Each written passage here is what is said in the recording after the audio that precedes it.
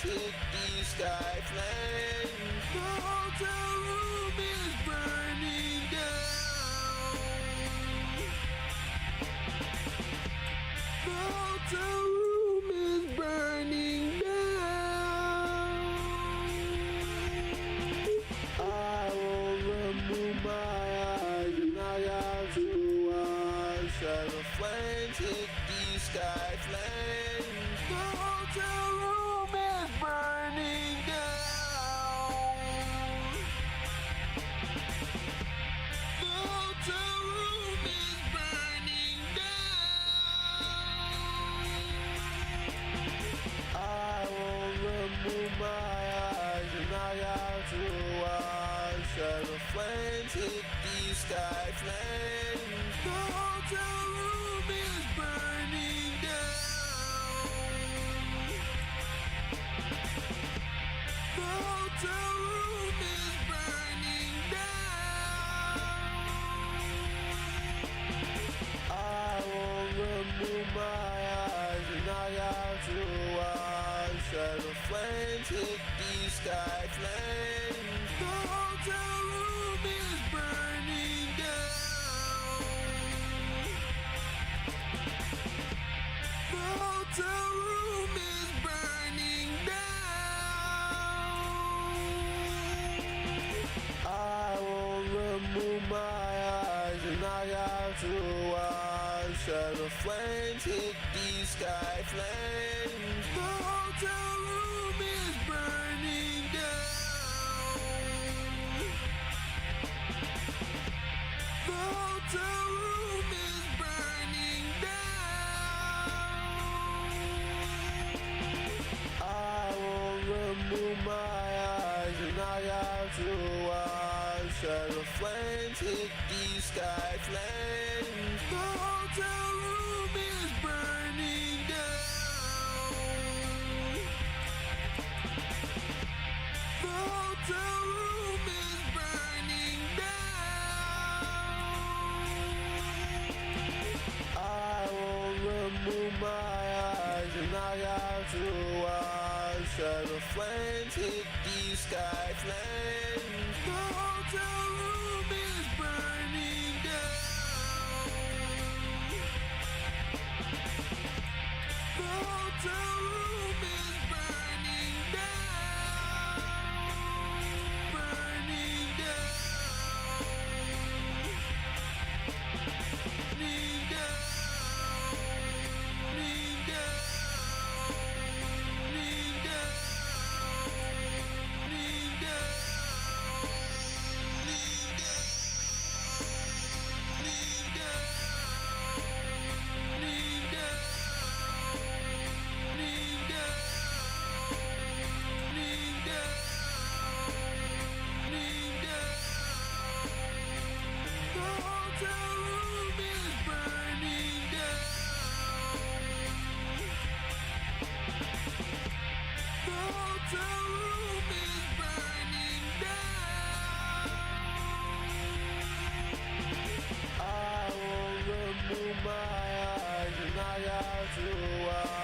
As the flames hit the sky, flames.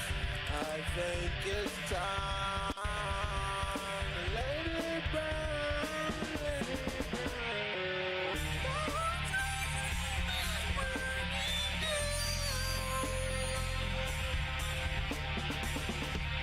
The hotel room is burning down. Burning down. The hotel room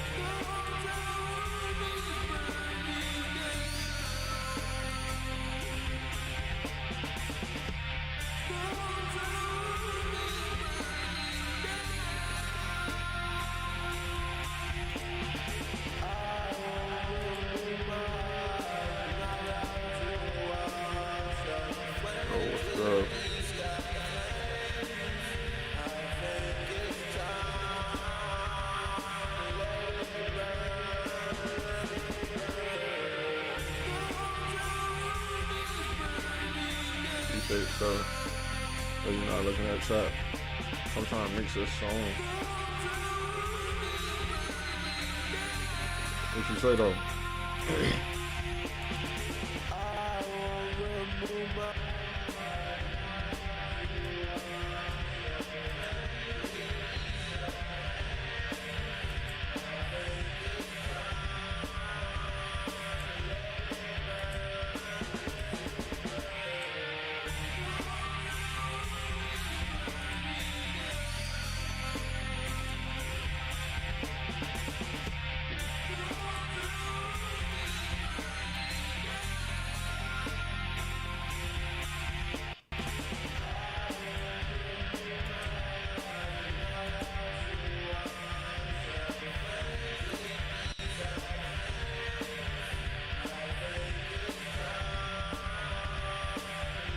I think you should add slight reversible echo. No, I hear that. Can you hear it?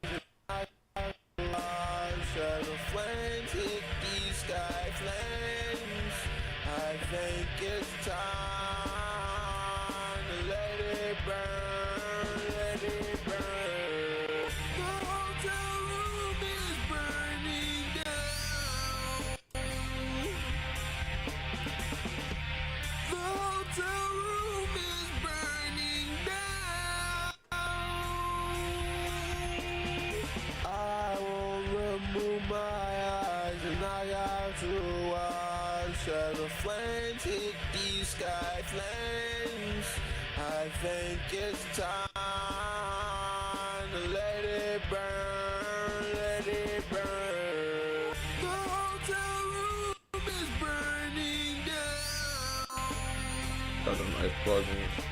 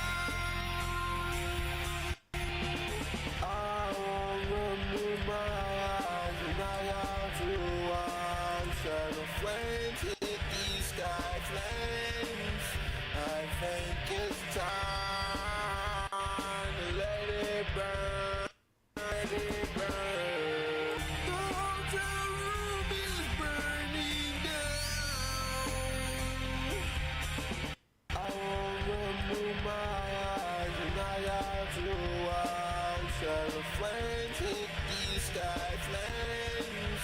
I think it's time to let it burn, let it burn. The hotel room is burning down.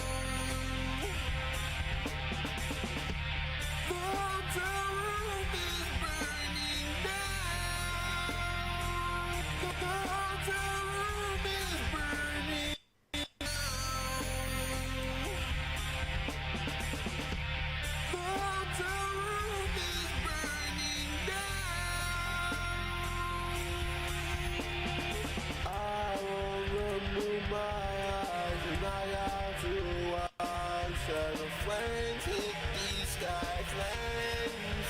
I think it's time to let it burn, let it burn. The hotel room is burning down. The hotel room is burning down. I will remove my eyes and I have to watch as the flames hit the sky flames. I think it's time to let it burn, let it burn. The hotel room is burning down. The hotel room is burning down. I remove my eyes and I have to watch as the flames hit the sky flames. I think it's time to let it burn, let it burn.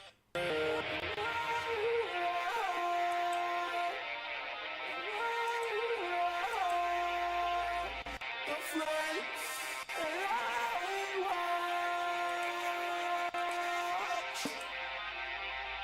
as a hotel room come crashing down.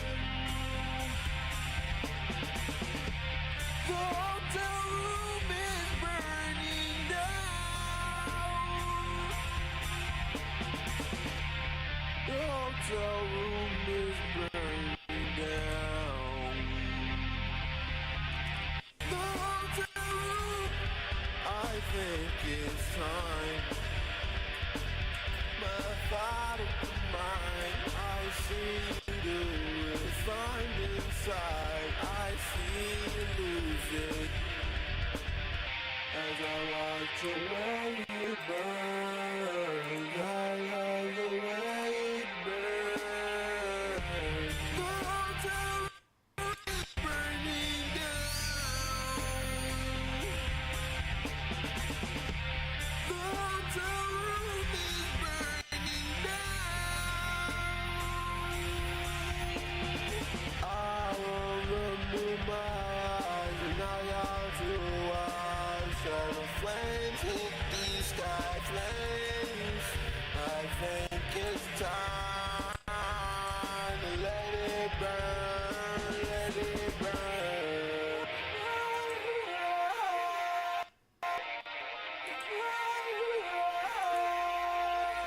The flames, and I watch as the hotel room come crashing down. Hotel room is as I watch the way it burns. I love the way it burns. The hotel room is burning down. As I watch the way it burns. I love the way it burns.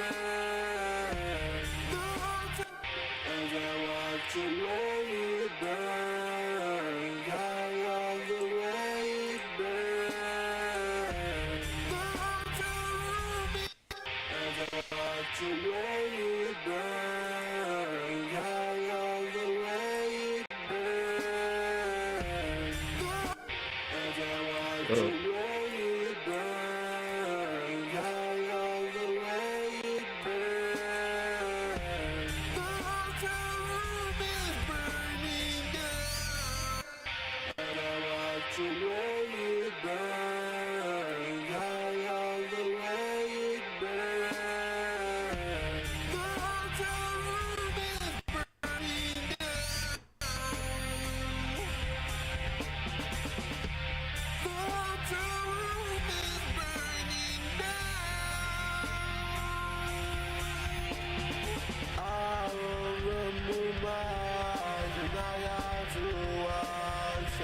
Flames hit these sky flames. I think it's time to let it burn, let it burn.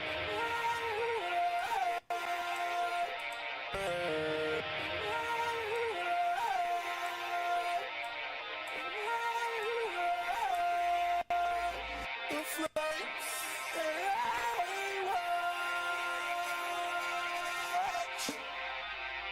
As the hotel room comes crashing down. What's good? Real excited.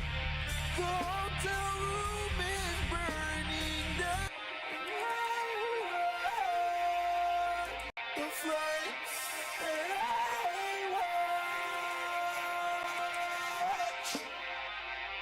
As the hotel room comes crashing down. The hotel room is burning down. The hotel room is burning down. Sorry if my stuff's lagging on YouTube. As the hotel room comes crashing down.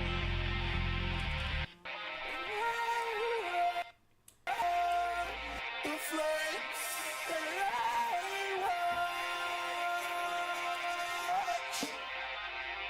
As the hotel room comes crashing down. The hotel room is burning down. The hotel room is burning down. As the hotel room comes crashing down. The flames.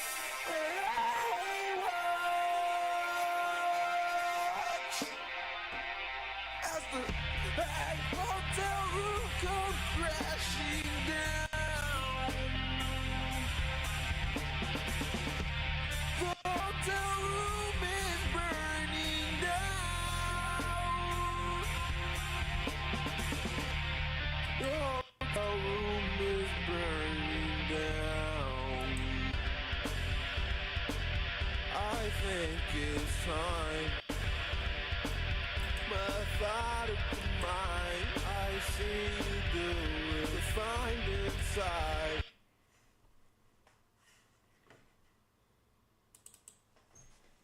I love the way it burns. I love the way it burns.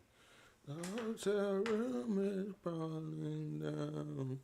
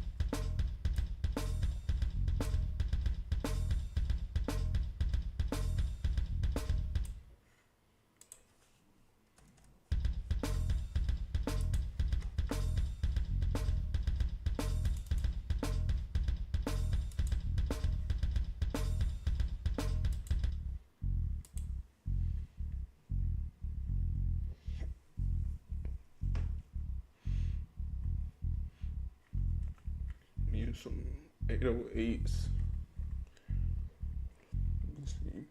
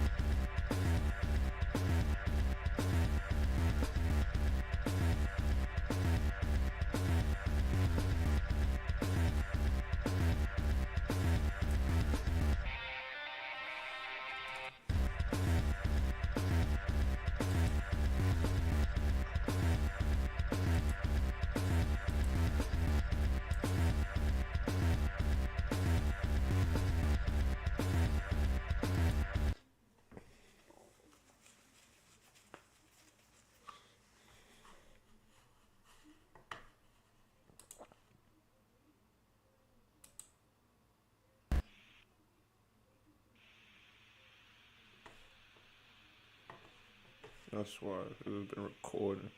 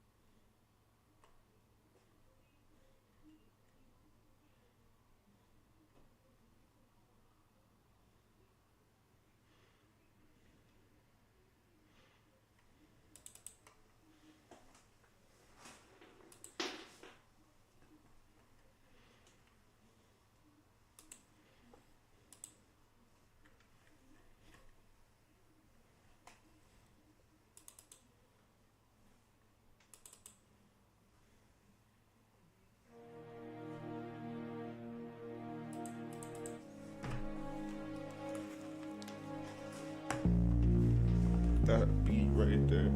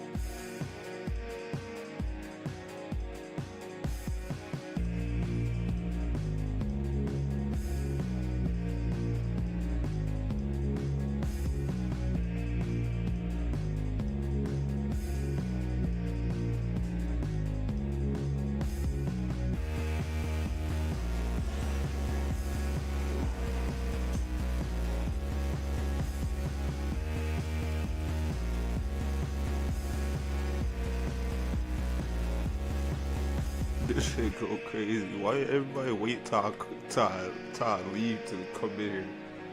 It's crazy. Everybody wait till I leave, then we get packed down here. Yo, all nighter. Are we doing all nighter? Let me know. I'm definitely on it to do it all nighter.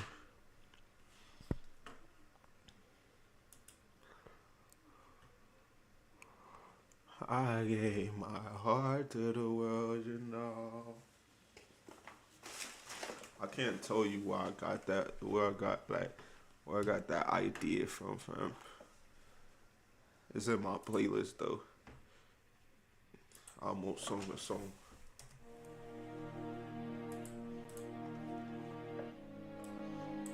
Just know that they go hard though.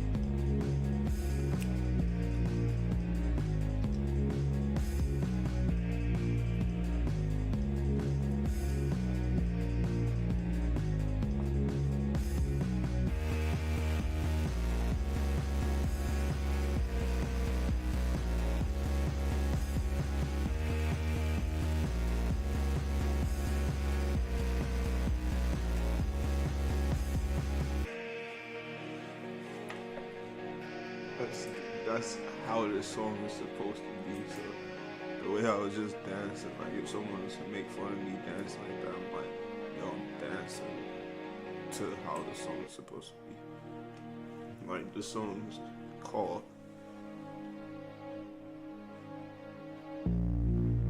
something for the hippies, like no one's around, some shit like that.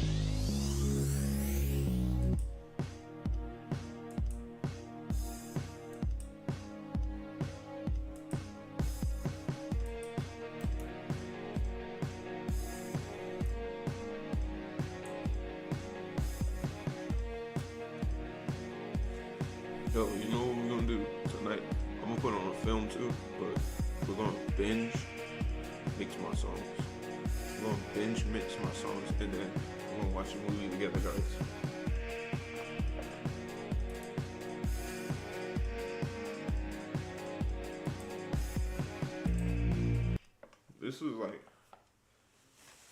This is my best like attempt of what is it called? Certain type of genre. The same genre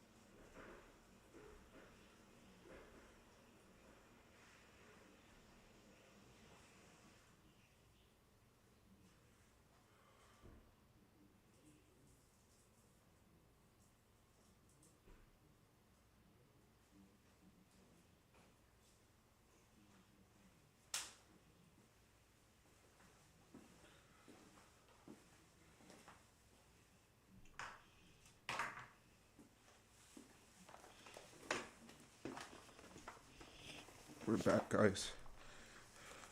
Watermelon Boy is crazy. Lucky you don't get banned for having that name, fam.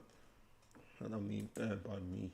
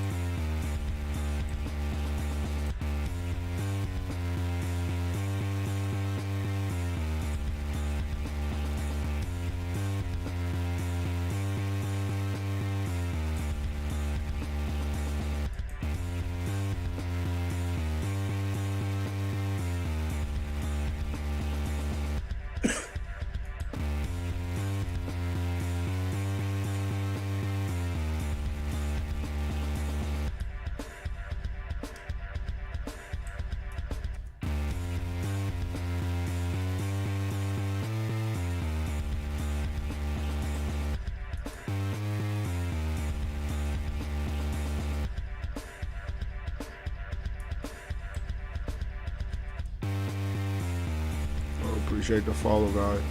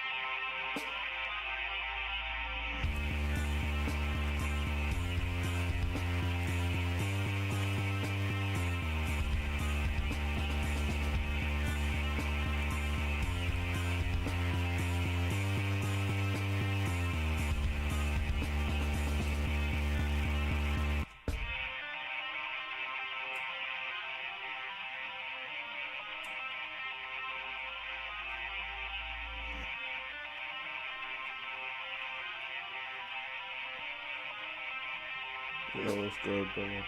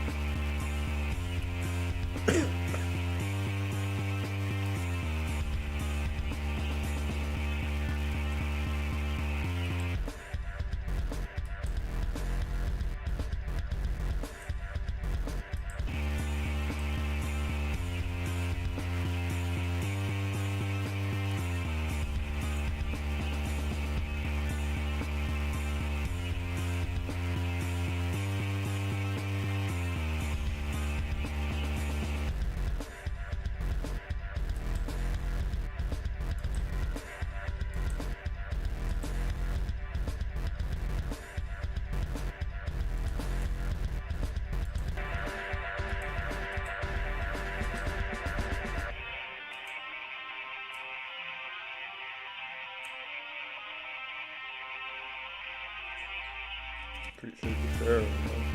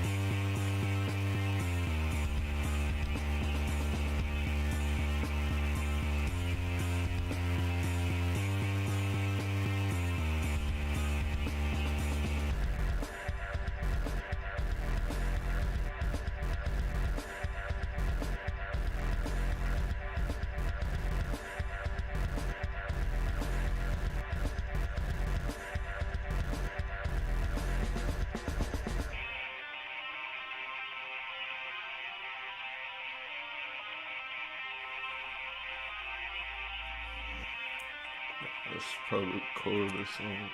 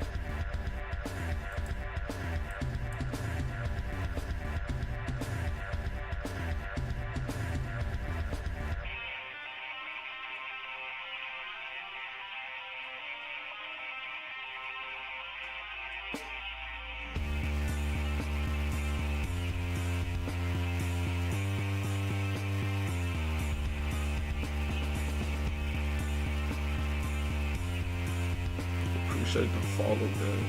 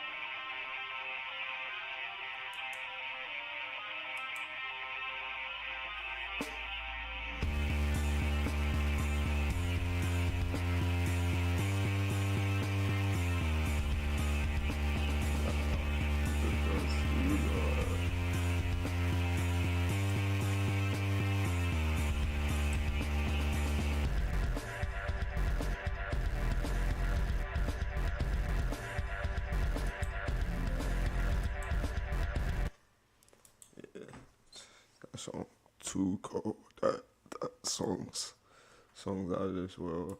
That beat, I be making sure that's just cold. Should I play you guys my other song? I'm addressing the comments, guys. I'm gonna play.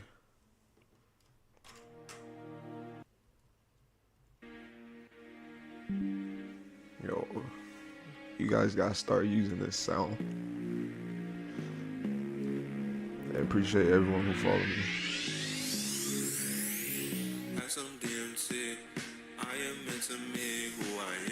Yo, this song was crazy. My fantasy, come and stay with me. See what I believe. Yeah, I had a dream. Martin Luther King. All colors on the wall. We stand tall. All lovers involved. I love all of y'all. All of y'all. All of This song is crazy.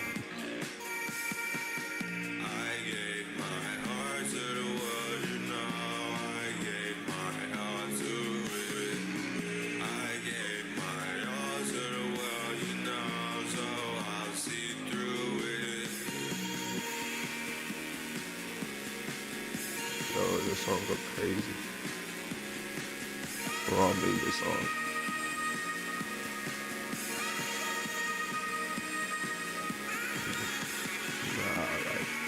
Ron made this song. Like, yo, it's cold.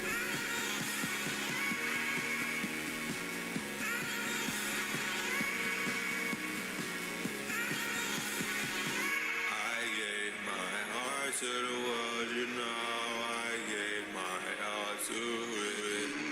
I gave my all to the world, you know, so I'll see through with it.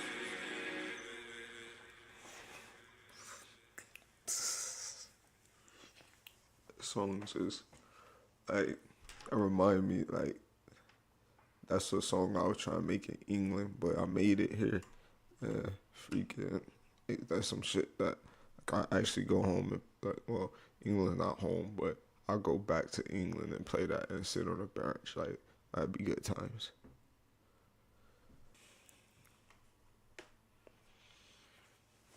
I'm finna get back to this rock song though. This rock song, yo, we gotta start. I gotta start going live on Saturdays. Well, weekends, I mean. That's lit. I think it's time, but out of mind, I see you do it, find inside, I see you lose it, as I watch the way it burns, I love the way it burns.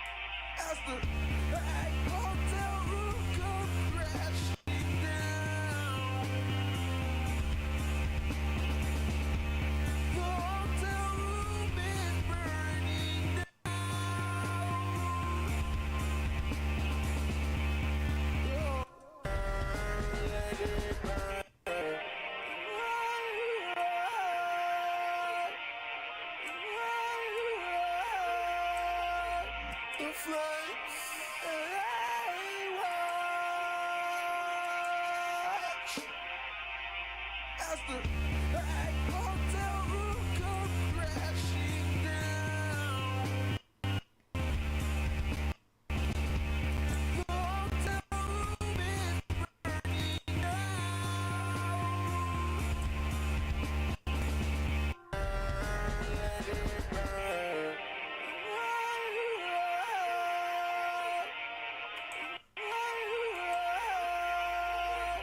The flames and I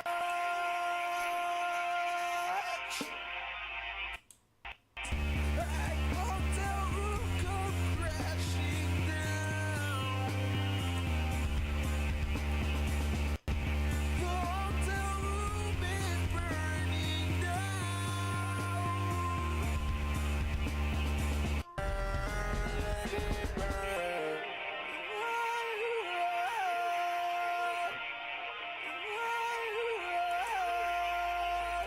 The flames and I watch as the hotel room come crashing down. The hotel room is burning down.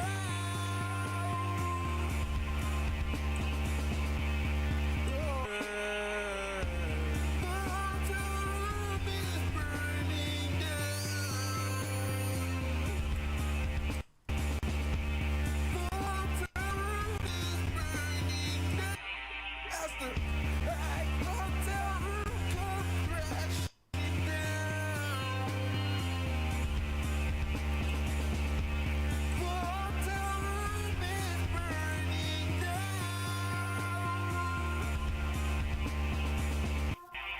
As the hotel room come crashing down. The hotel room is burning down. As the hotel room come crashing down. The hotel room is burning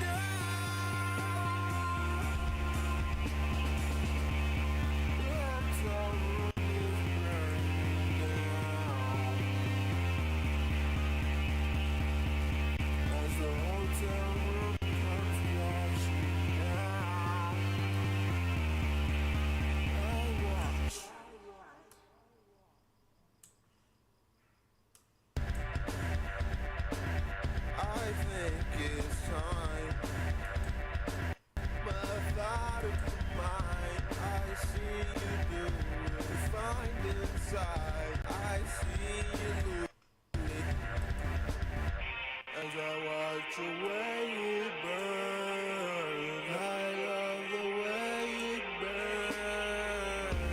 The hotel room is burning down. The hotel room is burning down. I will remove my eyes and I have to watch as the flames hit these sky flames. I think it's time to let it burn, let it burn.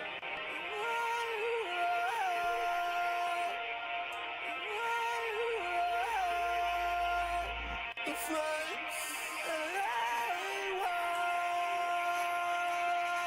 watch as the hotel room come crashing down.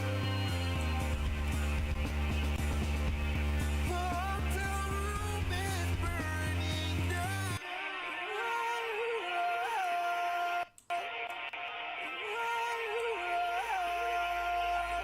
The flames and I watch as the hotel room come crashing down. The hotel room is burning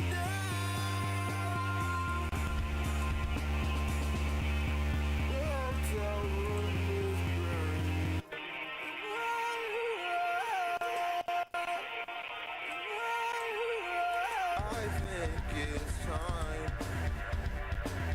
Methodical mind, I see you do it. Find inside, I see you lose it.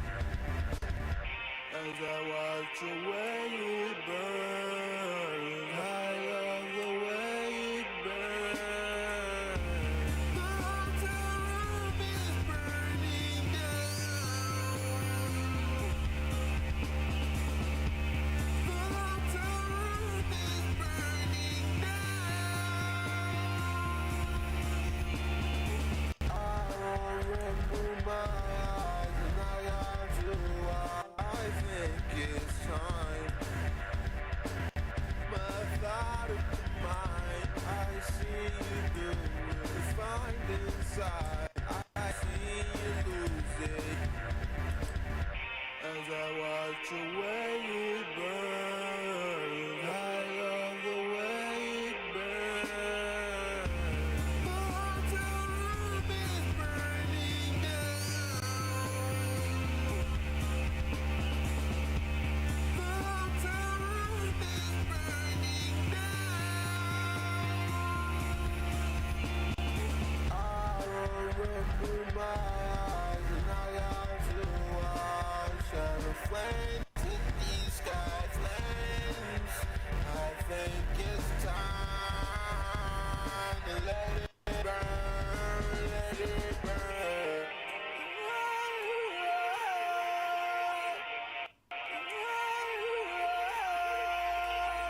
The flames and watch as the hotel room comes crashing down. The hotel room is burning down. I think it's time. Methodical mind, I see you do it. Find inside, I see you lose it. As I watch the way it burns, I love the way it burns. The hotel room is burning down. The hotel room is burning down. I will remove my eyes and I got to watch all the flames hit these sky flames. I think it's time. Let it burn, let it burn.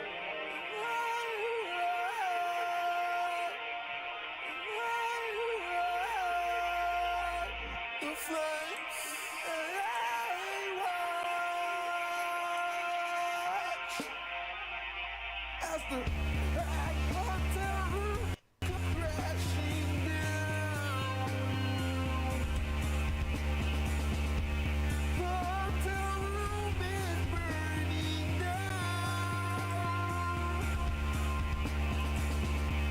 The hotel room is burning down. As the hotel room comes crashing down. I think it's time. Methodical mind, I see you do it. Find inside, I see you lose it. As I watch the way it burns, I love the way it burns. The hotel room is burning down. The hotel room is burning down. I will remove my eyes and I got to watch all the flames hit these sky flames. I think it's time to let it burn, let it burn.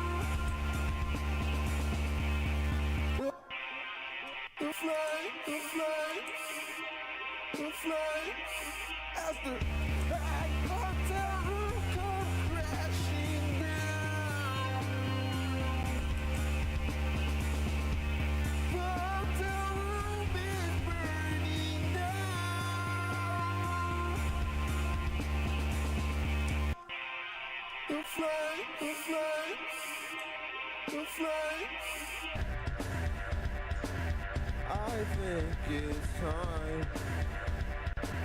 My thought of mine, I see you do. Find inside, I see you lose it. As I watch the way you burn, I love the way it burns. The hotel room is burning down. I think it's time. My thought of mine, I see you do it. Find inside, I see you lose it. As I watch the way you burn, I love the way it burns. The hotel room is burning down. The hotel room is burning down. move my eyes and I got to watch as the flames hit these sky flames. I think it's time to let it burn, let it burn.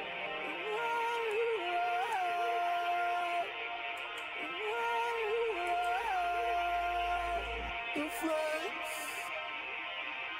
the flames, the flames, the flames, as the hotel room come crashing down. The hotel room is burning down. The hotel room is burning down. As the flames,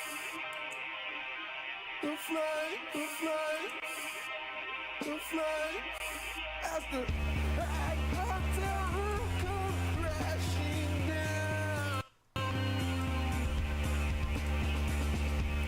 The flames, the flames, the flames, as the hotel room come crashing. The flames, the flames, the flames, the flames, the flames, as the flames, the flames, the flames, as the hotel room come crashing down. The flames, the flames, the flames, as the flames, the flames, the flames, as the hotel room, the flames, the hotel room come crashing. The flames, the flames, the flames, as the hotel room come crashing down. The hotel room is burning down.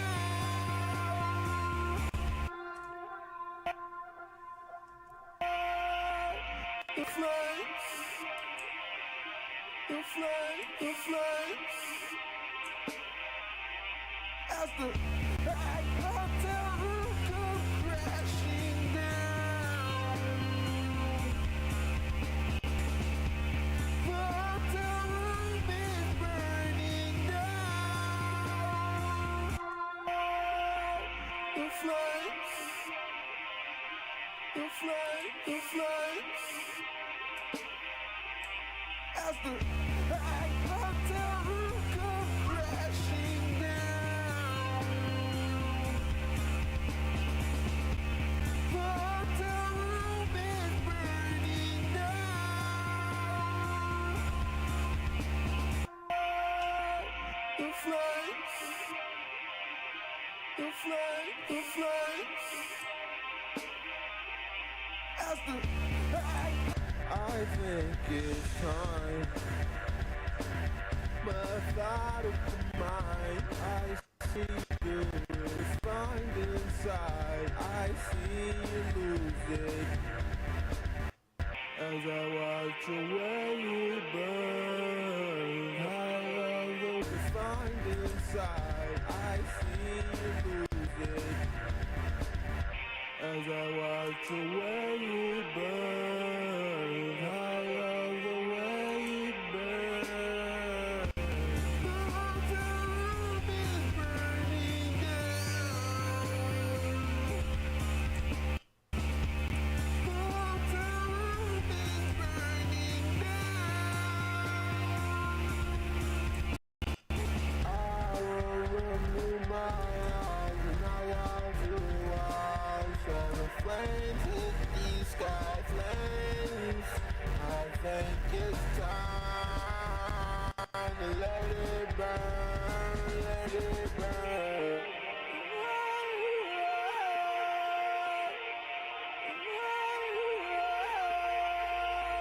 The flames, the flames, the flames, as the hotel room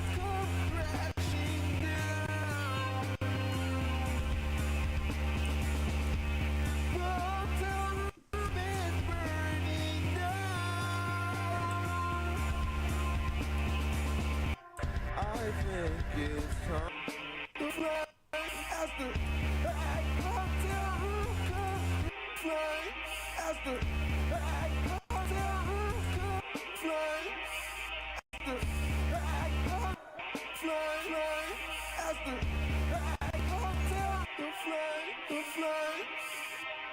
fly as the hotel crashing down. Fly as the hotel fly as the hotel fly as the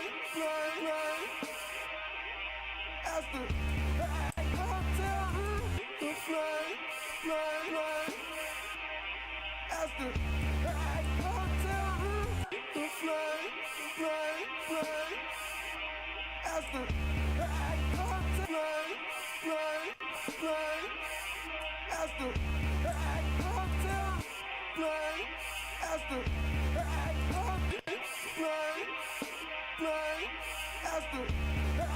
hotel crashing down.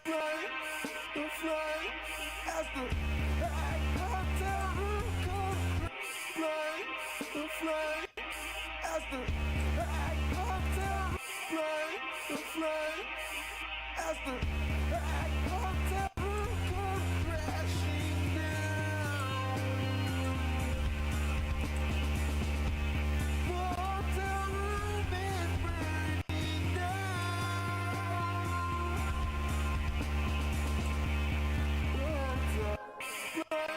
Fly as the hotel. I think it's time. Methodical mind, I see you do it. Find inside, I see you lose it. As I watch the way you burn, I love the way you burn. The hotel room is burning down. The hotel room is burning down.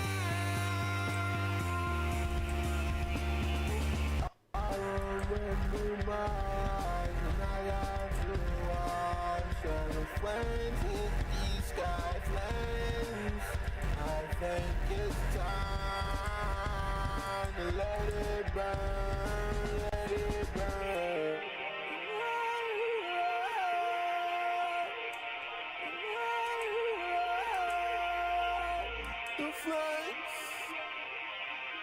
The fly as the hotel crashing down.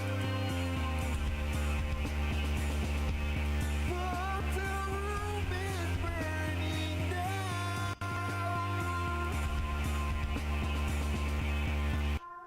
I think it's time. Methodical mind, I see you do it. Find inside, I see you lose it. As I watch the way you burn, I love the way you burn. The hotel room is burning down. The hotel room is burning down. I remember my eyes when I got to watch all the flames hit these sky flames. I think it's time to let it burn, let it burn.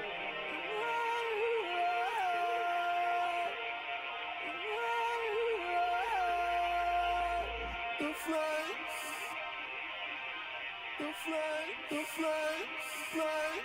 fly as the hotel crashing down. The hotel room is burning down. The hotel room is burning down.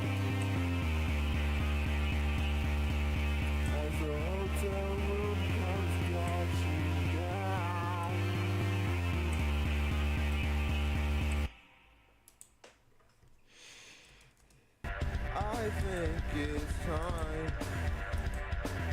My thought of the mind, I see you do it. Find inside, I see you lose it.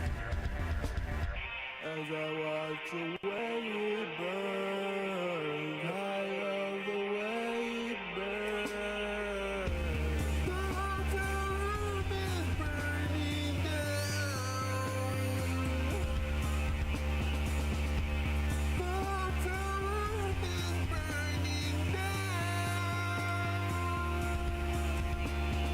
I remember my eyes and I got blue eyes. And the flames hit the sky flames. I think it's time to let it burn, let it burn.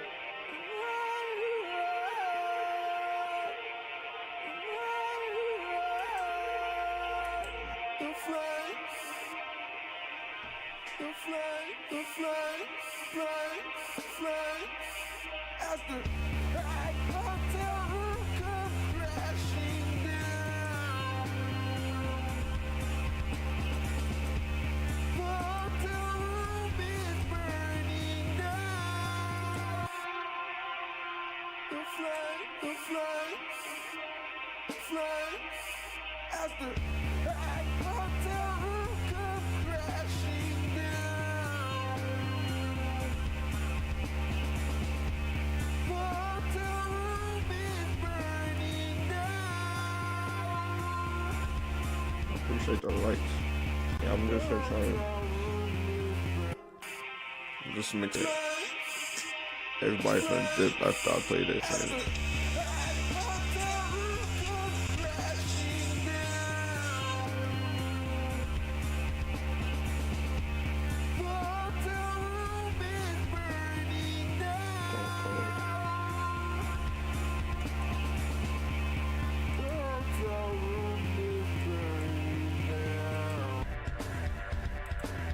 I think it's time. My thought of mine, I see you do it. Find inside, I see you really lose streaming it. all night, mixing all my songs. As I watch the way you burn. I got like 30 something projects I could drop. But this is gonna be my album. This is gonna be the album right here.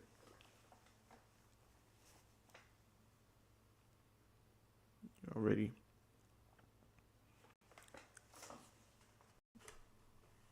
Been playing this shit all day.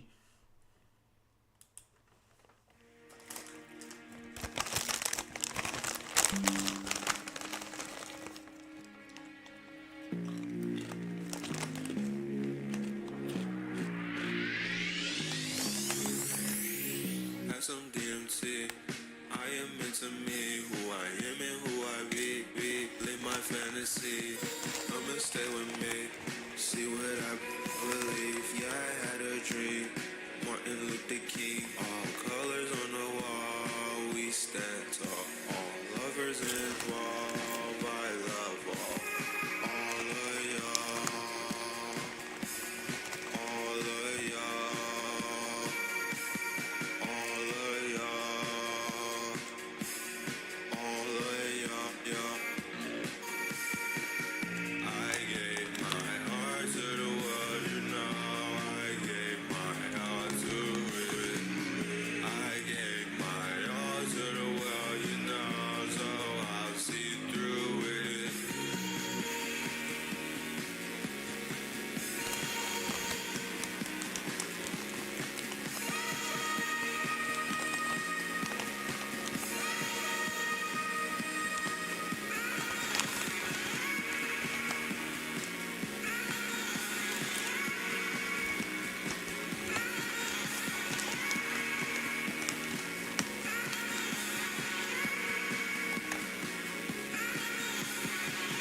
I gave my heart to the world, you know. I gave my all to it. I gave my all to the world, you know. So I'll see through. See, y'all know I made that song to be edited. Like, I want that used for like TikToks.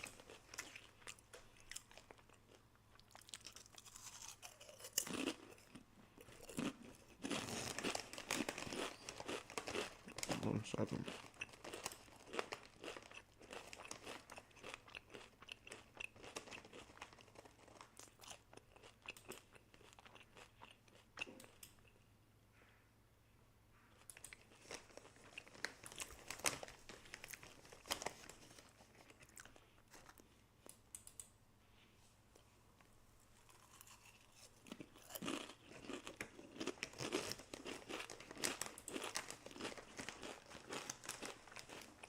Oh, shit. Wrong one.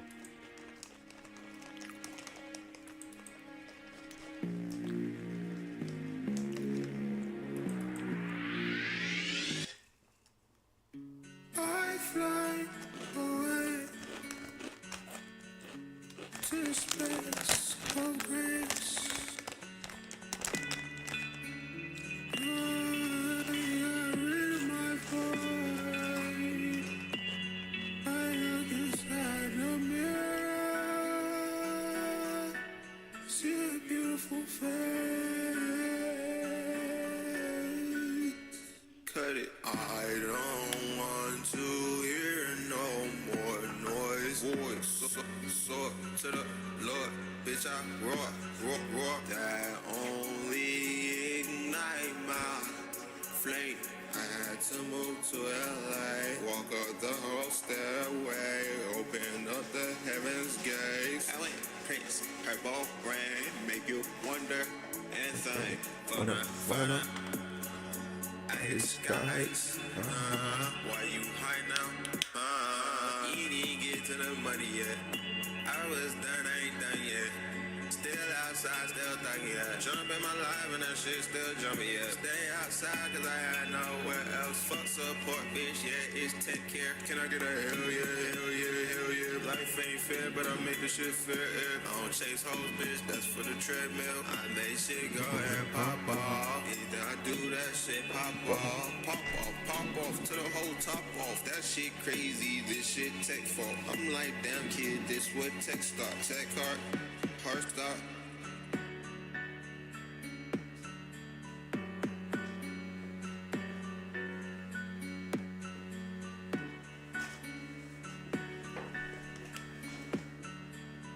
That shit go crazy. Got the same mic. Everybody got this mic, bro. I got this mic out at Target, fam. I got this mic.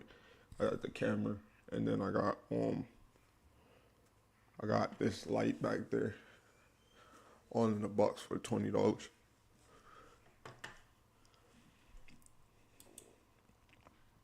This mic ain't what brand your mic is. It's just generic brand.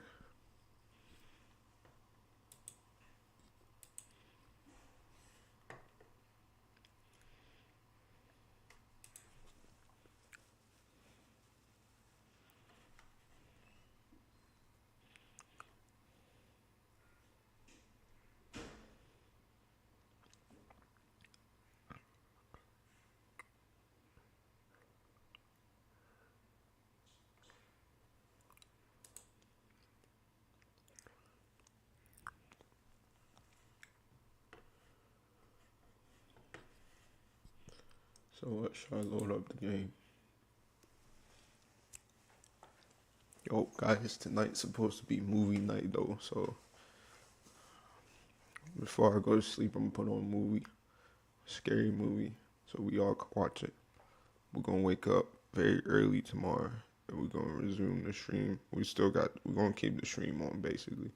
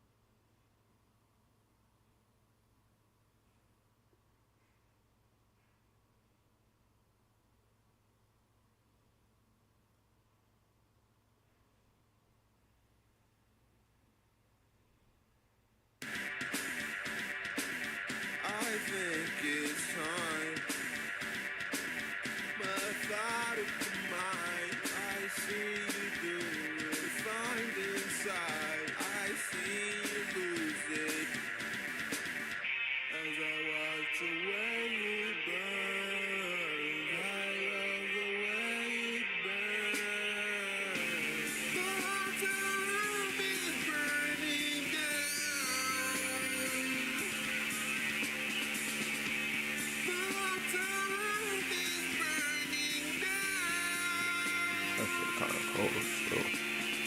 I will remove my eyes and I got to watch as the flames hit these sky flames.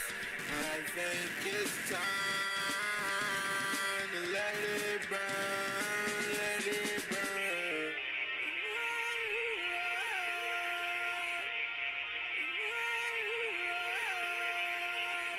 The flames,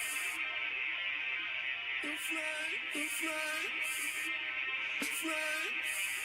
As the back hotel come crashing down, the hotel room is burning down.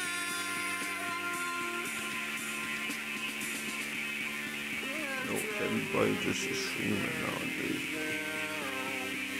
No one else but streaming. As the hotel room comes crashing down.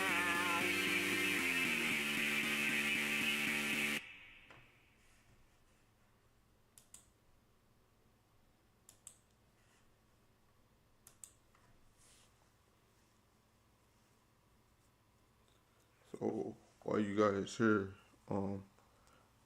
like, can somebody let me hold a lion? I'll pay it back to you guys. Like, yo, let me hold a lion.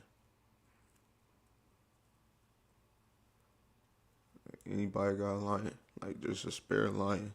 Just a spare lion just hanging around. Drop me that. Just drop me a spare lion, man. I'll send it right back to you. Just to say you dropped it. You know what I'm saying?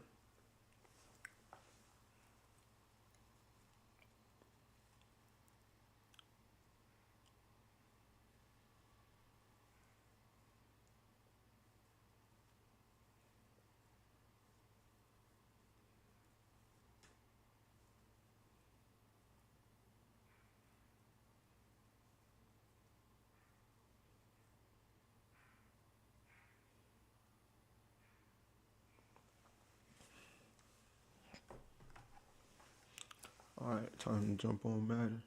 Time to jump on Madden. Time to jump on Madden.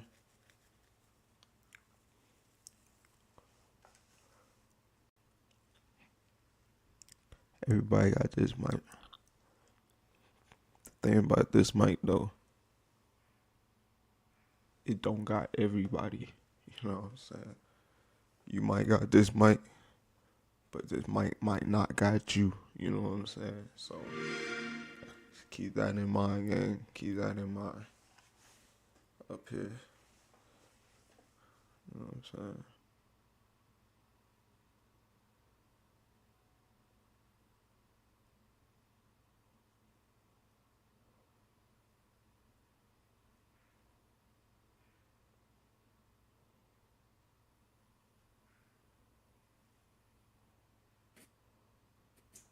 This shit just started.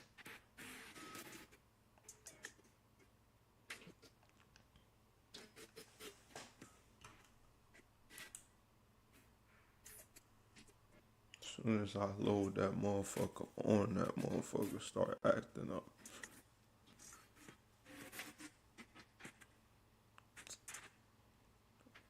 Nigga.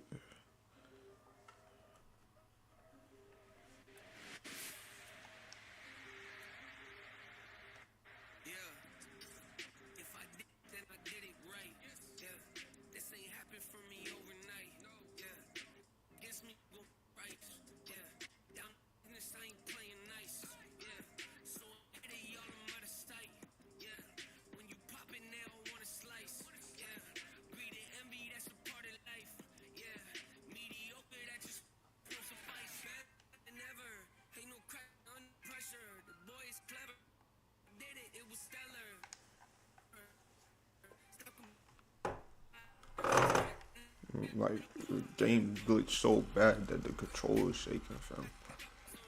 Like, let me see. Can I at least watch the movie? Let me see. Matter of fact, let me look up.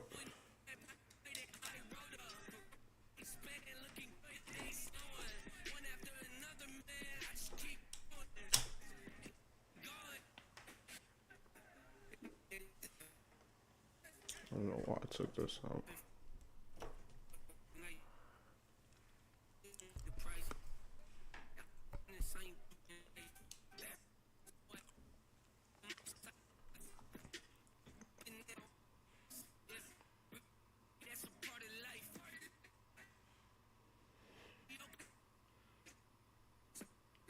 I brought you guys closer to the mic.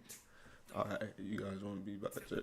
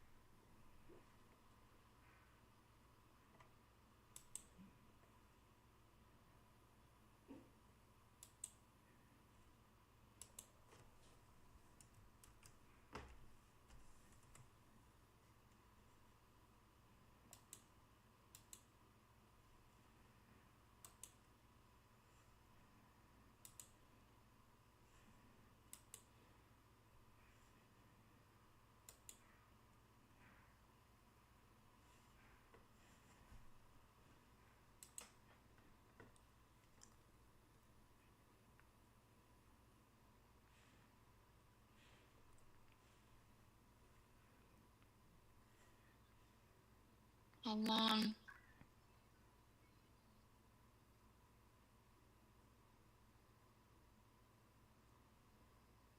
An hour.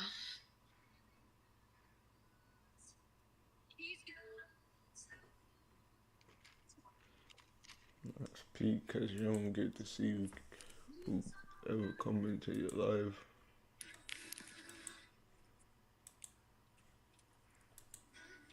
But I swear, she don't follow me, so I'm like, yo. She don't follow me on TikTok, so if you don't follow me on TikTok, yeah.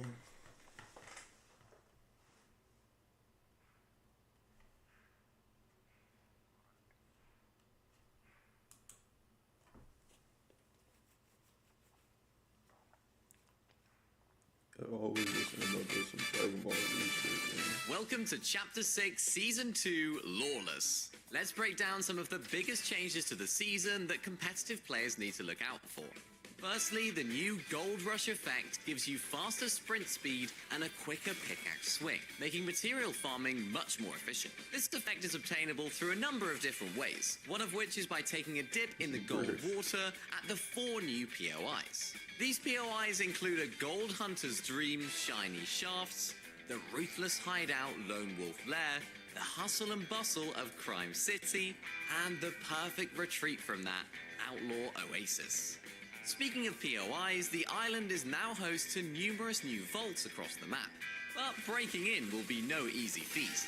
Grab yourself some thermite to blow your way into these loot-rich rooms, fending off waves of enemies while you wait. Once you're in, you're rewarded with a plunder of gold bars, chests, and the all-new dill bits. These dill bits can be used inside of the new black markets that are dotted around the map. Once you find your way into the market, you can exchange your dill bits for powerful weapons, or even exchange your gold for weapons and healing items. Introduced into this season are a whole bunch of new items and heals that you need to be on the lookout for.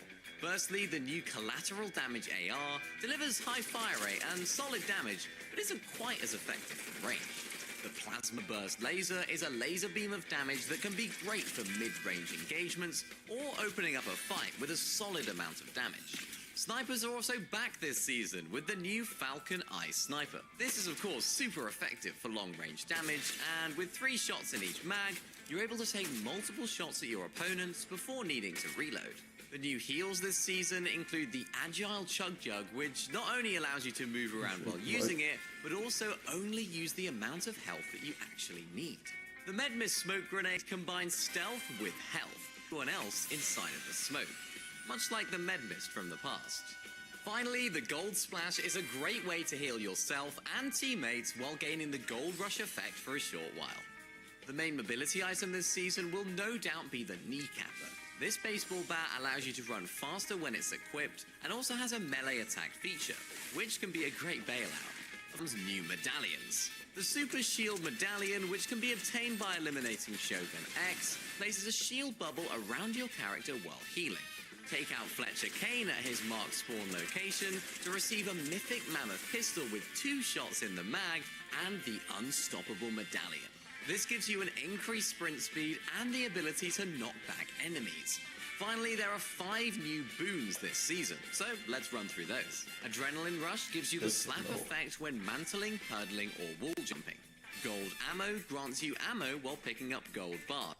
In all of Dragon Ball Z, I think the Cell Saga is the one that is caused by the most mistakes made by our main cast of characters. But like I said in that video, the Buu Saga is a close second, starting with Gohan's bad decision of not keeping up with his training. While he didn't stop training entirely and was just not training at the intensity and frequency he'd need to grow stronger or even maintain the full power he had as a child, this is going against his father's final wishes for him and the entire Earth. Let's not forget, Gohan has absurd potential, so he possibly could have handled the entire Buu Saga on his own had he kept growing stronger over the 7-year time skip. I'll give him a slight pass though, since he hasn't really known prolonged peace since before he was 4 years old.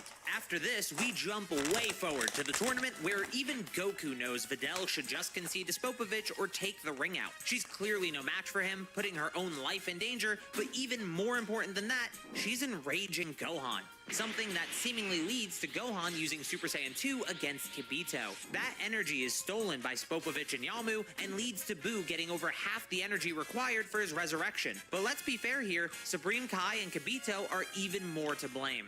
Not only did they not properly assess the power of the fighters on Earth, leading to a pretty drastic underestimation in how they planned to handle Babidi and his minions, but they didn't fully relay the plan immediately. Goku trusts gods and has been with a Kai for the last 7 years in heaven. Even Piccolo immediately agrees to the authority of Supreme Kai due to his position in the universe. While Vegeta might not agree still, I think Goku could have convinced Gohan to use some of his power to draw out Spopovich and Yamu without giving Babidi nearly half of what they need for Buu's resurrection for absolutely no reason. There's a world where base Gohan powers up enough to draw out Spopovich and Yamu while giving Buu, at minimum, 100 times less energy to potentially be revived with. Again though, if Kibito and Shin had more information on the fighters on Earth, Kibito could have just asked Gohan to power up in his base form to draw out Spopovich and Yamu. This mistake is really easily avoided if they either had good intel or shared the plan, so not doing either is just a huge mistake. This lack of transparency from Supreme Kai and Kibito also leads to the minor mistake of Android 18 staying behind. Due to her having an infinite energy system instead of normal ki, she probably has energy that Babidi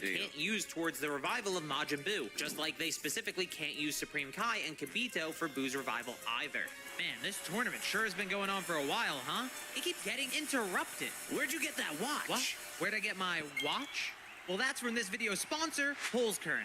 I guess we have some time to kill before the next fight, so check this out. They make watches and jewelry for men and women. All their products are made in small batches, so you know the quality is top-notch, and every product is made from natural materials, unlike all those guys fighting down there.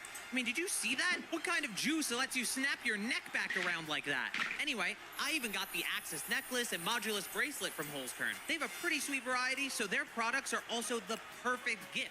And with Christmas coming up... Christmas? Isn't it May? Right, the Buu Saga's tournament takes place in May. I mean, it's never too early to buy Christmas gifts, and if you order yours before December 19th, you're guaranteed to get them by Christmas Day with their express worldwide shipping. So go to holzkern.com/Carthu or click the link in the description or the pinned comment and use code Carthu at checkout for 15% off site-wide for a limited time only. Anyway, I'm gonna get out of these bleachers before something bad happens, and I suggest you do the same. And now, we've made it to our new vacation destination. Welcome to the Oasis, where you can find Gohan potentially not using Super Saiyan 2 against Dabura? I know this one is contentious, but this does not look like Super Saiyan 2 Gohan, and we know Toriyama knew Gohan can use Super Saiyan 2 because he used it during the tournament. Though based on the characters' reactions to Gohan fighting Dabura, it's possible this is actually Super Saiyan 2 and just a design inconsistency, so only count it as a possible mistake. What's definitely a mistake though is Goku stopping Vegeta from helping Gohan, who's clearly struggling at least a little bit against Dabura. Hell, even Goku helping his son himself would be better than letting this fight drag out, potentially giving Buu some energy from any damage that Gohan takes, and ultimately giving Dabura a chance to notice that Vegeta is a bit different from everyone else. ShareGate, your one-stop shop for managing Microsoft 365 with more peace of mind than the Dalai Lama himself.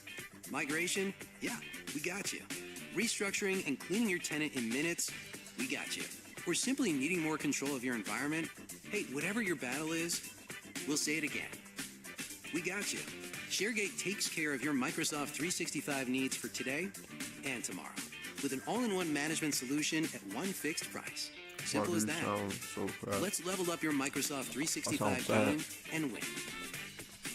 ShareGate. ShareGate for free with our 15-day trial. sorry, you already look like you had nitro sub. Not everyone's life runs in straight lines. At Sophia, we get that. Our flexible, affordable, self-paced college-level courses help thousands of people just like you complete their degrees for only $99 a month. Yo, appreciate it. Though we all know in the end, that's Vegeta's mistake. He gets upset because you realize Super Saiyan 2 Goku is stronger than him and feels like his fight date with Goku got interrupted. So now he willingly lets himself be used by an evil warlock so he can close the gap in power while still having a reason to fight. He could have just accepted that he was weaker than Goku and still had a fight with him after they easily stopped Buu's resurrection, but nope, that would make too much damn sense. That doesn't excuse Goku from not using Super Saiyan 3 against Majin Vegeta though. We know Babidi's minions being defeated doesn't give Buu energy, and a fighter has to get damaged to give energy as well. So Goku using Super Saiyan 3 just for a moment so he could quickly knock out Vegeta was by far the best option. If he had the time to use it to stall Buu later on, he definitely had time to use it against Vegeta for one decisive blow. Don't let his excuse from later on deceive you. Let's leave the wasteland though and go to Capsule Corp, where Bulma and the others have summoned Shenron, which is pretty premature. Sure, they don't know anything besides the fact that Vegeta killed a lot of people at the tournament, but they don't know if that issue is even resolved yet or anything that led up to him becoming evil again. Usually, the characters are smart enough to make sure the problem is actually solved first before wishing everything be put back to normal, except in situations where there's no other choice, and here, there definitely was another choice, like collecting the Dragon Balls, but just holding on to them instead. What's an even weirder mistake, though, is the fact that despite the wish being to revive every good person that died, everyone still thinks Gohan is dead. Sure, Vegeta became evil, and even then he was revived by Shenron in the Frieza saga. Yes, that was Shenron, not Porunga, so he can't be revived again.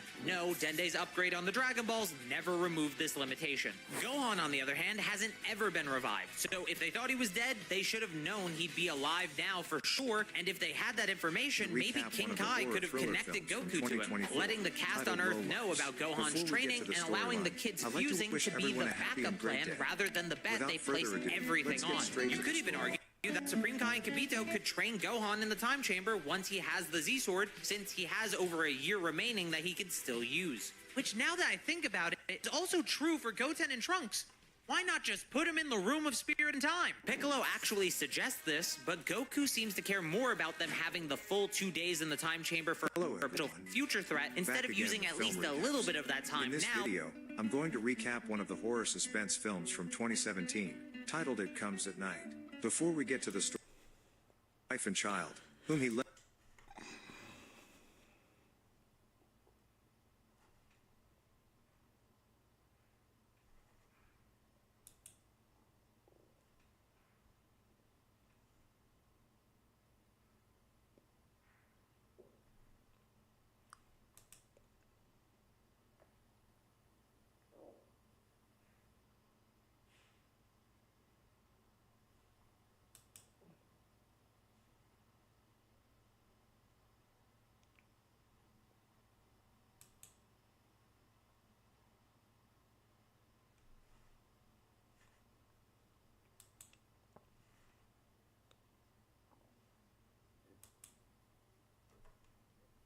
Hey, what's this movie called?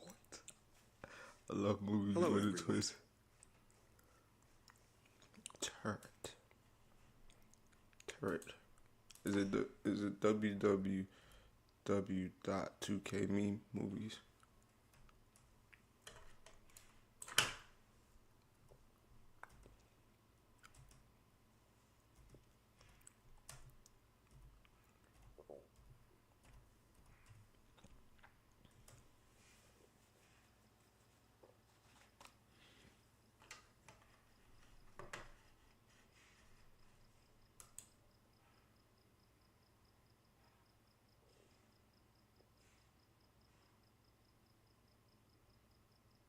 Which one is it?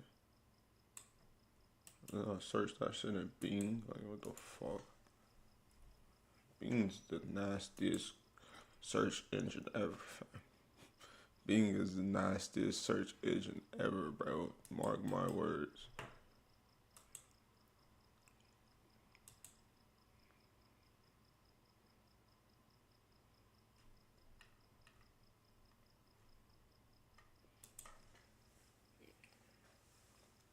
I'm just trying to lay down now. After I put this on, we're going to bed. We're watching this movie, guys.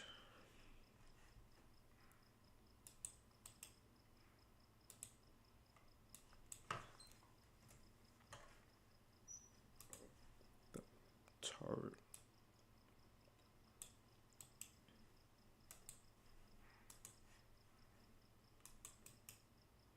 What? Yo, these movies outlandish, fam. Like, yo, I don't even know, fam. It's just so, the movie's so weird that it's like, yo, what the fuck? Sorry, TikTok, for my language, but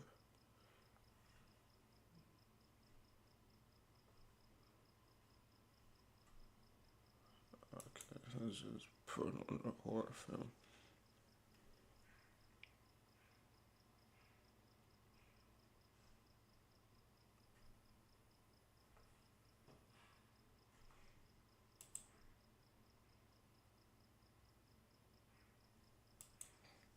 See, I don't like too much of that CGI crap either. You know what I'm saying?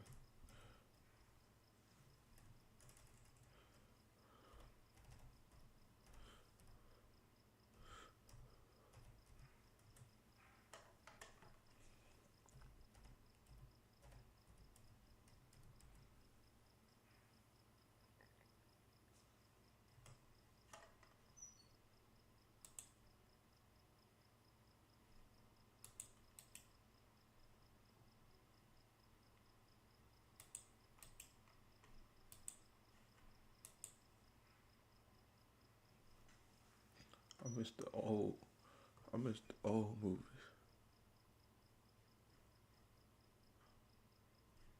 Tired 2024 though.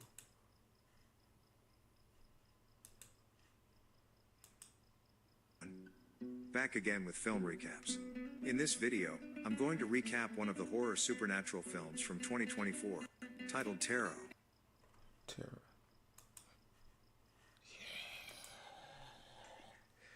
Come on, guys, let's watch this.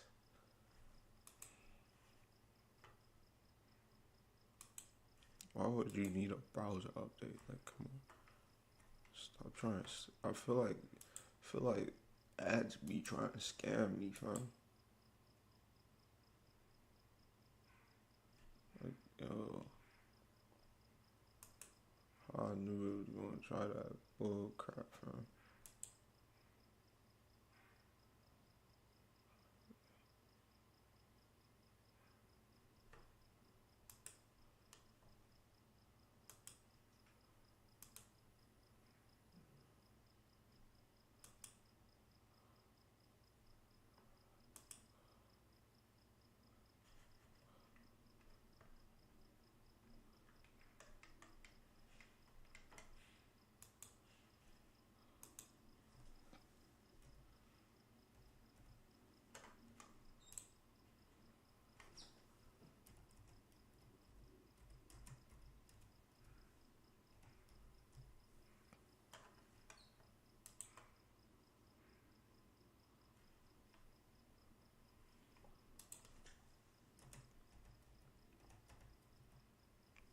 I get the pass.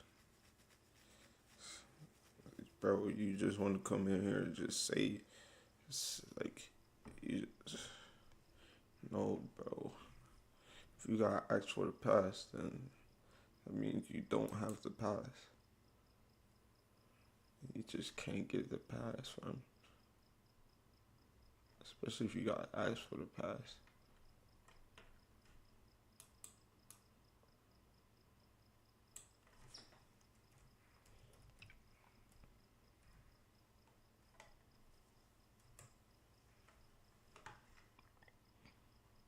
You know what, gang?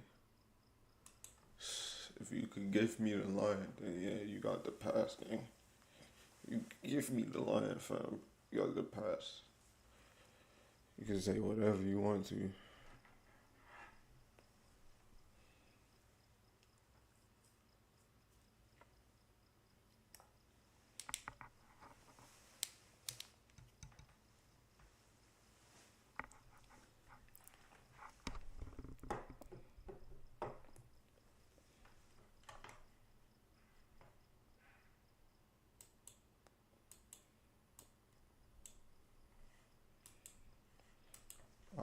Before we get to the storyline, I'd like to wish everyone a happy and Guess great we're day. just gonna go to sleep. Without further ado, let's get straight to the storyline.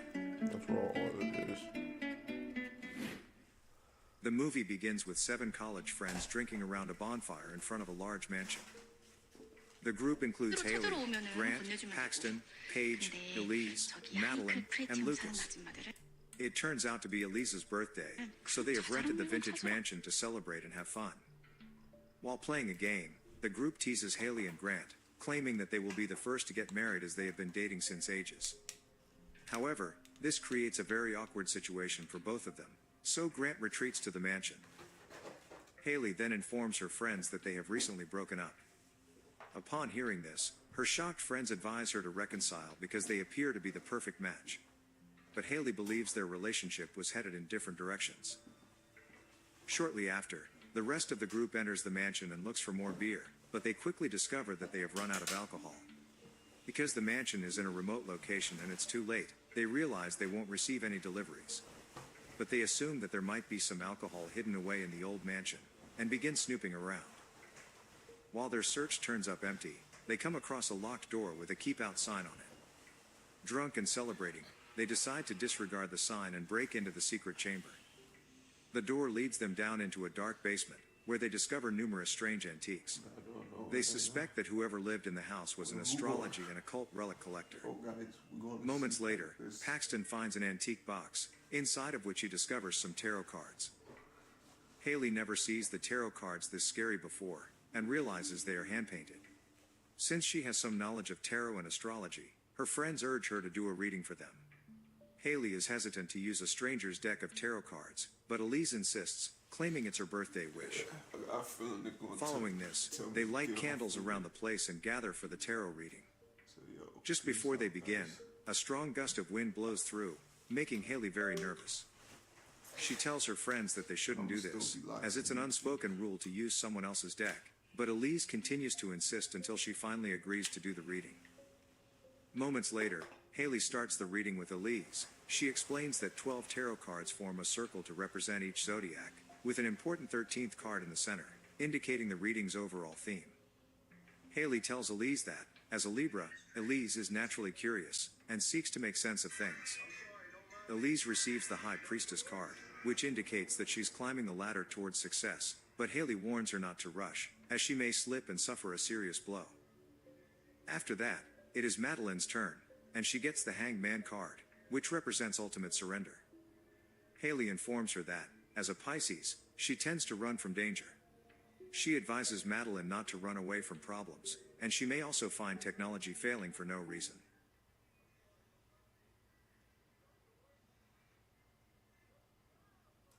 Hey, if you live in one of these cities right here, why don't you own an apartment building? Seriously, let me show you a path that could absolutely change your life and unlock financial freedom. You might be thinking right now, listen, Tyler, I don't have millions and millions of dollars sitting in a bank account. Hell, I don't even know what a good deal would look like or how to get started. And that's okay, because just for a second, I want to challenge you to think bigger than you've ever thought before. Because in just a minute, I'm going to give you the exact process that I've taught my students to use every single day to create their real estate empire by owning these big apartment complexes. I'm going to invite you to attend my upcoming masterclass in your area. You can click right here to get those seats. Now listen, despite the common belief that people cannot own these things, I'm going to tell you right now that doing an apartment deal, buying an apartment deal, is actually less headache than any of those single-family flips that you've seen on TV.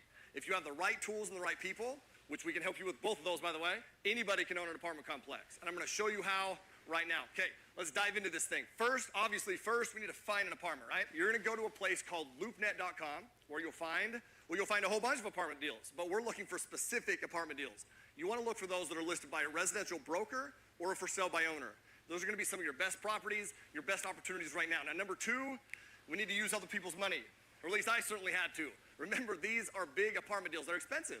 Most of these apartment buildings cost anywhere from $1 to $30 million plus. But that doesn't matter, because you can find people like me who have money to invest and need to invest their money. Most people who have a lot of money, they're too busy to go out and find these big deals. But they need to, listen to me, they need to put their money to work so that they don't always have to work so damn hard for their money. In their eyes, you just brought them a valuable investment. Well, because that's exactly what you've done. See, at the Multifamily Mindset, we have a whole network of investors who are eager to partner up and buy these apartment buildings together with you. It's a beautiful thing. Now, number three, we need to get paid, man. We need to get paid up front. We need to get paid fast. So when we close a deal, meaning we actually buy the apartment deal, we get paid what's called an acquisition fee. And we get that paid up front. That fee typically ranges anywhere from 3 to 5% of the purchase price. Now, why do we get paid an acquisition fee? Because you found the investors and you found a good apartment deal. And my friend, that's extremely valuable. Now, number four, we need to get paid again. We need to get paid again and collect some cash flow. These apartments have amazing cash flow, man. It's one of the beautiful things about owning an apartment deal. You need to understand that you're an owner of this thing. You own this apartment building, meaning that you actually participate from the cash flow that comes from the rent on this deal for as long as you continue to hold the deal. And then when you exit the complex and cash out, you get paid again when you cash out. Remember, you're an owner. That means that you get paid when you sell. When you go to sell the deal, you participate in the upside, the equity that you've created on that property when you sell. In addition to the money that you've already made from the acquisition fee and the monthly cash flow, and a bonus tip, okay, to boost those profits even higher, is to pay no taxes. Listen, people tell me all the time, Tyler, I've just made all this money. Doesn't that mean that I'm gonna have to pay more taxes? First, what a great problem to have. And second, not necessarily. That's because of the tax benefits that come from owning these big multifamily apartment buildings. Namely, bonus appreciation, cost segregation, all that means there's tax benefits that you benefit from to help you keep more of your returns. Those are the exact steps that I've followed over the past 8 years, and they're the exact steps that my students have used to secure their own real estate deals and build their wealth as well. The impact these deals have had on my family and I have been massive.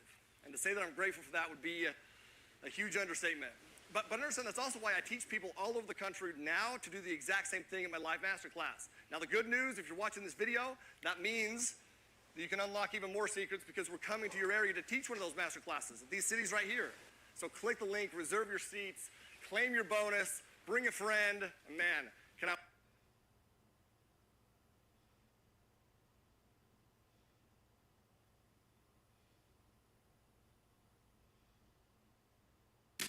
Miss Frankie. Devil knocked and we opened the door. How do you plead to count one? Child abuse. Ruby has crossed a line. Guilty of abusive to psychotic. Don't panic. It'll soon be water under the bridge. In the meantime, Paxton goes to the restroom in the dark, where he notices a door closing and opening due to the wind. Suddenly, he spots a figure on the balcony, but then he realizes it is just a pile of garbage. At the same time, Haley does Paige's reading, where she draws the magician card. As a Virgo, Paige may find this month difficult, because she may feel like being pulled in two directions. Haley also warns that the magician's tricks are deceptive, and may prevent her from seeing clearly. Later, when it's Paxton's turn for the reading, he receives the Fool card. Haley explains that, as a Taurus, he is known as a reliable friend, though he can be kinda bullheaded, and make rash decisions. The Fool creepy clown card warns him not to act on impulse, and don't be surprised if he feels trapped or boxed in. When it is Lucas' turn, Haley informs him that, as a Capricorn, he is a rule breaker. He receives the Hermit card, and Haley reveals that his financial situation will change. Regardless, she warns him to be cautious, because the hermit represents poor decisions, and the hermit's light could lead him down the wrong track. After this, Haley tries to perform Grant's reading, with Leo as his sign. She then draws the devil card, stating that it represents his darker side. This indicates that he is on a dark path, and will need to confront his demons and make a sacrifice, or he will lose someone important in his life. However, Grant believes she is making this up, and storms out of the room. Finally, Haley reads her own horoscope, and pulls the death card.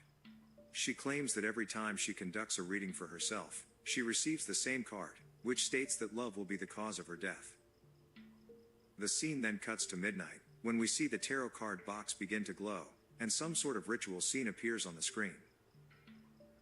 The next morning, the group departs from the mansion, and returns to campus. Later, Lucas stops at a gas station, and he is thrilled when he wins $700 on a scratch card, and it makes the group extremely happy.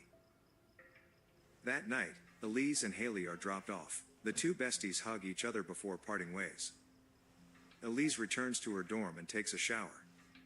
But when she steps out of the restroom, she is surprised to see a ladder leading to the attic. Elise doesn't think much of it. She simply raises the ladder, closes the attic door, and returns to her room. She then receives a call from Paige, and the two start talking. But this is when Elise begins hearing strange noises. She hangs up the phone, and she once again notices the ladder leading to the attic, while we see a dark figure behind her. Elise believes her friends are pulling a prank on her and calls out to them, but no one answers. After this, she climbs up the ladder and goes to the attic, but finds no one there.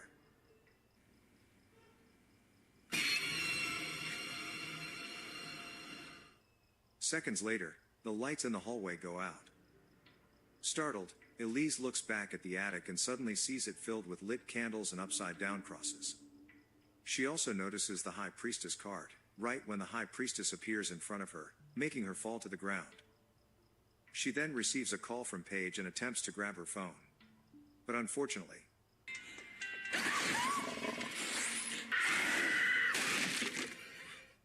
the High Priestess repeatedly hits her with the ladder until she is eliminated. The following day, the group is devastated by the unexpected death of their friend who had just celebrated her birthday. Paige is very shaken and traumatized as she was the last one to talk to Elise, so Haley offers to stay with her. Later that night, Paige awakens from a nightmare, claiming that she keeps seeing Elise's face as if she were still alive. Hearing this, Haley begins to open up, revealing she lived only with her mother. One day, her mother suddenly fell ill, and Haley suffered greatly watching her try one treatment after another, but nothing worked. And that's when she got into tarot, and did so many readings for her mother, but they all predicted that she would die.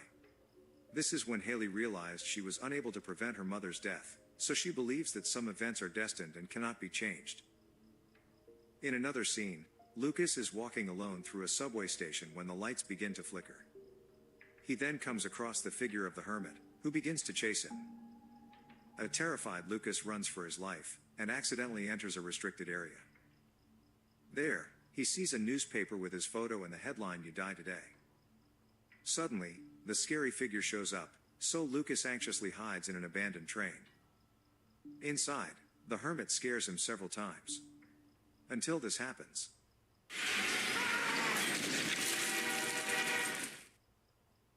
The next day, his friends learn of the tragedy from the police, and are even more shaken.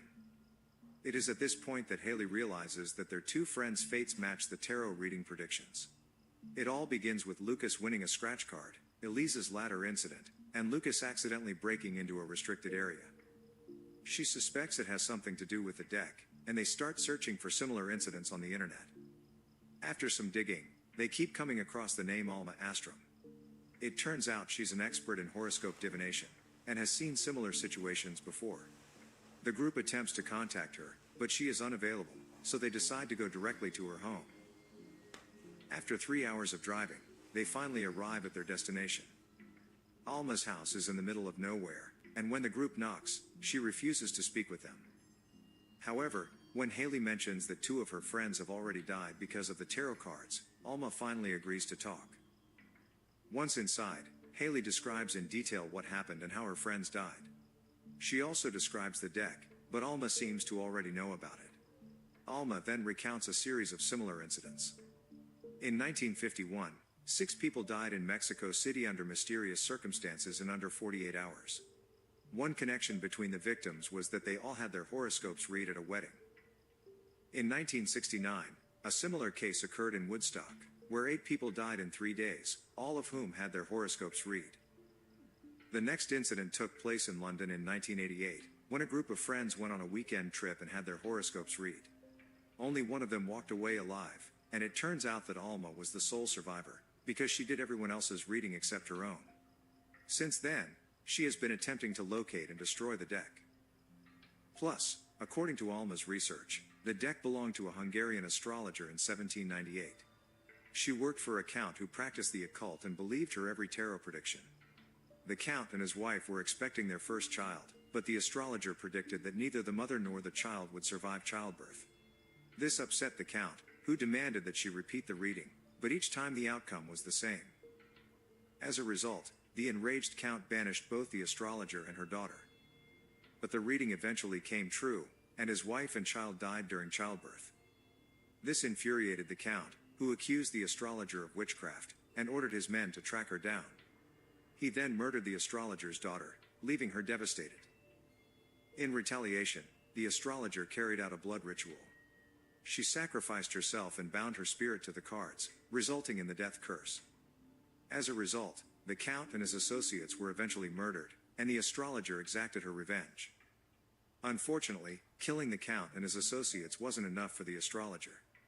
Her soul remained bound to the deck, and anyone who received a reading from it would face the same terrible fate as the count. Alma then reveals that the only way to end the curse is to destroy the deck. Upon hearing this, the group decides to return to the mansion and get the job done. Here Madeline plays the video she recorded of Haley discussing her reading, which was about the hanged man. But then, after driving for a while, they reach a bridge where the car suddenly stops functioning. A fog suddenly appears on the window, and Madeline sees the image of the hangman. Realizing she's going to be next, she starts to panic and run away, despite her friends' attempts to stop her. They soon notice the hangman showing up with a rope. Haley attempts to warn her, but unfortunately, a noose is suddenly thrown around Madeline's neck. The hangman drags her up and murders her. Witnessing their friend's death, the group is horrified, and decides to go back to the mansion to destroy the deck. However, Paxton becomes terrified of these entities, and believes he is safe in his room. Haley pleads with him to stay, insisting that they must stay together, but the bull-headed Paxton makes a rash decision and leaves. Later, we see Paxton walking home alone when he hears someone laughing. But when he turns around, he notices no one. A terrified Paxton tries to run, but soon notices a creepy clown staring at him. He then rushes to his apartment, while the clown chases him, giggling maniacally. Paxton soon enters the elevator, hoping that the entity has departed. But it is here that he remembers his tarot reading about being boxed in. All of a sudden, when the door opens,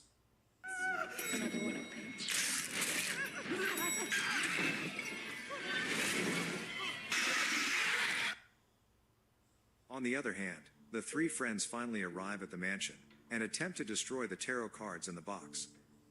But to their shock, they notice that even fire cannot burn these cards. This leaves them with no choice, but to call Alma for help. Moments later, she arrives. Haley then tells her how they saw the hangman who murdered Madeline. Alma explains that because the astrologer has bound her spirit to the deck, she embodies the cards and brings the cards to life. Following this, Alma comes up with a plan to separate the astrologer's spirit from the cards. She begins a ritual, and soon, the astrologer's spirit appears directly behind them at the fireplace. However, the astrologer's spirit decides to have her own fun by reading Alma's card, which reveals the Six of Swords. Moments later, she pulls Alma into the darkness, and the three friends begin to flee, but soon come across Alma's lifeless body with 6 swords stabbed into her back. They continue forward, but Paige soon becomes separated from Grant and Haley.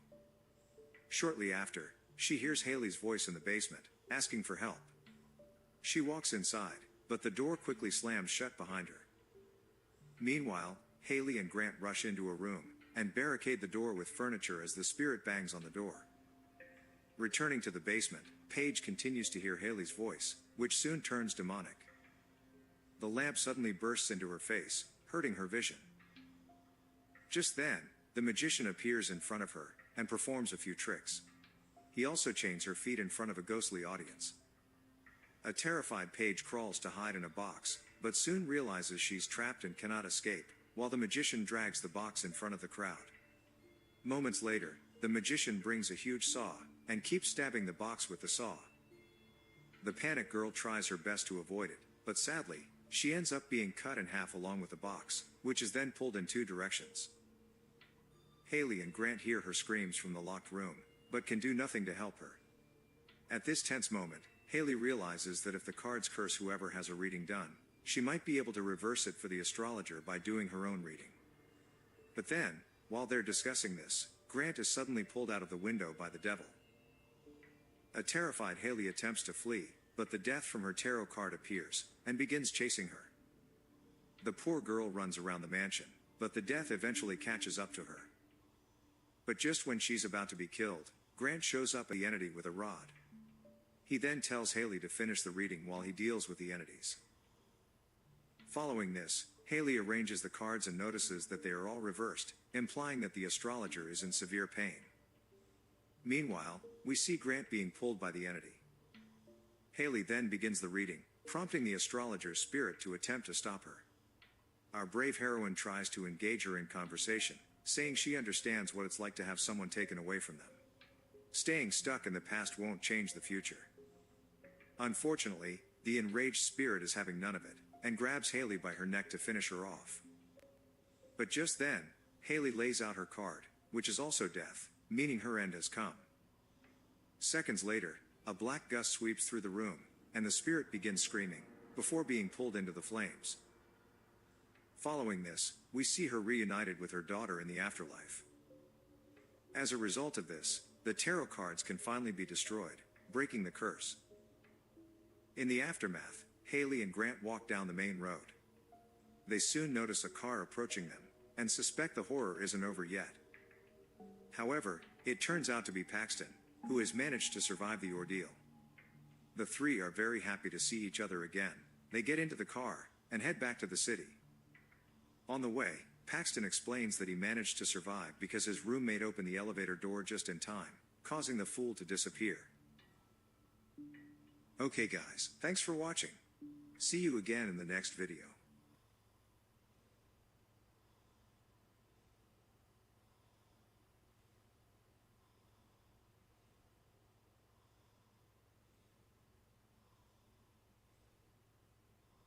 How am I already underwater? I'm in the same boat. I'm in an actual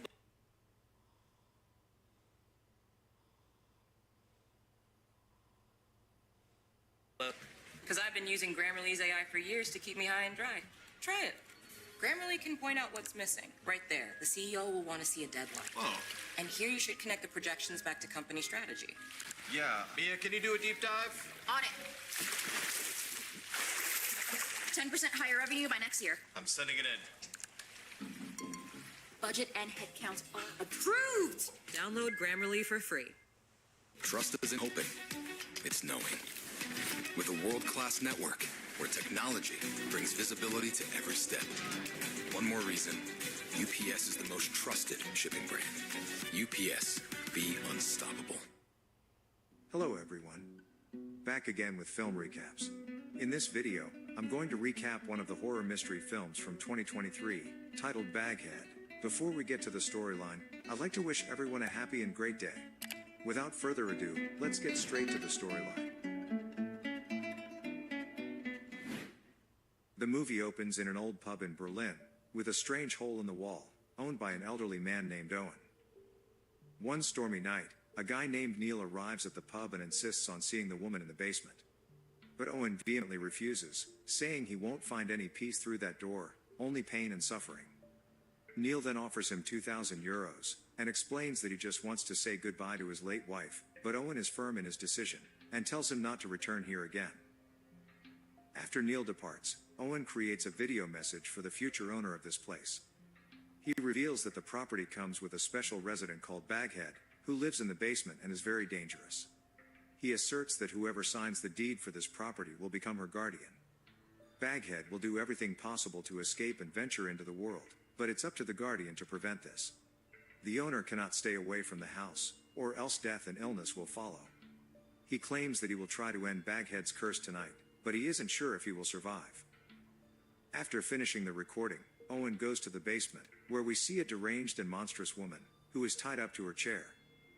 He then tries to burn the whole place down, hoping to end the curse once and for all. Unfortunately, this doesn't work, and he ends up burning to death, while Baghead remains very much alive. The scene then shifts to London, where we see a girl named Iris, and her best friend, Katie. Iris is struggling financially. She was recently evicted for not paying rent, and now she is searching for a place to stay. Just then, she receives a call from a solicitor.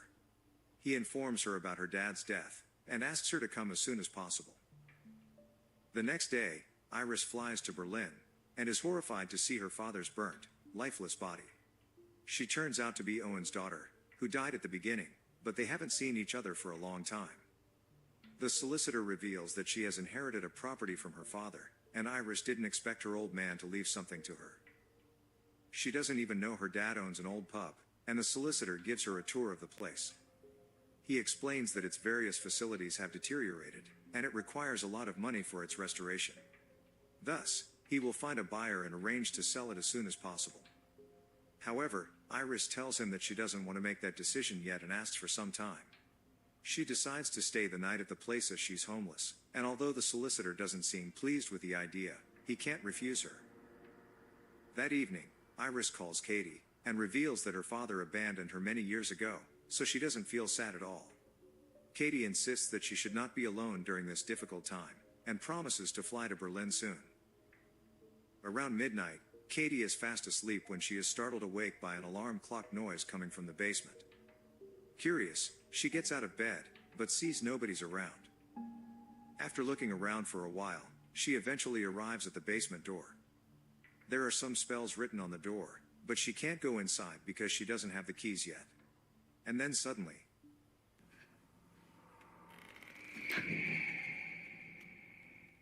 she senses someone's presence in her house, and goes to check. It turns out to be Neil, and this scares her immensely. Neil clarifies that he is not here to hurt her, and he just wants to meet the woman in the basement. Iris is confused and claims that there is no one here, but he claims that there's a woman in her basement. He needs to see his wife downstairs. Neil offers her 4,000 euros, and even promises to give her more money if she lets him into the basement. Seeing the large amount of cash, Iris accepts it, as it could help her a lot in this dire situation. She tells Neil that she doesn't have the basement key right now, but asks him to come again tomorrow. The following morning, Iris meets with the solicitor, and expresses her desire to live in her dad's old place instead of selling it. This disappoints the solicitor, but he doesn't try to change her mind. He gives her an old-looking deed paper, which she signs to become the owner of the place. He also hands her the keys, and a cassette containing instructions that Owen left for the new owner. That evening, Katie arrives at the house. Iris then talks about Neil, who gave her 4,000 euros and told her that someone lives in her basement. Shocked, Katie says that if it's true, it could be dangerous to live here, but Iris asserts they can earn good money from this, as she bets many people paid her dad just to go down there and have a bit of a scare. A while later, Neil shows up, and the three of them head toward the basement. The room is very dark, and here they find 2 chairs in the middle of the room. However, Neil's attention is drawn to a big gap on the wall. He calls someone to come out. The girls do not believe him and start talking shit. But then all of a sudden,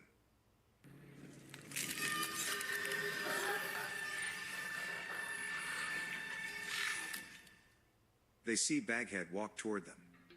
A bag covering her head, and she looks very deranged. Baghead does not follow Neil's commands, and approaches Iris. But surprisingly, when Iris asks her to stay back, she obeys her commands, and Iris orders her to sit on the chair. Following this, Neil sits in front of her. He gives her his late wife Sarah's ring, and Baghead put it inside her mouth. Neil has never done this before, and he proceeds to strap her to the chair, before she lets out a horrifying scream. Her hands slowly transform, and Neil removes the bag off of her head, only to find his mother, who passed away 20 years ago. Neil doesn't understand why his mom appeared because he wanted to see Sarah. So, he asks his mother why she took her life back then, but the latter gives him very vague answers. After about 2 minutes, her eyes turn black, and she tells Neil that she never wanted children and that's why she hated him. But now, she wants to give him a kiss.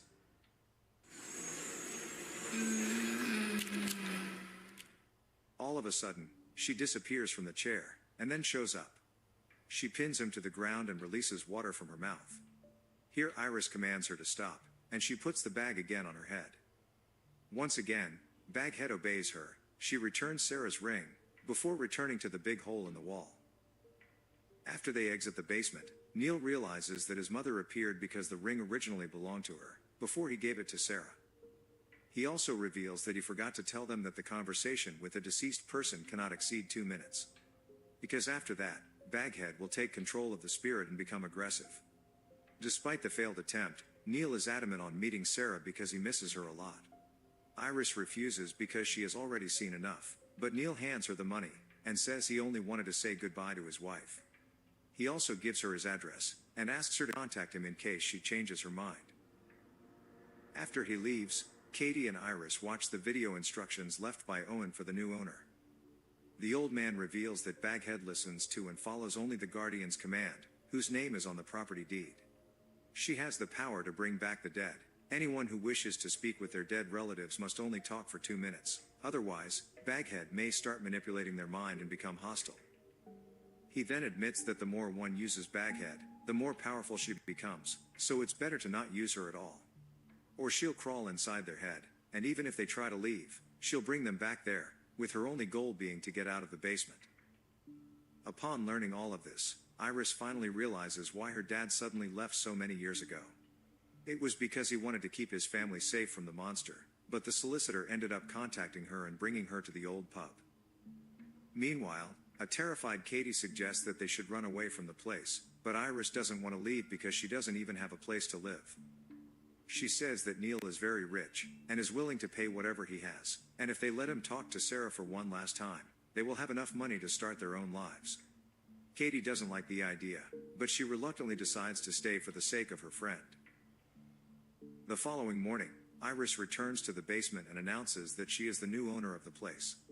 She writes "Do not cross on the stairs" to keep Baghead from leaving. Then, she goes to meet Neil to ask him to come back. Meanwhile, Katie uses a wine barrel to block the basement door. She then tries to leave, but suddenly, a picture frame falls to the ground. It features 2 unknown men standing casually. When Katie looks at the back of the picture, she notices that it was taken in 1972, and one of the men's names is Otto. Surprisingly, the other one is the solicitor who arranged for Iris to sign the deed. Katie finds out that Otto used to be the owner of this place before Owen. On the internet, she discovers that Otto eventually ended up taking his own life after experiencing a family tragedy. And then all of a sudden,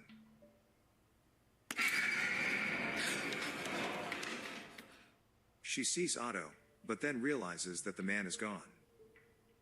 Elsewhere, Neil shares with Iris that he deeply loved his late wife, Sarah, who passed away in a car accident.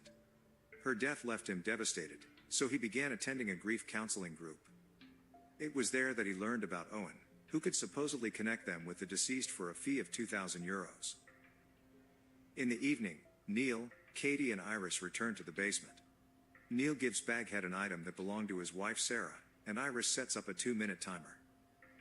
The monster immediately transforms into Sarah, and the last thing his wife remembers is the moment when she was about to get into an accident. However, it soon becomes clear that he didn't do all this just to say goodbye. He suddenly asks who she was seeing, and asks whom she was having an affair with before she died, but Sarah denies such accusations. Just then, the timer goes off, and Baghead takes control of the spirit, claiming there was no other man, and she just couldn't stand the thought of being with him any longer. At this moment, the basement suddenly changes into the scene of Sarah's tragic accident. Iris sees Sarah crying in the corner, and cautiously approaches her. But then, Sarah turns into a vicious creature. The creature pins her to the ground, and reveals that Iris herself is a prisoner of this place, before returning into the hole. After things calm down, Neil says he wants to talk to Sarah again. He asserts that he just wanted to move on, and he doesn't believe what her wife said after the timer went off. However, Katie and Iris are tired of him, so they ask him to go home. Later, while Iris is sitting alone and drinking, she suddenly sees a vision of her late father. She then witnesses a scenario of when Owen had used Baghead to meet his late wife, and he apologized to her for abandoning her and Iris. For 20 years, he had been stuck here, unable to reunite with his family, and wherever he was about to go see Iris, sickness and death seemed to follow him. He finally decided to burn the property down, so that Iris wouldn't have to deal with the misery. However, after 2 minutes had passed, Baghead took control of his wife's spirit, and ended up burning him instead. The scene then shifts to midnight when Iris suddenly hears some noises. She realizes that Katie is not in her bedroom, so she follows the sound and enters the basement. But instead of Katie, she finds her father, who tries to lure her into the big wall hole. However, Iris refuses to go, and notices that her dad's face has become deranged. Then, Owen takes off his skin, and reveals himself to be Baghead. Iris tries to strangle her, but it backfires. Baghead turns out to be herself, and Iris wakes up in her bed, feeling a rope with a key tightly wrapped around her neck. Fortunately, Katie hears her screams, and cuts the rope, saving Iris from almost choking to death.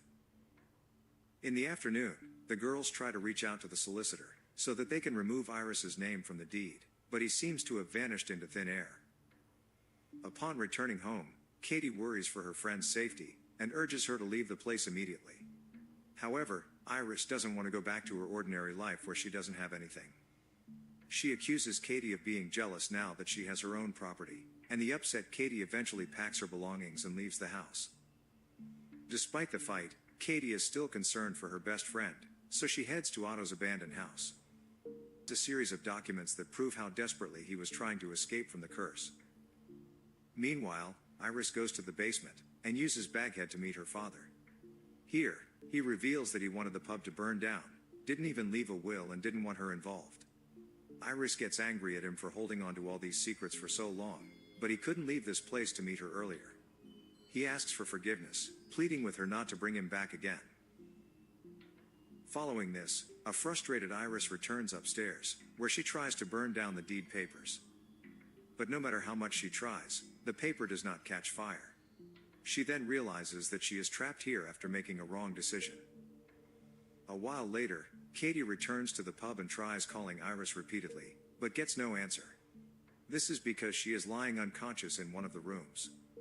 Assuming her friend is in the basement, Katie goes there, only to come across Baghead, and she drops her belongings, and Baghead swallows some documents that belong to Otto. As a result, Otto ends up coming to life. Katie then questions him about who Baghead is. So he reveals that 400 years ago, a cult named the Brotherhood discovered a woman who could summon dead people. They tried to abuse her power, but when she refused, they branded her a witch, and burned her at the stake. However, she rose from the dead and sought revenge. When she started killing a lot of people, the Brotherhood imprisoned her in an underground tomb through a dark ritual. But centuries later, descendants of those people opened her tomb to abuse her power once again. The more they used her, the more power she gained, and those who tried to exploit her ended up dead. While Katie is listening to this story, the 2 minutes run out, and Otto's spirit is taken over by Baghead. And as soon as Katie tries to leave,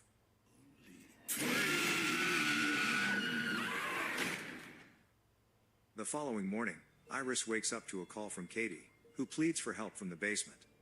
She gets scared, and immediately rushes to help her friend at the basement. Iris hears her voice coming from beyond the big hole. Despite her father's warning to stay away from the hole, she enters the wall to save Katie. Inside, she finds a deep cave, and continues walking through it, and eventually finds her friend. But as they try to return, Iris notices the dead body of the real Katie.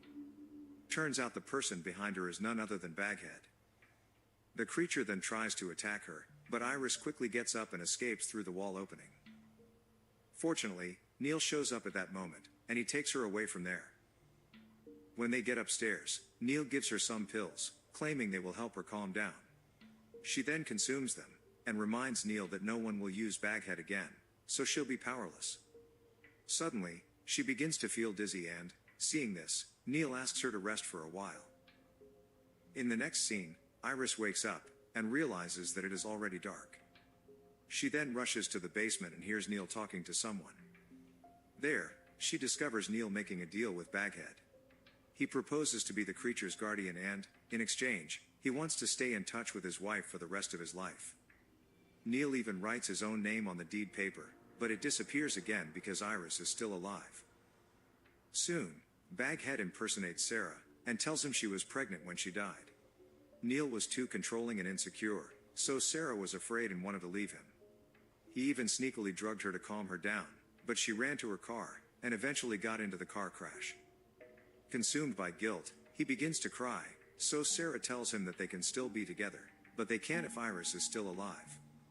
Neil asserts that he is not a murderer, but Sarah replies that he was the one who killed her and their son. Just then, Neil notices Iris overhearing their conversation, so he chases after her. She rushes to her room and attempts to call the cops, but finds her phone is out of battery. She then runs to the roof in panic, but Neil catches up to her. Iris tries to reason with him, explaining that the woman he was talking to is not his wife, and that Baghead is manipulating him. However, he refuses to listen and violently attacks her. Iris manages to break free, and tries to descend to the ground floor, but Neil throws her off the roof, resulting in her tragic demise. Following this, Neil carries her lifeless body to the basement, and gives Baghead her phone to bring her back so she can put his name on the deed. Baghead swallows the phone, and soon Iris's spirit appears. Neil apologizes for killing her, and says he just wanted to become the guardian of Baghead and reunite with his wife. He then asks the spirit to transfer ownership of the house to him. However, she maniacally thanks Neil for releasing her. She claims that although Iris is dead, her name is still on the deed. So, with Iris' soul in Baghead's body, she becomes her own guardian, and is free to leave the basement. Neil doesn't understand, but she suddenly begins attacking him. Baghead transforms into Neil's mother and breaks his hands. She then takes the form of Sarah, and hits his head repeatedly on the ground. Eventually, she takes the form of Iris, who grabs a chair and smacks him, leading to his death. In the final scene, Baghead burns down the deed along with the pub, and walks away from the basement. With no one left to control her or trap her, she is now her own guardian and free to roam around the world. Okay guys, thanks for watching. See you again in the next video. This hotel is the best decision I have ever made. What about Chad? Second best.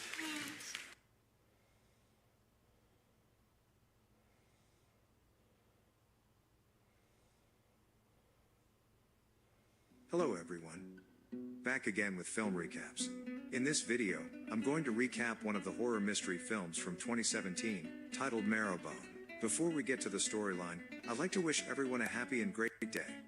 Without further ado, let's get straight to the storyline.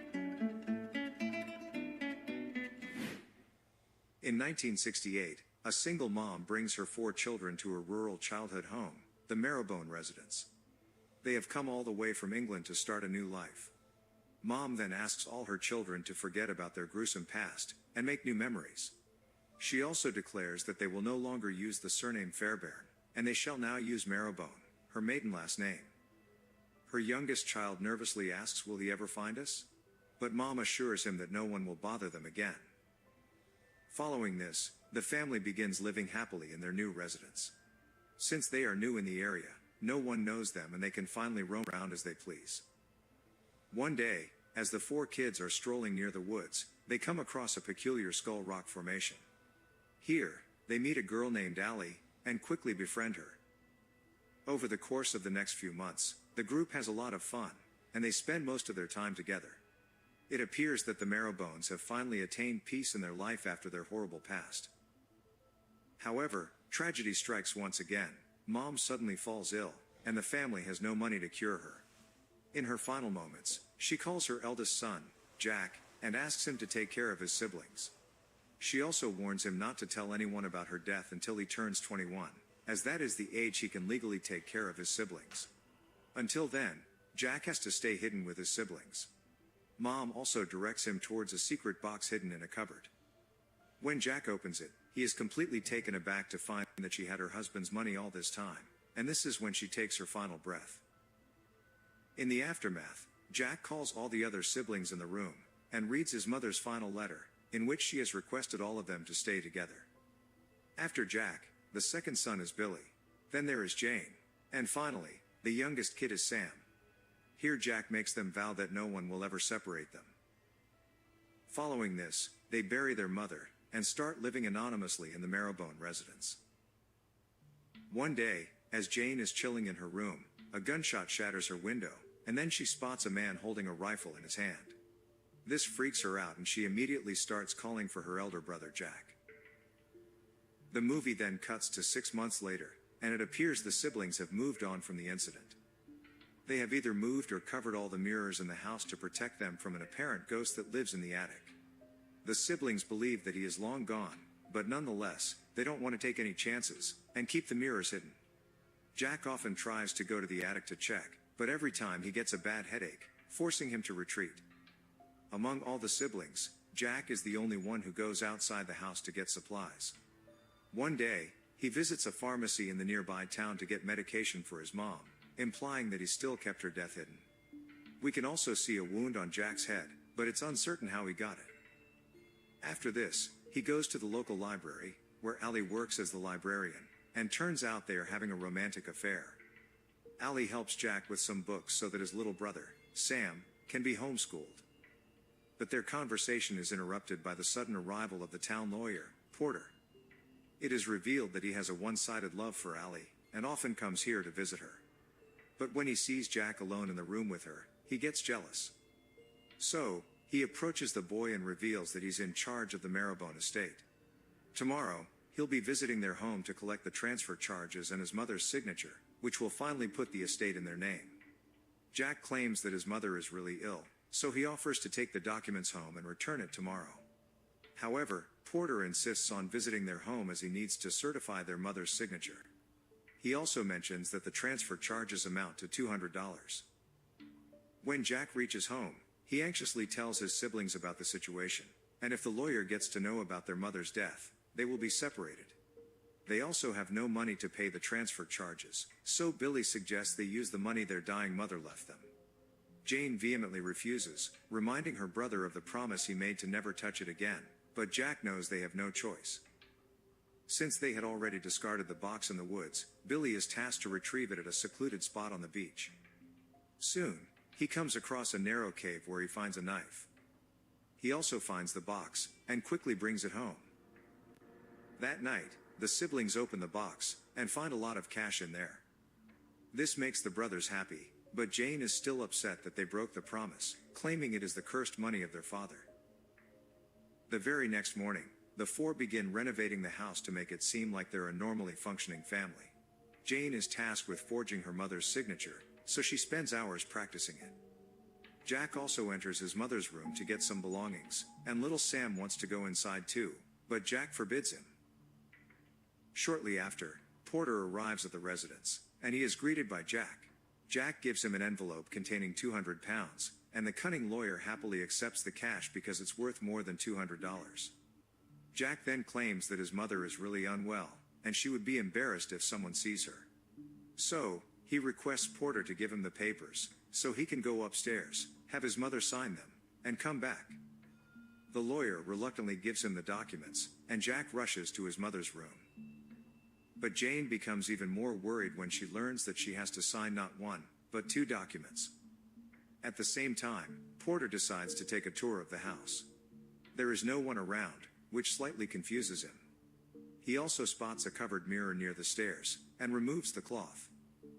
Soon after, he slowly makes his way towards their mother's room.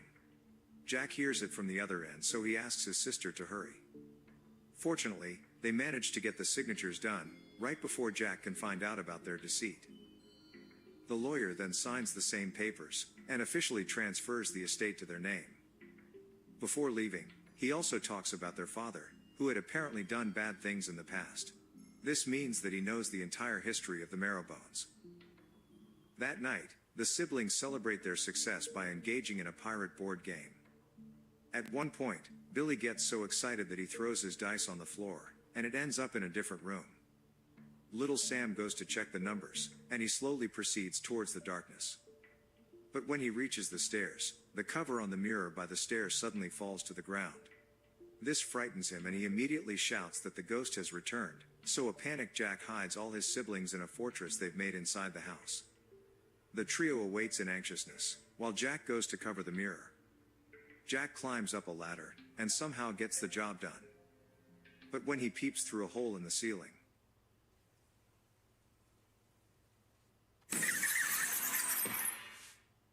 when Jack comes to his senses, he finds himself back in the fortress, and Billy reveals that he had to go out and bring an unconscious Jack here. Jane believes that the ghost is back, because they used the cursed money. So, the very next morning, Billy climbs on top of the house, opens the chimney hatch, and throws the money box down. Now, it rests inside the attic along with the ghost. On the other hand, Porter approaches Allie on her way to work and offers her a ride. She tries to refuse at first, but upon much insistence, she agrees. On their way, Porter brings up the topic of Marrowbone siblings. He expresses his worry, as they live in isolation and are barely interacting with the community. Little Sam doesn't even go to school, but Allie clarifies that the boy is homeschooled and she checks his notes every month. Porter also asserts that the siblings are living like this because of their father. Allie knows that the man was a cruel person, but Porter claims that calling him just cruel is an understatement. That evening, Jack takes Sam near the window and shows him how to communicate with Allie using Morse code. They use a flashlight to send their messages to each other. The duo and Allie are happy as they communicate with each other. The next morning, we see Jack and Allie having a romantic time near the beach, and she asks him more about his father. Jack is uncomfortable by the conversation, but he reveals that his father was a monster who did unspeakable things. He was the reason why they came all the way here to America. Allie then inquires if his dad is still in England, but Jack reveals that he's dead. He can't hurt the family anymore. The couple then shares a passionate kiss, but unfortunately, Porter spots them from afar, and his eyes are filled with jealousy.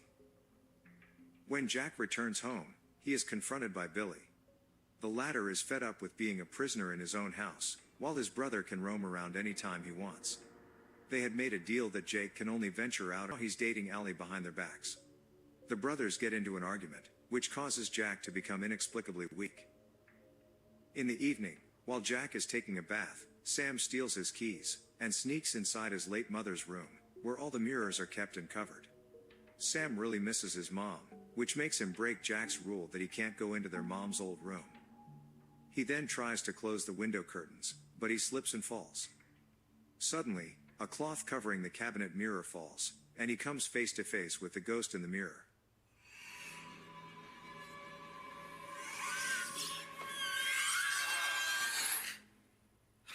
Up next, Jack wakes up from his sleep, and finds his siblings in a distressed state. Jane informs him that Sam sneaked inside their mother's room, where he saw the ghost. At this point, it is revealed that the ghost they are talking about is none other than their father. He came here all the way from England to kill them, but the siblings locked him inside the attic and walled up the entrance, and then he was left to starve to death. Jane suggests that they give him a proper burial to bring him at peace, but Jack vehemently refuses.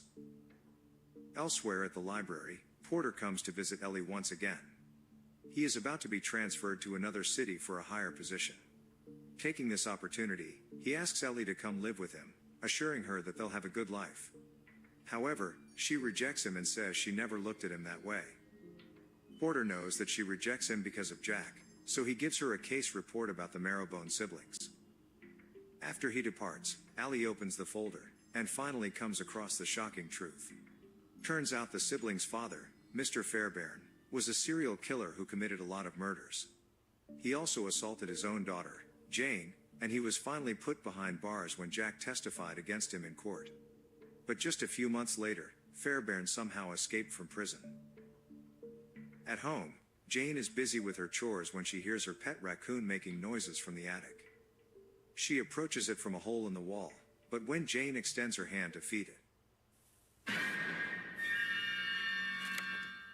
something creepy touches her from inside, and she can't rescue her raccoon as it is dragged inside the attic.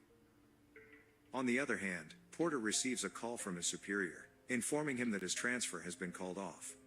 They now want him to become a partner instead, and buy 10% of the shares. But in order to be a partner, the money required is $5,000, which he doesn't have at the moment. After the call ends, he goes into a fit of rage and begins throwing his stuff around. During this, he comes across a news article, revealing that the 10,000 pounds Fairbairn stole are still missing. Porter realizes that the siblings have it, so he goes to their house later, and confronts Jack.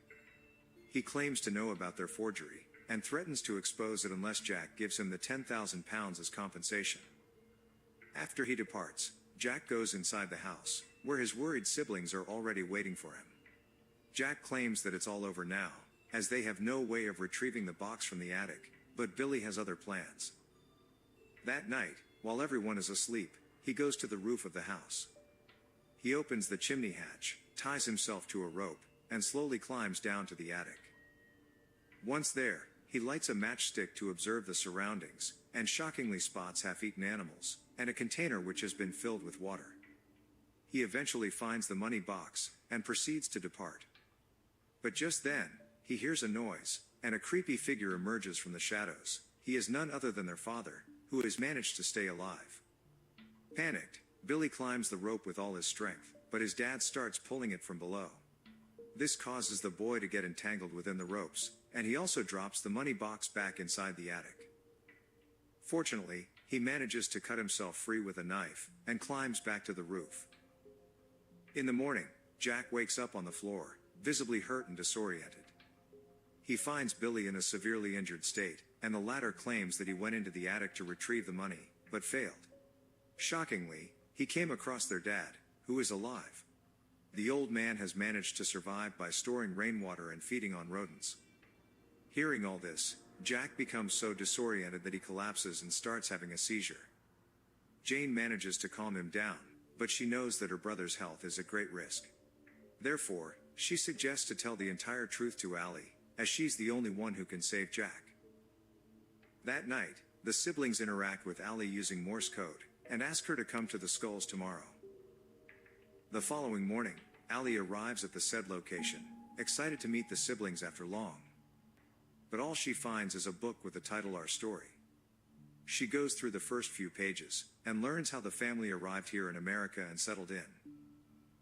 At the same time, Porter arrives at the Marrowbone residence to collect his cash, but he doesn't find anyone, not even Jack, and the place looks eerily creepy.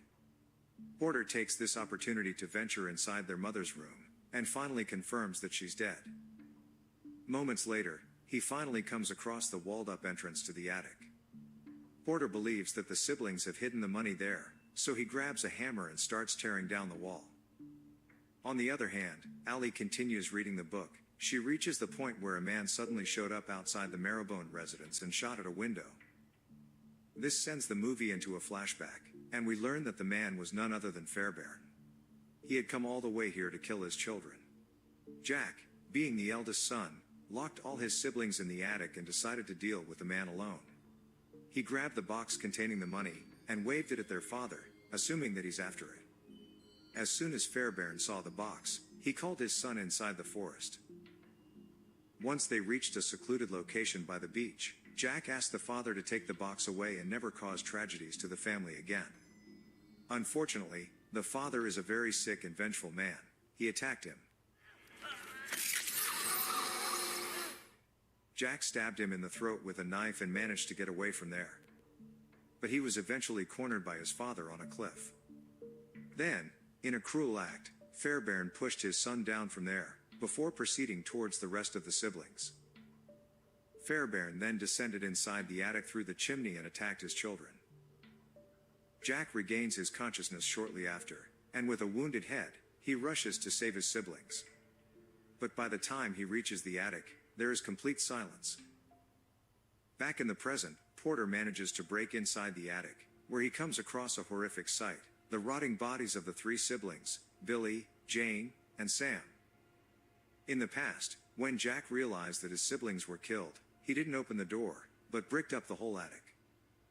He then decided to kill himself, but at the same time, he heard voices of his siblings. When he checked inside the fortress, he saw them alive and well, making him think that they are still alive. From that point onwards, Jack covered all the mirrors, so that he won't be reminded he's alone. And as the days passed, his younger siblings became his alternate personalities within his mind. This is the reason why Porter never met anyone else in the house, and Jack was the only one to venture outside. In the present, Allie is reduced to tears after learning the harrowing truth about the Marrowbone siblings. She rushes to their house, and finds Jack inside the fortress, embroiled in a conversation with his alternate personalities. Allie tries to snap him out of it, but Jack doesn't want to believe his siblings are dead, so he shouts at her to leave. But as Allie walks out, she spots the torn-down attic entrance and heads inside. Then, she is horrified to find the desecrating bodies of the siblings. She also finds Porter, who is severely wounded in the throat. At this point, Allie realizes that she's not alone in the room. But before she can run away, a severely malnourished Fairbairn closes the door. She then confronts the father, who's been kept captive and alive inside the attic all the time. Allie calls out to Jack, but he doesn't even bother coming for her, so she starts calling out to his alternate personalities instead. The plan works, and the Billy inside of Jack decides to help her out. Fairbairn lunges at Allie and almost chokes her to death, but Jack arrives in the nick of time. It's our place. With a single shot, Jack puts an end to the nightmare. The movie then cuts to several months later, and we learn that Allie has decided to stay with Jack to care the man she loves. The doctor asks her to give Jack his medication on time, so he can stay away from his other personalities. However, Allie disregards the doctor's advice. She knows that he feels good around his siblings, so she lets him be that way. The movie ends as Jack sees his younger siblings playing in the fields happily. He still thinks that they are together, as one family. Okay guys, thanks for watching. See you again in the next video.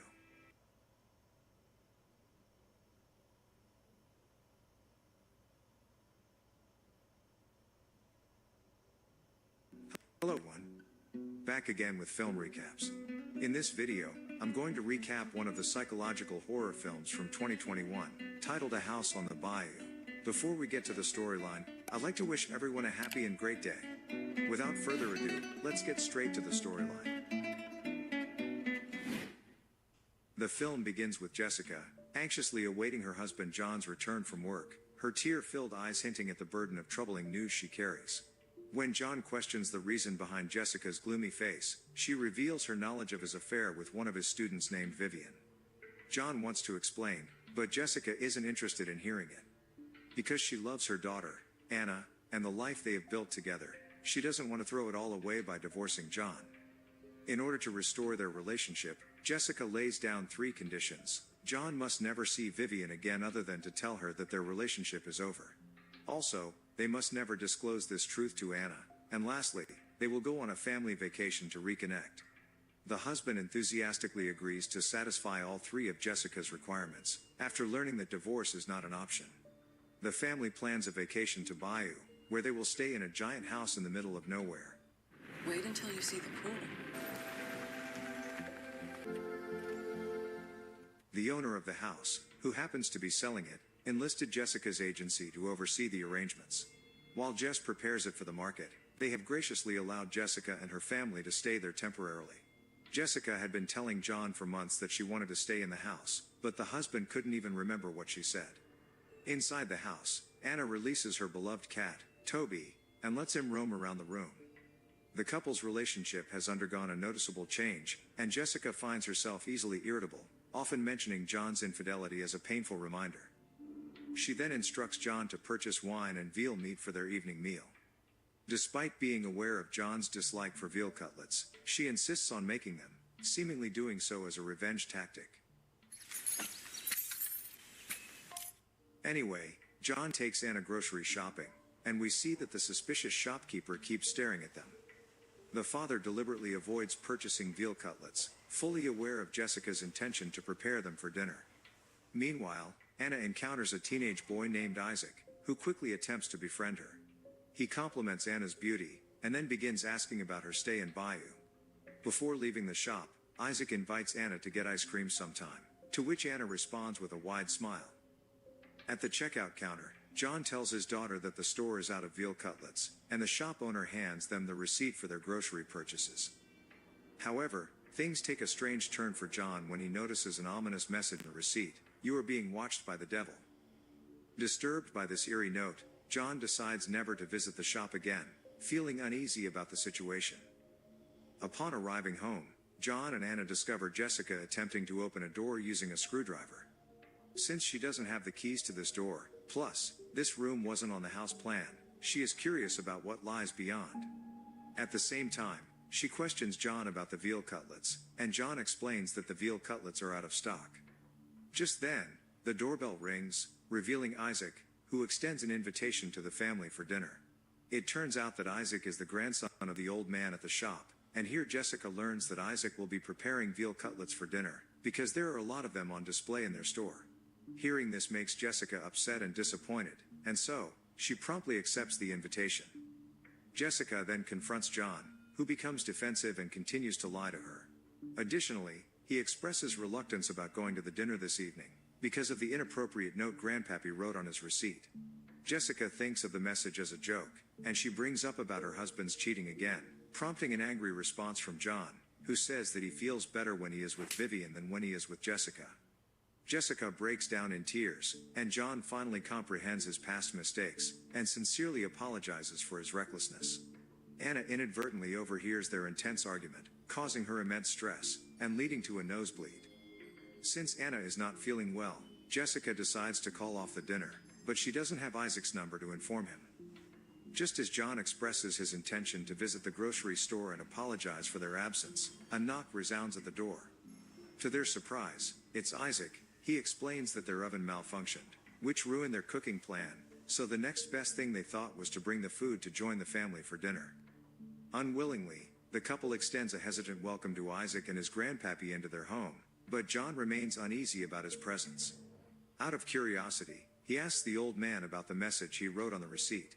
Grandpappy then tells John that the devil is watching us all the time. Some of us invite them in, and he felt John needed to hear those words. Meanwhile, Isaac reveals that his parents passed away years ago from bone cancer, and since then, Grandpappy has raised him as his own. When Jessica asks about the true owner of the house they're staying in, Isaac reveals that they don't spend much time here, so he is unaware of the details. Jessica finds it somewhat peculiar because Isaac is the closest neighbor, and still knows nothing about the owner. As they gather to share the meal, Jessica continues to experience an eerie sensation in the presence of Isaac and Grandpappy. The atmosphere turns creepier as Isaac requests Jessica to light a candle, and what adds to the unease is that he knows exactly where the candles are. How did you know where the candles are? I guess cats aren't the only ones that can sense things.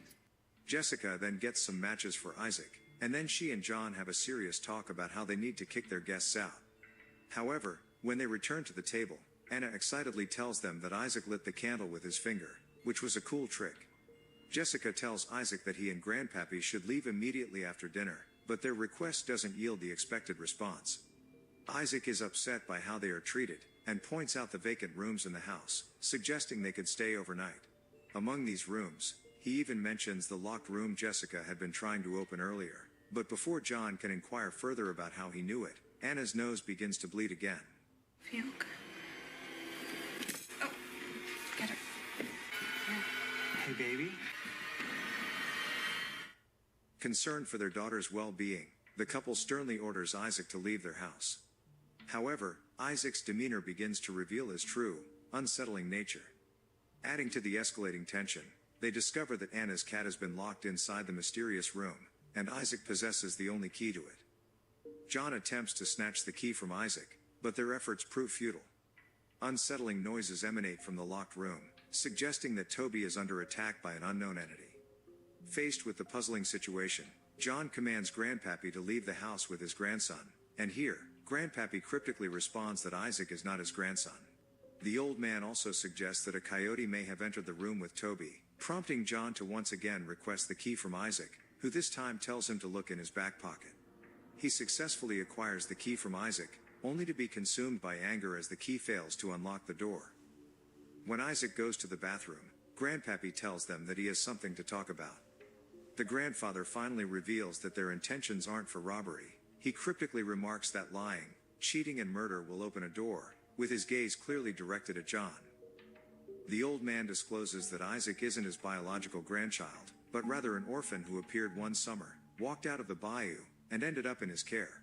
According to him, Isaac possesses a virtuous Christian spirit. Even though he has lived with Grandpappy for decades, he doesn't seem to age, which John claims doesn't make any sense. Since the old man has something more to tell the family about Isaac, he gets up to put some music so Isaac can't hear their talk, but unexpectedly, Are you telling me that you found out about us? I wasn't careful enough. a recording of John's final encounter with Vivian begins to play. The recording unveils the shocking truth that John disregarded Jessica's warning and continued meeting Vivian, going as far as promising to divorce Jessica upon their return from vacation, so he could start his new life with Vivian. John's frustration mounts as he blames Grandpappy for intentionally exposing him in front of his daughter, but the old man thinks it's one of Isaac's magic tricks. Discovering the extent of her husband's deceit, Jessica decides to initiate divorce proceedings. Just as she prepares to leave with Anna, Isaac emerges from the bathroom, surprisingly holding Toby in his arms. Assessing the situation, John suddenly accuses Jessica of orchestrating a spiteful scheme to set him up with Isaac and Grandpappy's involvement. Jessica denies any knowledge of these men, insisting she has never seen them before in her life. Just then, the family's attention abruptly shifts as a coyote is seen outside the window, allowing Isaac to retrieve a hidden gun from under the table. With their lives hanging in the balance, the family unwillingly agrees to obey Isaac's commands, but first, they have to deal with his psycho self, who is videotaping himself with Jessica's camera for no reason. He hands the gun to Grandpappy and escorts John outside for a private conversation. Both of them walk away from the house, and in the garden, something unexpected happens. This wasn't the deal we made. What the fuck are you doing in there? It is revealed that John has hired Isaac to murder Jessica. From the very beginning, John had orchestrated a scheme, aware of Jessica's desire to visit the house. He employed Isaac, a 21-year-old army man, intending to stage a robbery so that Jessica's death would look like an accident. However, the actions of Isaac and Grandpappy go beyond what John had paid for, and now he urges Isaac to speed up the job, but Isaac advises him to reconsider his choices. John remains resolute in his order for Isaac to shoot Jessica in the head, so John can build a new life with Vivian, while Isaac will receive 100 grand. Meanwhile, Jessica proposes a deal to Grandpappy, suggesting that if he allows her and her daughter to escape, she will offer him everything she has as a reward. Anna says that they can't leave her father behind to die, and then Grandpappy replies that he can't betray Isaac. Before Jessica can persuade him, Isaac returns from the garden. Finally, Isaac discloses his plan to Jessica. After confining the family within the locked room, he intends to commit a robbery, stealing the money and the SUV. Before his departure, he will contact the authorities, pretending to be an informant to report the supposed theft. With Grandpappy clutching a gun, Jessica finds herself bound to follow Isaac's every command. The mysterious men escort the family to the locked room, directing John to enter first. Once again, their actions disrupt the plan, but John, unable to voice his objections, must place his trust in them. As John steps inside, Isaac promptly locks the door. Isaac, what are you doing? Let me out, Isaac. Isaac! Isaac! Open the door! Isaac then reveals a shocking truth about John's history of infidelity with numerous women, and advises Jessica not to forgive her husband's mistakes, and face the truth this time. As John pleads with Anna to disregard Isaac's words, the doorbell rings, prompting Jessica to check the visitor's identity, as per Isaac's instructions. The unexpected visitor turns out to be Vivian, who arrives after receiving a distressing message from John. Setting their differences aside, Jessica discloses the robbery situation, saying that Vivian was lured there by Isaac using John's phone. She urgently instructs Vivian to seek assistance at the nearest police station, and takes a mace from her for the future as a defense tool. As Jessica's delay raises suspicion, Isaac directs Grandpappy to take Anna and retrieve gasoline. John then threatens Isaac, warning of dire consequences for his betrayal, and so, Isaac instructs John to explore the closet and discover an escape route himself.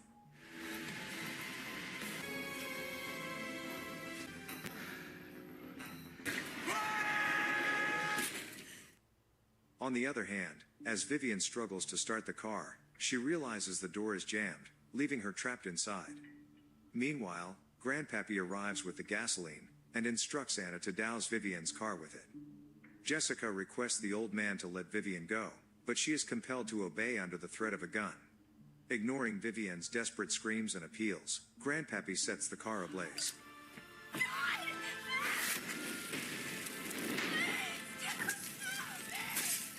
Jessica uses a hammer to deliver multiple fatal blows to Grandpappy's skull, bringing about his demise. She tries to rescue Vivian, but it is too late, as the fire has already engulfed the entire car. Since Isaac has all the keys, they can't use her car to escape. The mother leaves Anna with the gun and the mace, while still having the will to head inside the house to rescue her cheating husband, unaware of the shocking discovery awaiting her. She stumbles upon John lying on the floor with a coyote beside him, his intestines gruesomely sticking out from his abdomen. John tells Jessica that Isaac told him that Vivian is here, so Jessica tells John that Vivian is still alive to see what he's going to say.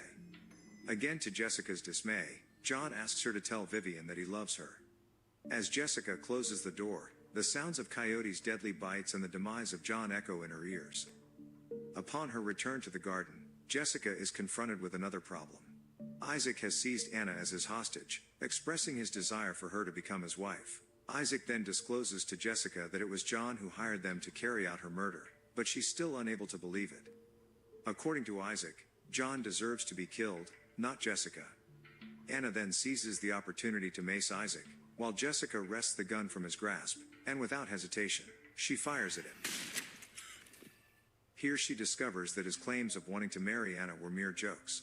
Isaac confesses that he perceives himself as a moral compass, guiding people who have lost their way. He discloses that he and Grandpappy constructed the house specifically for individuals like John, cheaters, liars and sinners, who are strangely drawn to it. He also reveals that he has existed for centuries, unsure if he is a demon, an angel, or simply a confused kid. With his last breath, Isaac hands Jessica her car keys, granting her a chance to escape the horrifying ordeal. After fleeing from the nightmare, Jessica rushes to the nearest police station, seeking assistance in finding her husband. However, the police officer dismisses her explanation, labeling it as mere confusion since there is no record of a house matching her description. Jessica then gives the officer the address, and asks her to take her to the house, while she leaves Anna at the police station. The lady officer and Jessica visit the location of the house, but to Jessica's astonishment, there is no house there, and the land is empty. However, her wedding ring is still there, which she threw at John Pryor that night. Faced with no evidence to support her claims, Jessica reluctantly decides to return. On their way back, the lady officer says Jessica is not the first person to come to her with a crazy story about a house. She then urges Jessica to open the glove compartment, where she discovers the same camera from the house. As she plays the recorded video, she is utterly shocked to hear Isaac's voice declaring that he is right behind her, confirming that they are still alive.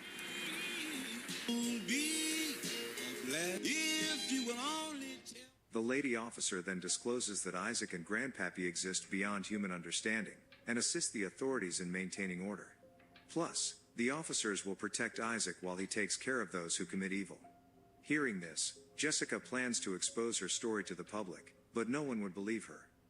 The lady officer advises her to remain calm and embrace the second chance given to her by Isaac, emphasizing the importance of kindness in this new lease on life. The movie ends with Jessica and Anna finding solace in each other's embrace, while Isaac and Grandpappy embark on another mission to lure yet another evildoer towards their ultimate destination, hell. Okay guys, that's all the recap of A House on the Bayou 2021. Thanks for watching. See you again in the next video.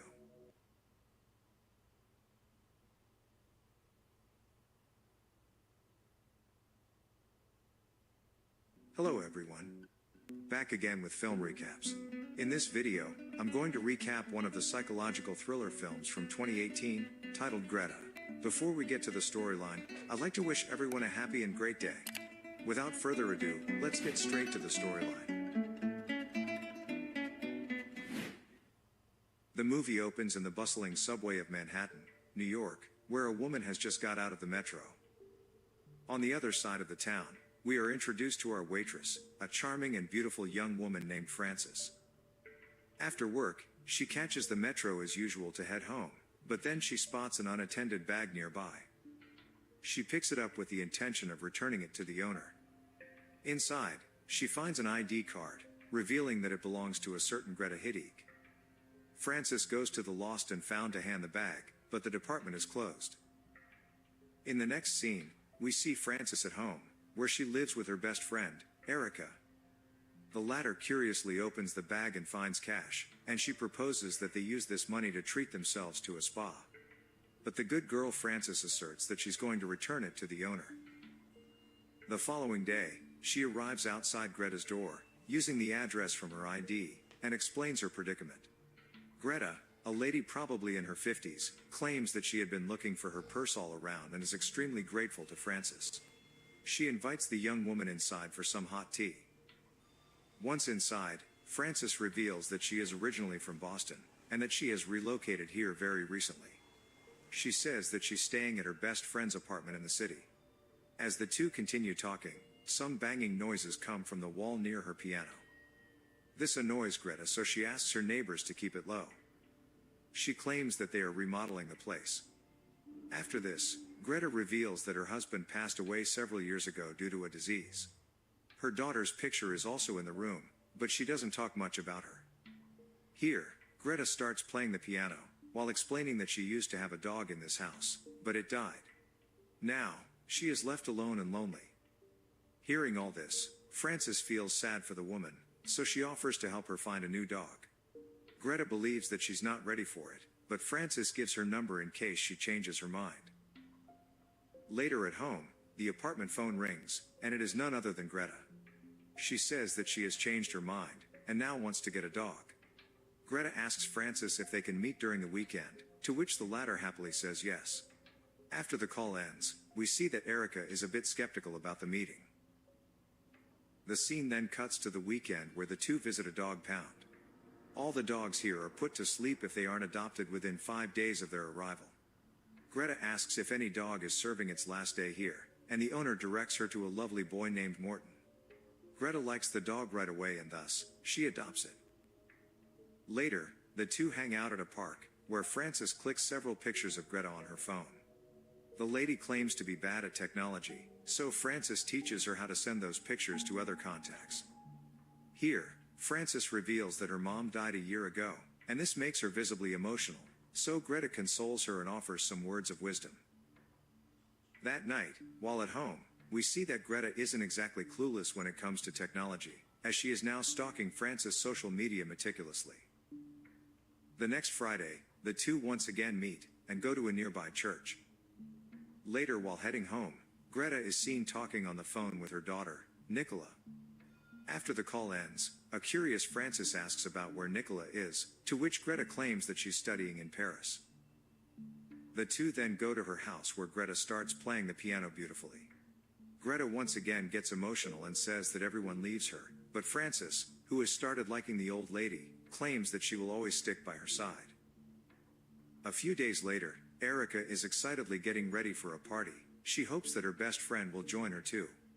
However, Frances apologizes and says that she has already promised to hang out with Greta.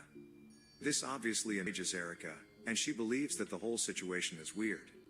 She calls out Frances for befriending the old woman, just because she lost her mother last year, but Frances ignores her comments and abruptly leaves. Following this, she goes straight to Greta's house where they start preparing dinner. Once everything is ready, they proceed to set up the table. But when Frances goes to get the candles from the nearby cabinet,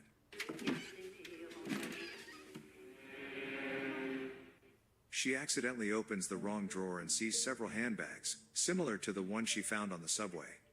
What's weirder is that there are names of the people who returned Greta the bag. One of them is a girl named Samantha, and Frances also finds her name. Shocked to the core, she immediately grabs the candles and pretends that she didn't see anything. However, during dinner, she doesn't engage in conversation, and when asked what's wrong, Frances claims that she's not feeling well. Greta suggests that she take a rest here, but Frances insists on going home. She then hurries towards the door, and storms out. That night, Frances confides everything in her best friend. They find it very creepy and decide to stay away from Greta. Unfortunately, while Frances sees a barrage of messages and missed from Greta. She also learns from Erica that the crazy woman had called the house landline about 80 times. And then all of a sudden, the manager tells Frances that someone is looking to meet her.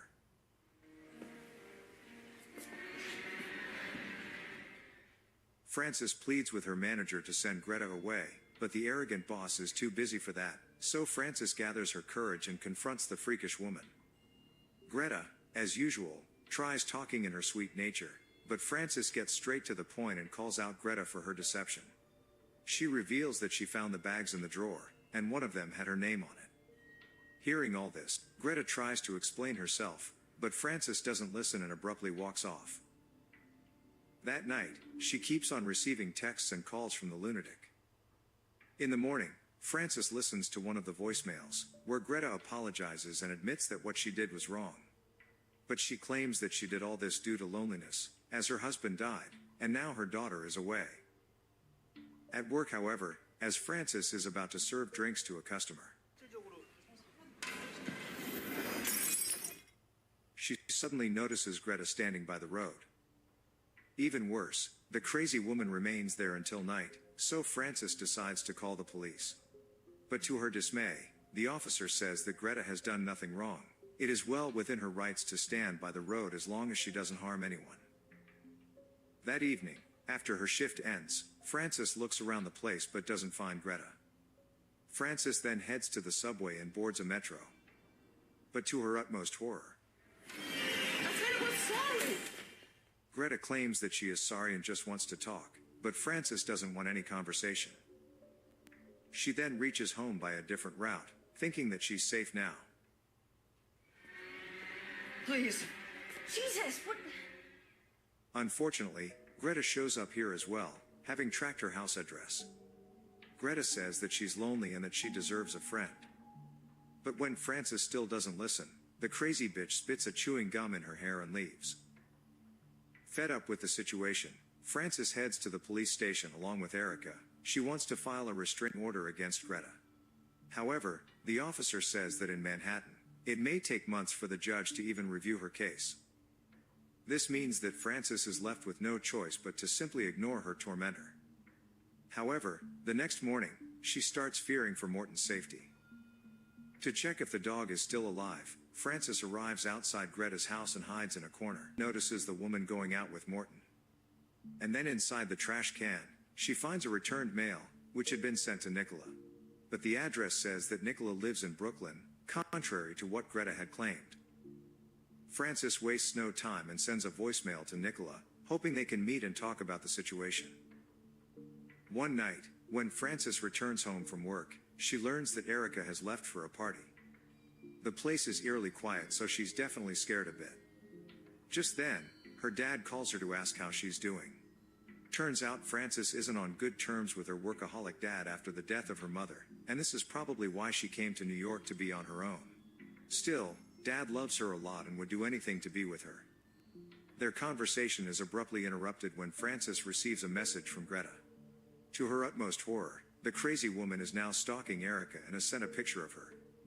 Frances immediately calls her best friend and warns her of the situation. Erica cannot see the woman, but still, she decides to leave the venue. She walks through the back door, and then through an alley, but Greta keeps clicking pictures of her secretly. Frances receives all these pictures on her phone, making her even worried. At one point, Erica enters a public bus. However, Frances receives another picture which reveals that the bitch is on the same bus. Erica finally sees her as well but gets off the bus quickly. Erica continues to see Greta on the street, but the tense situation finally comes to an end when Frances arrives to pick up her friend in a taxi. The next day, Frances finally receives the call that she has been waiting for. It's from the crazy bitch's daughter, Nicola. But upon reaching the meeting location, she finds a woman named Alexa waiting for her.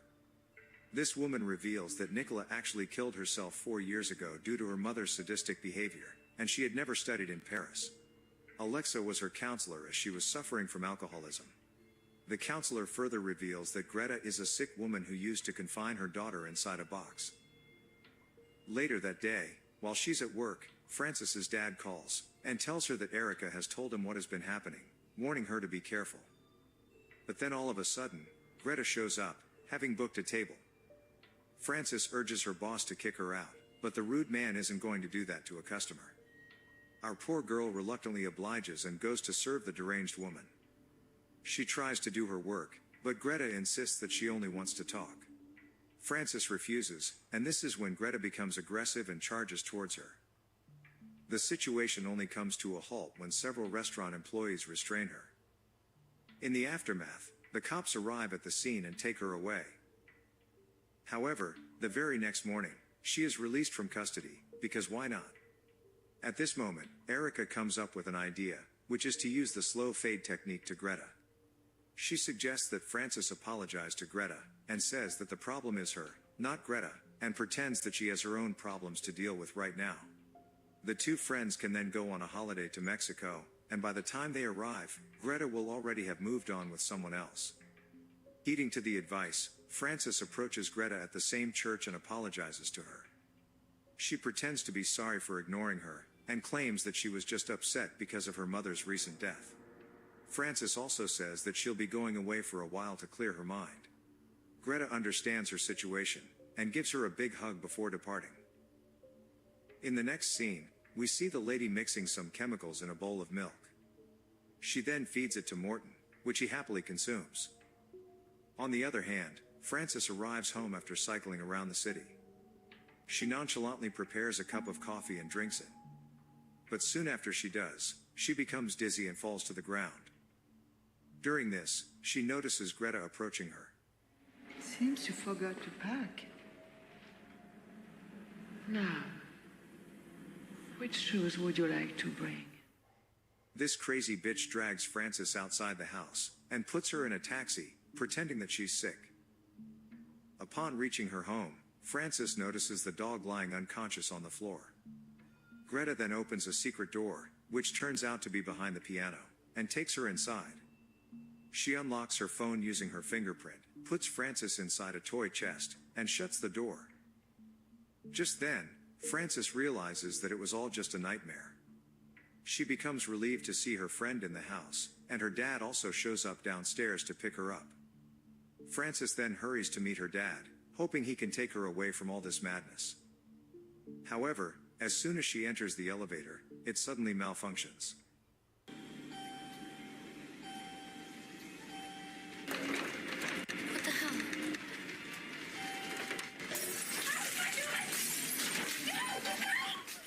Unfortunately, Frances wakes up inside the chest. It turns out she has been kidnapped after all. Greta then opens the chest, and locks her in the room. Frances can hear Greta playing piano outside. She can only cry in hopelessness when she sees Samantha's ID. Frances realizes that Samantha was kept as a prisoner in the same room she's in, which adds to her lack of hope. Afterwards, Greta uses Frances' phone to text her dad and friends separately. She sends a picture to Dad, in which Frances and Erica are enjoying their holidays.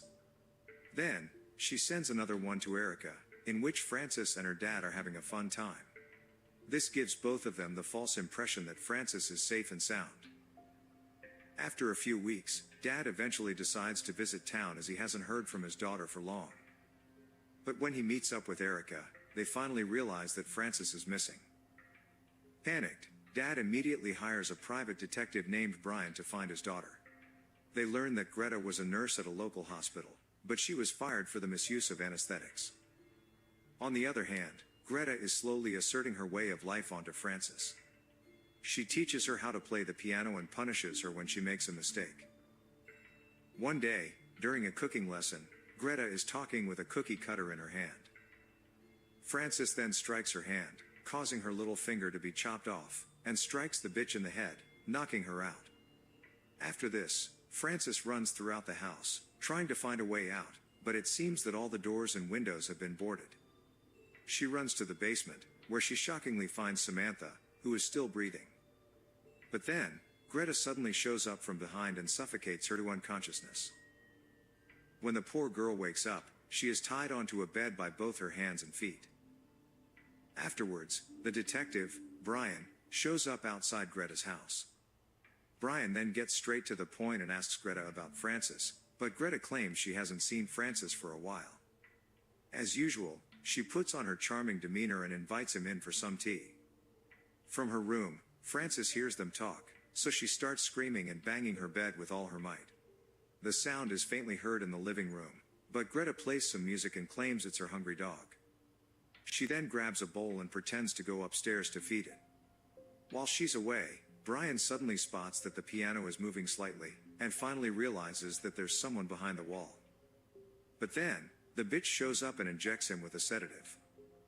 This causes Brian to slowly pass out and he struggles to keep balance.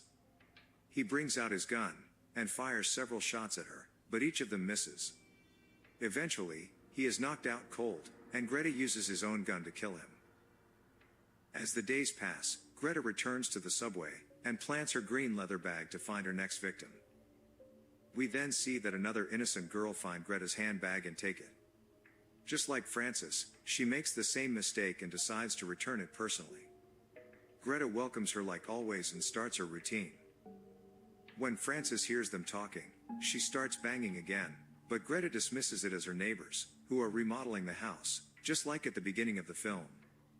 Greta then gets back to her chair and takes a sip of her tea, and as soon as she does so, she feels dizzy. And then this happens. The hours and hours I searched the goddamn subway for that bag. In a crazy turn of events, we get to know that the innocent girl is none other than Erica. Turns out she spiked Greta's tea with a sedative. Erica then searches through the house, and finds the secret door behind the piano. Without wasting any time, she goes inside and unties her friend. But as they are about to head out, they hear Greta playing the piano again. Realizing that she has regained consciousness, Erica grabs a blunt object and heads out to confront her. Frances also peeks through the door, and this is when Greta grabs her from behind. However, she is so weak from the drug that she soon passes out. In the end, the girls put the psychopath in the same toy chest, and lock it with a small Eiffel Tower trinket. But as they head out to call the police, Greta suddenly regains consciousness, and starts banging on the chest from inside. Okay guys, thanks for watching. See you again in the next video.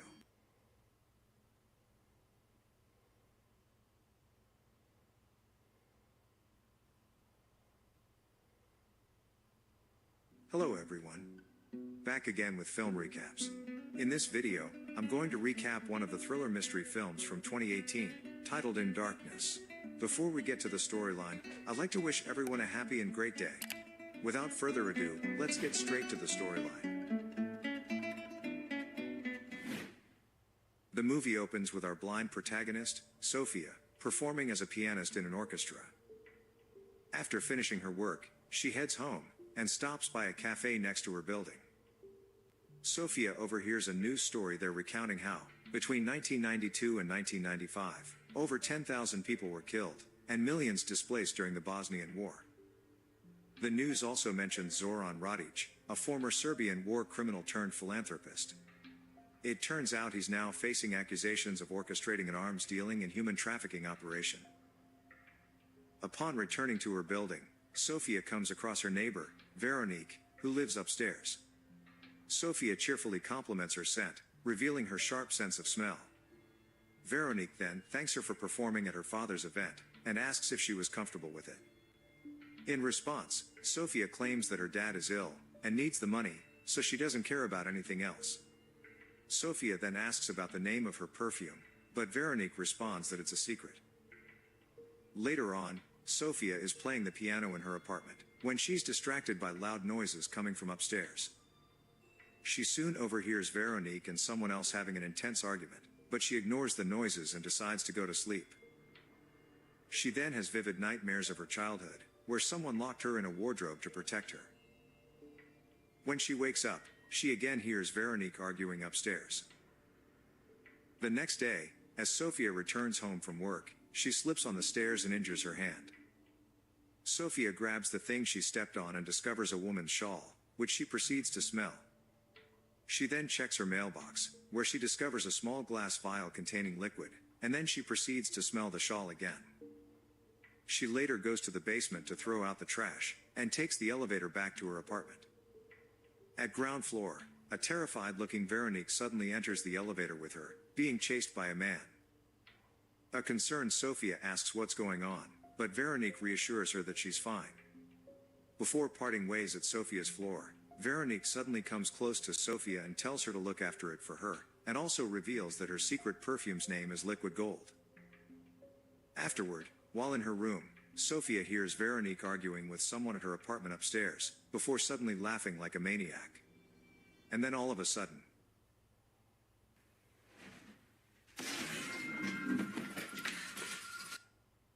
we then notice that Veronique has fallen from her balcony and is lying dead on the street.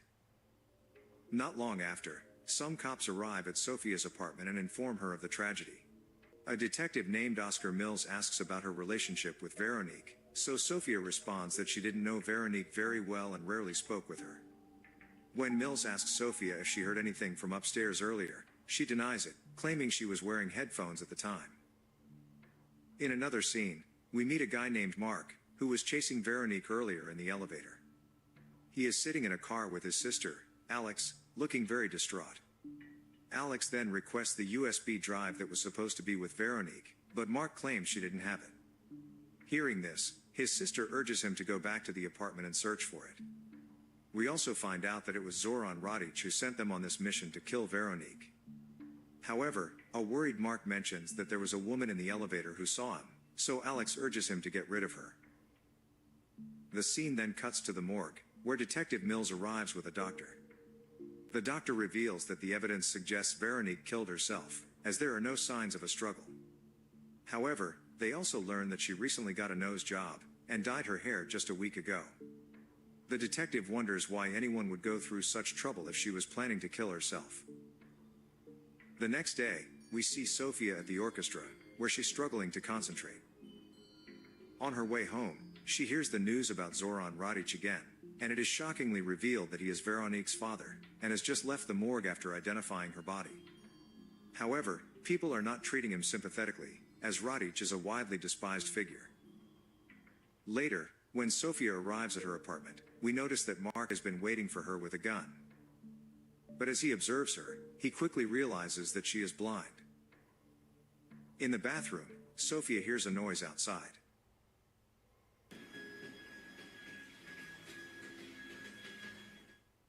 She then quickly opens the door, but Mark is nowhere to be found. Sophia notices her front door is open, meaning the man is already gone. Elsewhere, Mills receives a call from the autopsy doctor, who informs him that Veronique was 12 weeks pregnant. This surprises the detective, and he asks the doctor not to tell anyone about this. The scene then shifts to the evening, where Radic is holding a gathering in honor of his daughter's death. Mark is also there with Alex, and reveals that he couldn't find the USB anywhere in the apartment, but Alex is confident that it is still in the building. Mark then shows her some ultrasound images he found, which reveal that Veronique was pregnant. Upon learning this, the woman tells him not to get upset, and states that the baby probably wasn't his. At this moment, Sophia also arrives at the party, and sits at the piano to play. Radic then delivers a speech, saddened by the loss of his daughter. He says that despite the grief, he is willing to dedicate his focus to his charitable organization, which works on helping poor war refugees. Following the speech, Sophia begins to play a sad piece on the piano. This catches Radic's attention, and after the performance, he asks how she knew about this tune. Sophia responds that she learned it from Veronique, and that they were neighbors. Radic is surprised to learn this, so he takes her to his office, while Alex and Mark watch in surprise. In his office, Radic offers a glass of champagne to Sophia. He claims that his daughter was a troubled woman, especially during the last days of her life, even though Sophia claims that she was very kind to her. She reveals that Veronique once asked her to play this particular tune, as her dad used to hum it to her as a child. At this moment, Alex arrives to interrupt the meeting, so Radic excuses himself to talk to her. During this time, Sophia takes out the vial of liquid she has, which turns out to be poison. She attempts to pour it into Radic's drink, but accidentally drops it on the ground. Alex, on the other hand, asks Radic to show his grief in front of people, displaying that he has feelings, instead of trying to seduce a blind pianist. Soon, he returns to Sophia, prompting her to quickly cover the vial with her feet. Radic says their meeting must end for now, but he would love to see her again. Sophia agrees, but before she leaves,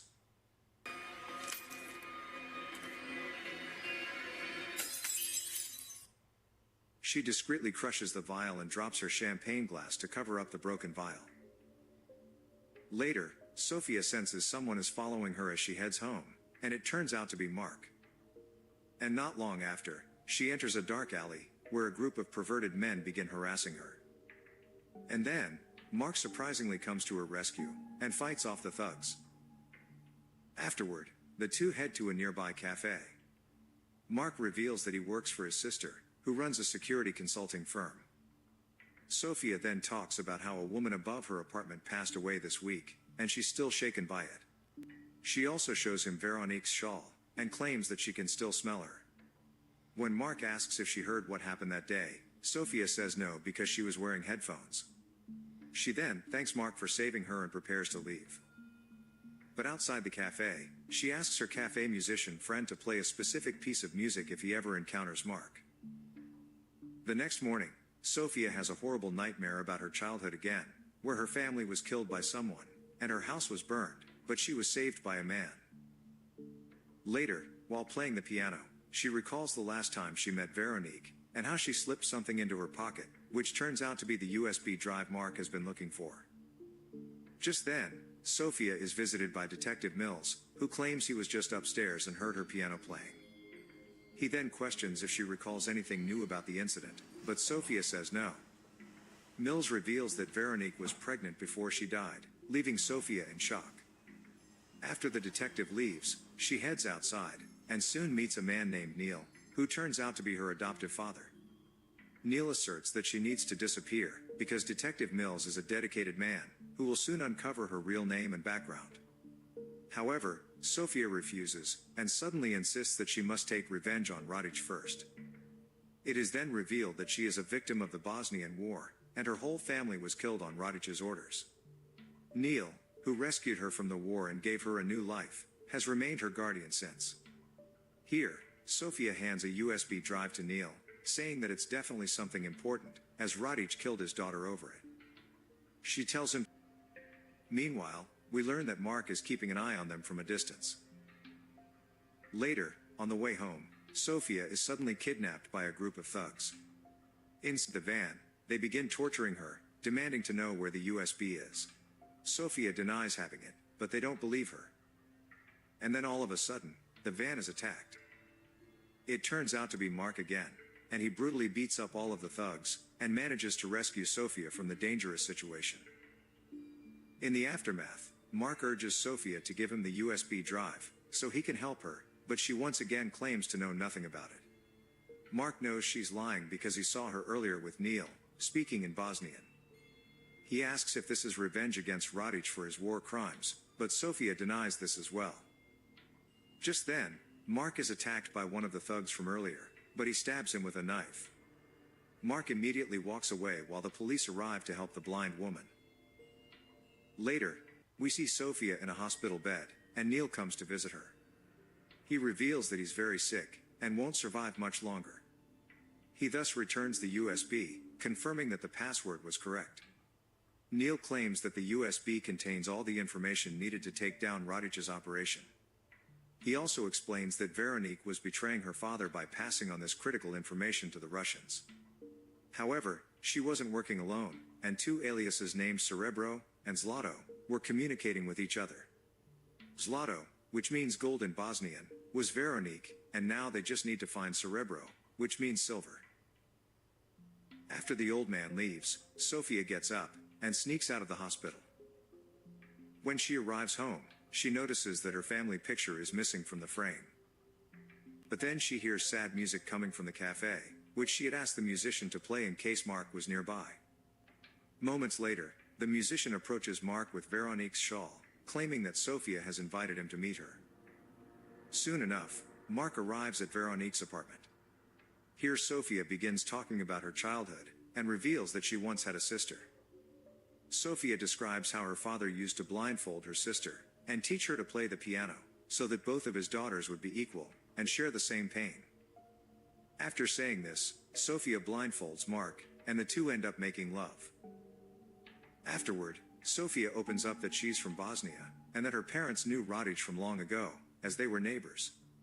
But one fateful day, the Serbian military came, and brutally killed her entire family, with Radic as their commander. She was the only one who survived the massacre.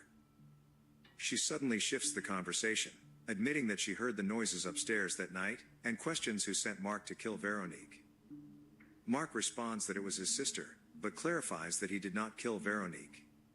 He was just trying to persuade her to flee, but she became agitated and jumped off the balcony. Upon hearing this, Sophia states that she wants to meet Alex alone. The next day, the two women come face to face in an art museum. Sophia hands over the USB drive, and Alex returns the family picture, but it's obvious that both of them have already made copies of it. Sophia then reveals that she knows Alex was working with Veronique to betray Radic. Her full name is Alexandra Gordon, and her initials, AG, represent the chemical symbol for silver, also known as cerebro in their language. The revelation scares Alex, and she asks the blind woman what she wants. And Sophia's demand is straightforward. She wants to be with Radic alone, at Veronique's funeral tomorrow. But the next day, Alex decides to play the villain once again. She meets with Radic and shows him Sophia's family portrait, which reveals her real background. After the funeral, Radic approaches Sophia, and takes her to his car for a private conversation. He mentions that everyone here wants to kill him, but they can't change the past. Suddenly, Sophia pulls out a knife to attack him, but he stops her. Radic then drops a bombshell. Back in their village, he once assaulted Sophia's mother, but she never told anyone about it. She later gave birth to a child, and Radic knew that he was the father.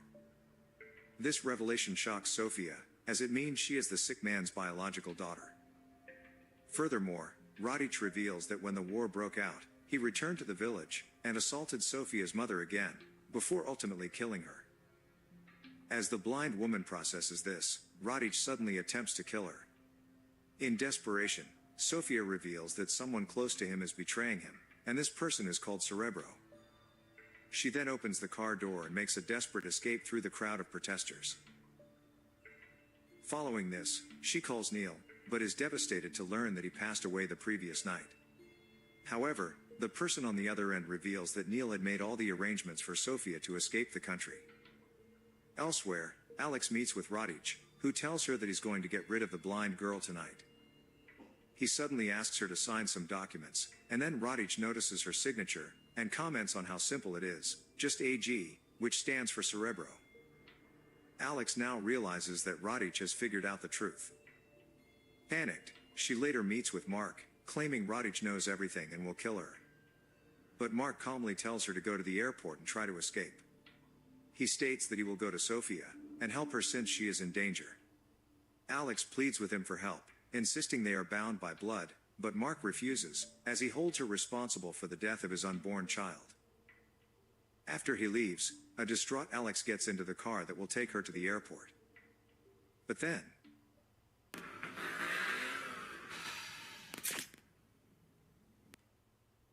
at the same time, Radic arrives at Sophia's apartment, and remarks on how ironic it is that two of his daughters lived in the same building, and both were plotting to kill him. Without wasting time, he launches an attack on Sophia, and overpowers her despite her best efforts to resist. Outside, Mark shows up, and engages in a fight with two henchmen. After a difficult battle, he eventually subdues the second guy, and makes his way inside. Meanwhile, Radic is about to choke Sophia to death. Sophia grabs a glass to hit him, but Mark appears and pushes him off the balcony, where Radic is impaled on an iron gate. In the aftermath, Sophia is furious because she wanted to kill Radic herself, but Mark argues that she would have regretted it for the rest of her life. She then quickly rushes to help him as she notices that he is mortally wounded in his gut. Well, this leaves Mark in shock, as Sophia accidentally reveals that she was faking her blindness all along. Through a flashback to her childhood, we learn that Sophia's sister was the one who was blind, but she died during the massacre. Ever since then, Sophia assumed her sister's identity, pretending to be blind for years to maintain the deception. At this point, Mark decides to take all the blame for Radic's death, as he is already a wanted criminal. But he claims that he doesn't want to see her leave, so Sophia places Veronique's shawl over his eyes before fleeing the scene. The cops arrive at the apartment moments later, and Detective Mills sees Sophia on the street, but does nothing to stop her. As the movie concludes, Sophia recalls good times she had with her family. Okay guys, thanks for watching. See you again in the next video.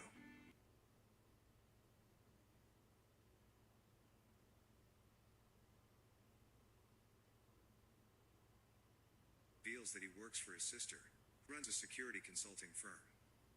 Sophia then talks about how a woman above her apartment passed away this week, and she's still shaken by it. She also shows him Veronique's shawl, and claims that she can still smell her. When Mark asks if she heard what happened that day, Sophia says no because she was wearing headphones. She then thanks Mark for saving her and prepares to leave.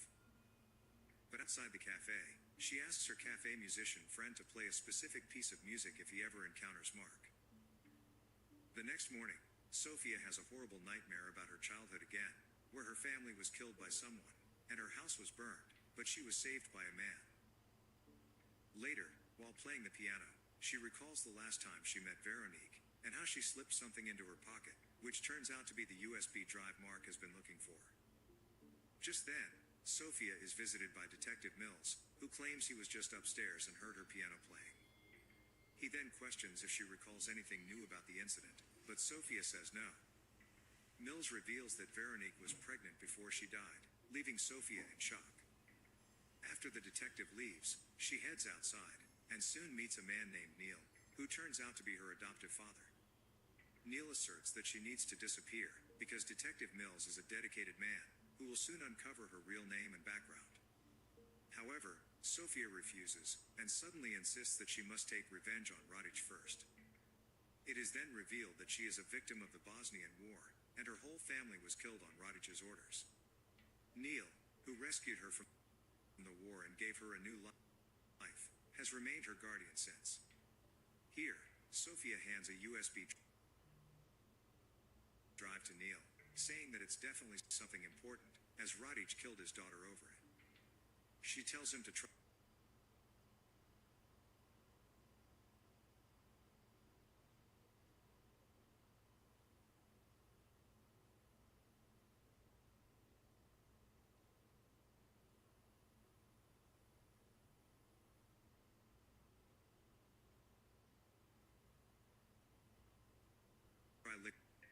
Meanwhile, we learn that Mark is keeping an eye on them from a distance. Later, on the way home, Sophia is suddenly kidnapped by a group of thugs. Inside the van, they begin torturing her, demanding to know where the USB is. Sophia denies having it, but they don't believe her. And then all of a sudden, the van is attacked. It turns out to be Mark again, and he brutally beats up all of the thugs, and manages to rescue Sophia from the dangerous situation. In the aftermath, Mark urges Sophia to give him the USB drive, so he can help her, but she once again claims to know nothing about it. Mark knows she's lying because he saw her earlier with Neil, speaking in Bosnian. He asks if this is revenge against Radic for his war crimes, but Sophia denies this as well. Just then, Mark is attacked by one of the thugs from earlier, but he stabs him with a knife. Mark immediately walks away while the police arrive to help the blind woman. Later, we see Sophia in a hospital bed, and Neil comes to visit her. He reveals that he's very sick, and won't survive much longer. He thus returns the USB, confirming that the password was correct. Neil claims that the USB contains all the information needed to take down Radic's operation. He also explains that Veronique was betraying her father by passing on this critical information to the Russians. However, she wasn't working alone, and two aliases named Cerebro and Zlato were communicating with each other. Zlato, which means gold in Bosnian, was Veronique, and now they just need to find Cerebro, which means silver. After the old man leaves, Sophia gets up and sneaks out of the hospital. When she arrives home, she notices that her family picture is missing from the frame. But then she hears sad music coming from the cafe, which she had asked the musician to play in case Mark was nearby. Moments later, the musician approaches Mark with Veronique's shawl, claiming that Sophia has invited him to meet her. Soon enough, Mark arrives at Veronique's apartment. Here Sophia begins talking about her childhood, and reveals that she once had a sister.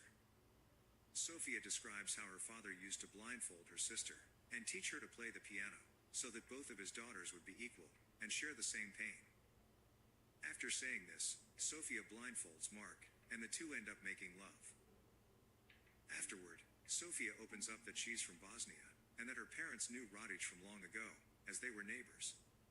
But one fateful day, the Serbian military came, and brutally killed her entire family, with Radic as their commander. She was the only one who survived the massacre. She suddenly shifts the conversation, admitting that she heard the noises upstairs that night, and questions who sent Mark to kill Veronique. Mark responds that it was his sister, but clarifies that he did not kill Veronique. He was just trying to persuade her to flee, but she became agitated and jumped off the balcony. Upon hearing this, Sophia states that she wants to meet Alex alone. The next day, the two women come face to face in an art museum.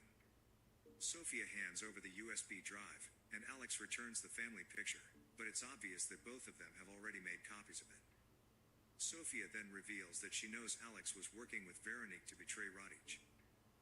Her full name is Alexandra Gordon, and her initials, AG, represent the chemical symbol for silver, also known as cerebro in their language. The revelation scares Alex, and she asks the blind woman what she wants. And Sophia's demand is straightforward. She wants to be with Radic alone, at Veronique's funeral tomorrow. But the next day, Alex decides to play the villain once again. She meets with Radic and shows him Sophia's family portrait, which reveals her real background. After the funeral, Radic approaches Sophia, and takes her to his car for a private conversation. He mentions that everyone here wants to kill him, but they can't change the past. Suddenly, Sophia pulls out a knife to attack him, but he stops her. Radic then drops a bombshell. Back in their village, he once assaulted Sophia's mother, but she never told anyone about it. She later gave birth to a child, and Radic knew that he was the father. This revelation shocks Sophia, as it means she is the sick man's biological daughter. Furthermore, Radic reveals that when the war broke out, he returned to the village and assaulted Sophia's mother again, before ultimately killing her. As the blind woman processes this, Radic suddenly attempts to kill her. In desperation, Sophia reveals that someone close to him is betraying him, and this person is called Cerebro. She then opens the car door and makes a desperate escape through the crowd of protesters. Following this, she calls Neil, but is devastated to learn that he passed away the previous night. However, the person on the other end reveals that Neil had made all the arrangements for Sophia to escape the country. Elsewhere, Alex meets with Radic, who tells her that he's going to get rid of the blind girl tonight. He suddenly asks her to sign some documents, and then Radic notices her signature, and comments on how simple it is, just AG, which stands for Cerebro. Alex now realizes that Radic has figured out the truth. Panicked, she later meets with Mark, claiming Radic knows everything and will kill her. But Mark calmly tells her to go to the airport and try to escape. He states that he will go to Sophia, and help her since she is in danger. Alex pleads with him for help, insisting they are bound by blood, but Mark refuses, as he holds her responsible for the death of his unborn child. After he leaves, a distraught Alex gets into the car that will take her to the airport. But then,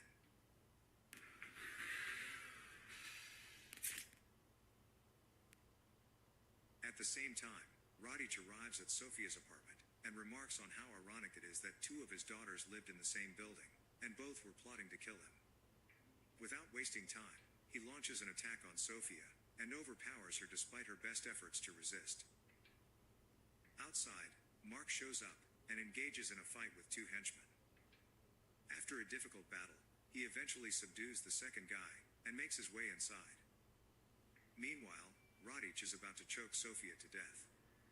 Sophia grabs a glass to hit him, but Mark appears and pushes him off the balcony, where Radic is impaled on an iron gate. In the aftermath, Sophia is furious because she wanted to kill Radic herself, but Mark argues that she would have regretted it for the rest of her life. She then quickly rushes to help him as she notices that he is mortally wounded in his gut. Well, this leaves Mark in shock, as Sophia accidentally reveals that she was faking her blindness all along.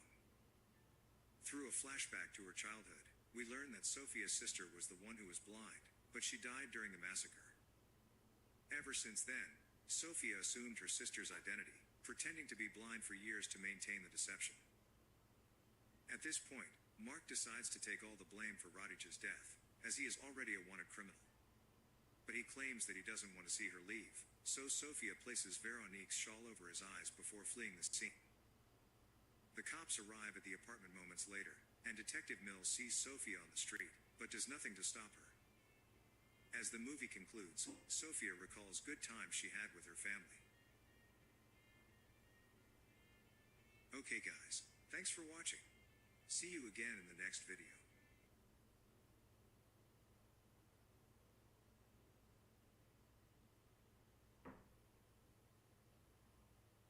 Reveals that he works for his sister, runs a security consulting firm. Sofia then talks about how a woman above her apartment passed away this week, and she's still shaken by it. She also shows him Veronique's shawl, and claims that she can still smell her. When Mark asks if she heard what happened that day, Sofia says no because she was wearing headphones.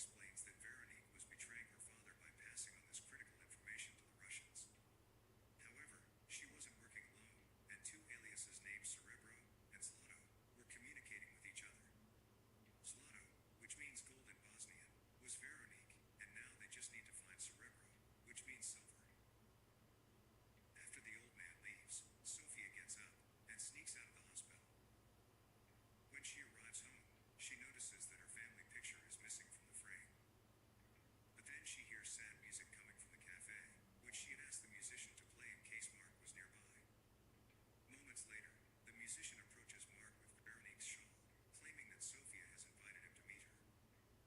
Soon enough, Mark arrives at Veronique's apartment. Here, Sophia begins talking about her childhood and reveals that she once had a sister. Sophia describes how her father used to blindfold her sister and teach her to play the piano so that both of his daughters would be equal and share the same pain. After saying this, Sophia blindfolds Mark, and the two end up making love. Afterward,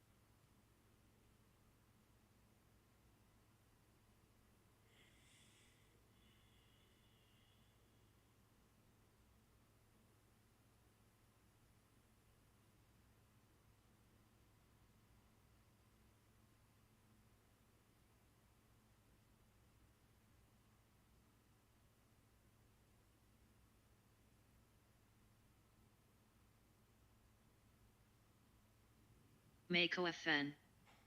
Said that's me on the top.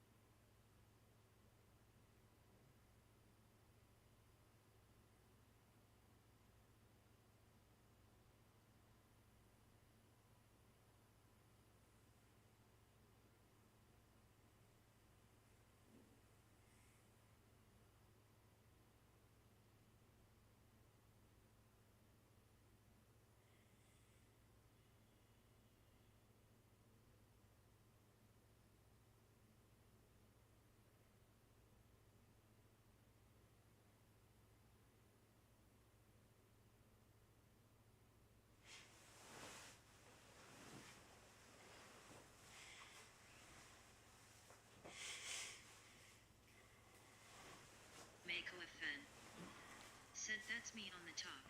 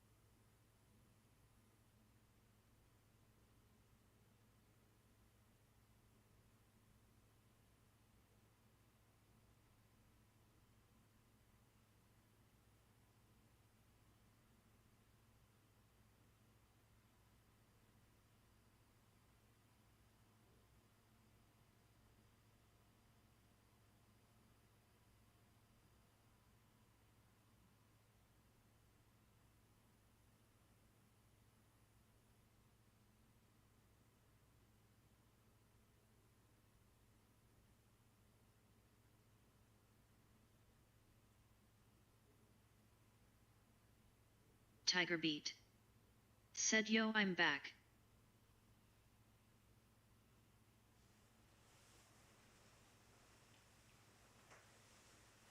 Tiger Beat.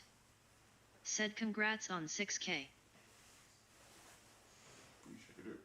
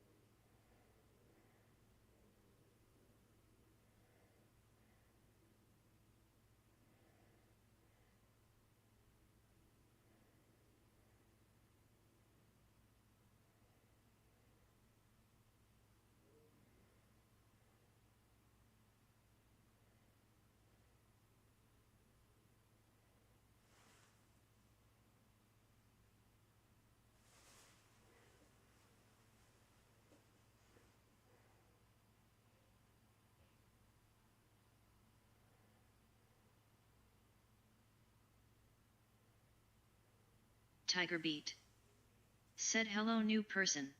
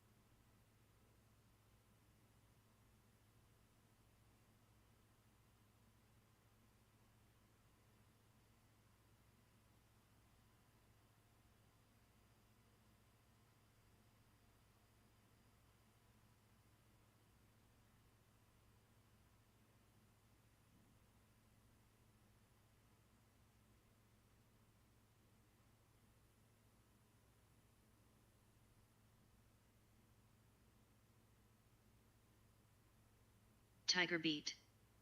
Said where's Mad Tech?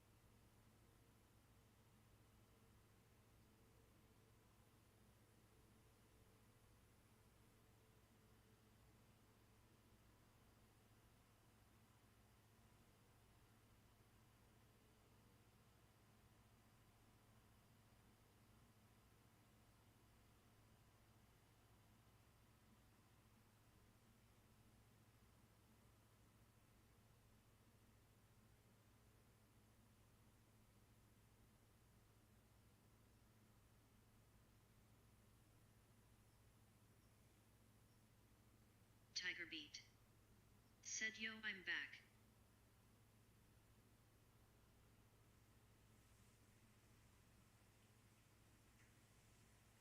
Tiger Beat. Said congrats on 6K.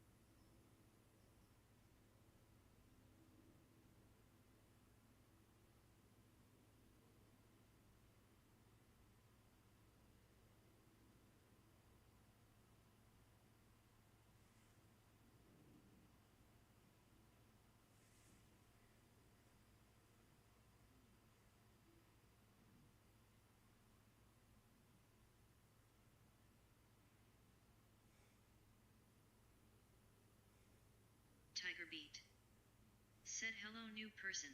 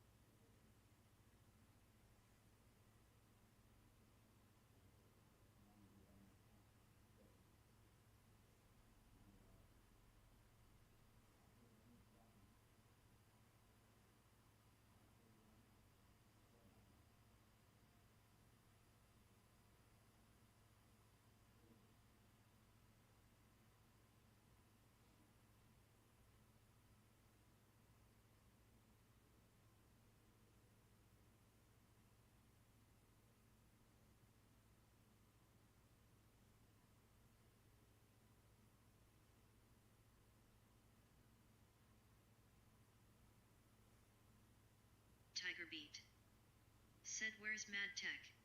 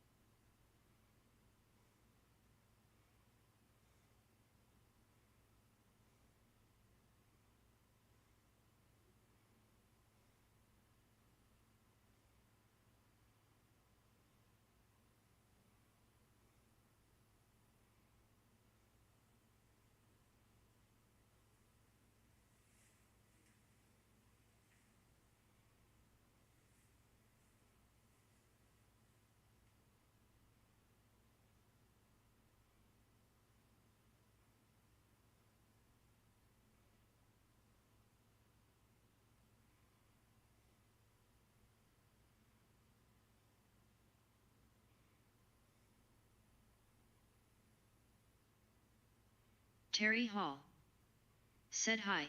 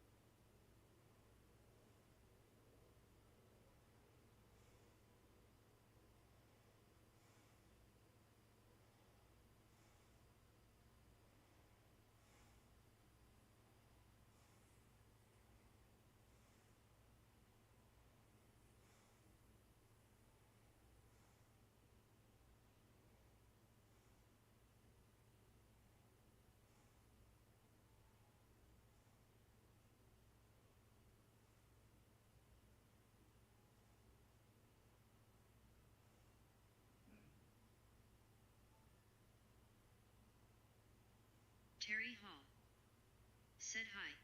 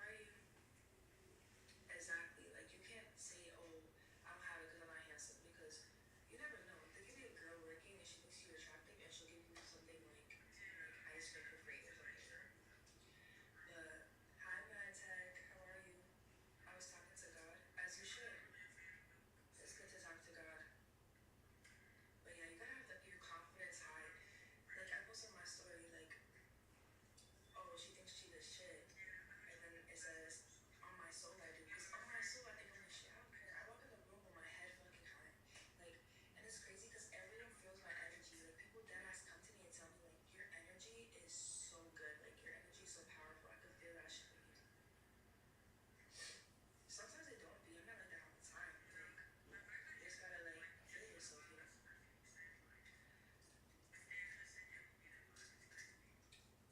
And that's crazy. They even follows Boost. Thank you. You alive? Hi, Miss Banks. Anna Harmony, thank you so much for joining my team. I appreciate it. Thank you for having me, Miss Banks. Thank you. Thank you for joining my team finally. That's crazy. Now we're gonna go ahead and start. Oh my god, I bet. Because if you don't do this shit, who will? Exactly.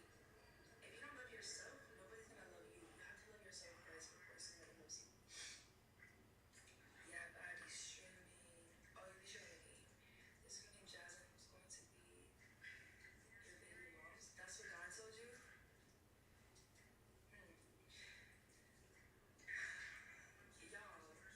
Y'all really want me to make a model calendar? Like, who do you think I am?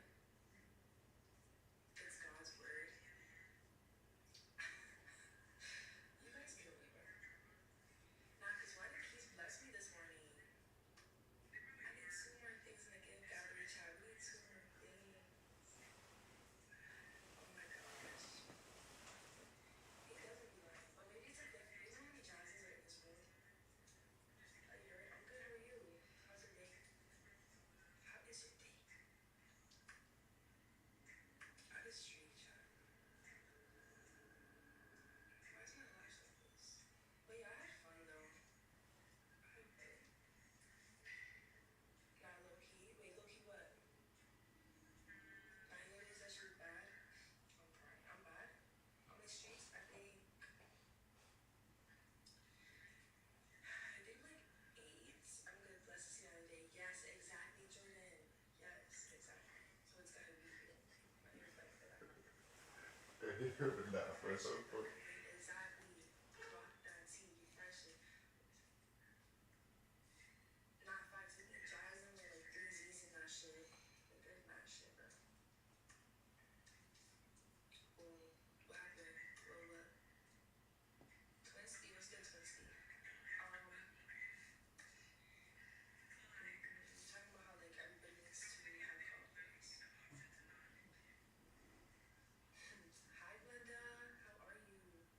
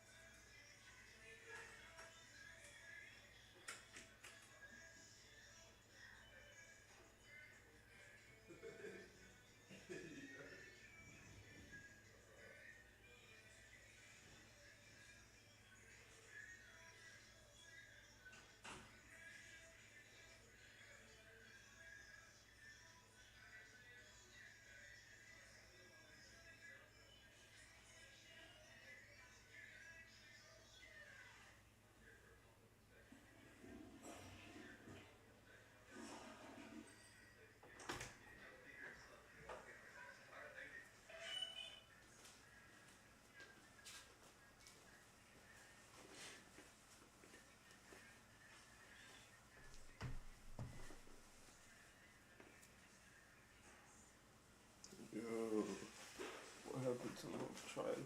Oh, I want you to be mine.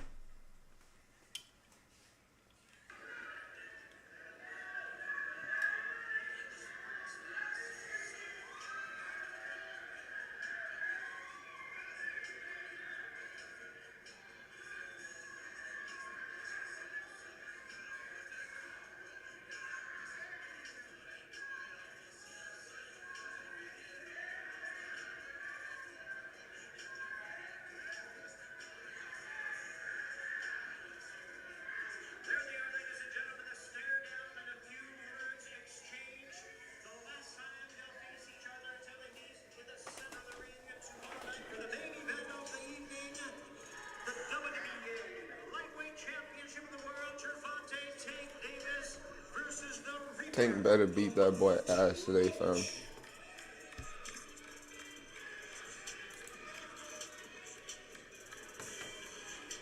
If you don't beat that boy ass, fam. I can, your mama, I ain't with that drama. You can meet my llama, ride with 300 foreigners. Taking me a shower, thing. I don't want nobody thinking, yo, that boy been on stream for 38 days, fam. Bro, ain't take no shower, fam. Like, yo.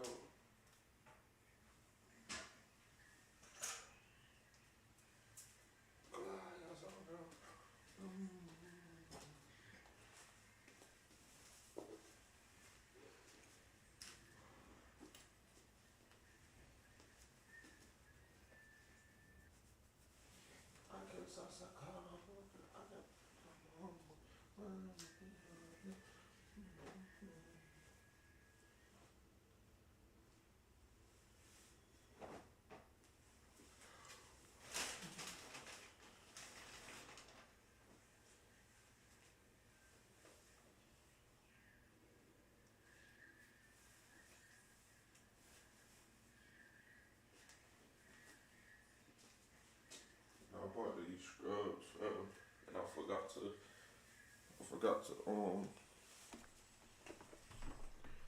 buy the shirt to go with the scrubs, huh?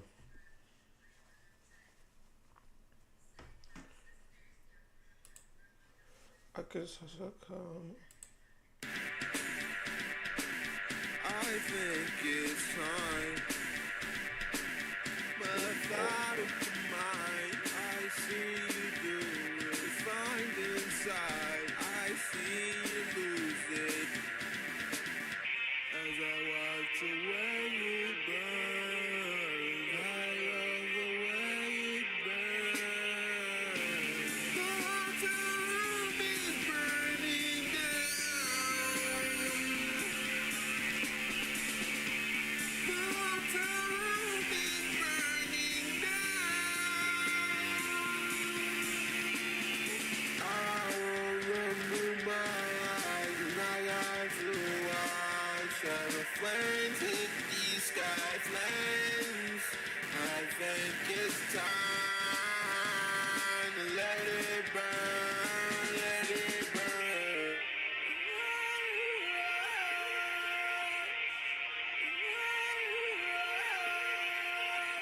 The flames,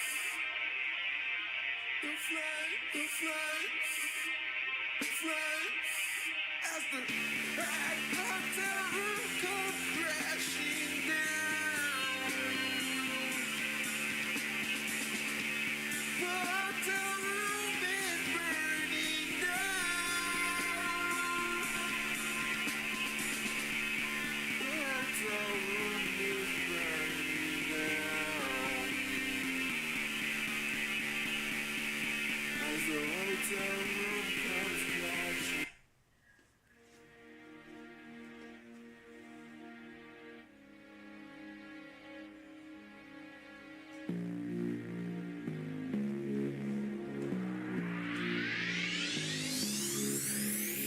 Have some DMT. I am into me, who I am and who I be. Live my fantasy. Come and stay with me. See what I believe. Yeah, I had a dream. Martin Luther King. All colors on the wall. was involved. I love all of y'all, all of y'all, all of y'all, all of y'all. I gave my heart to the world, you know. I gave my all to it. I gave my all to the world, you know. So I'll see through with it.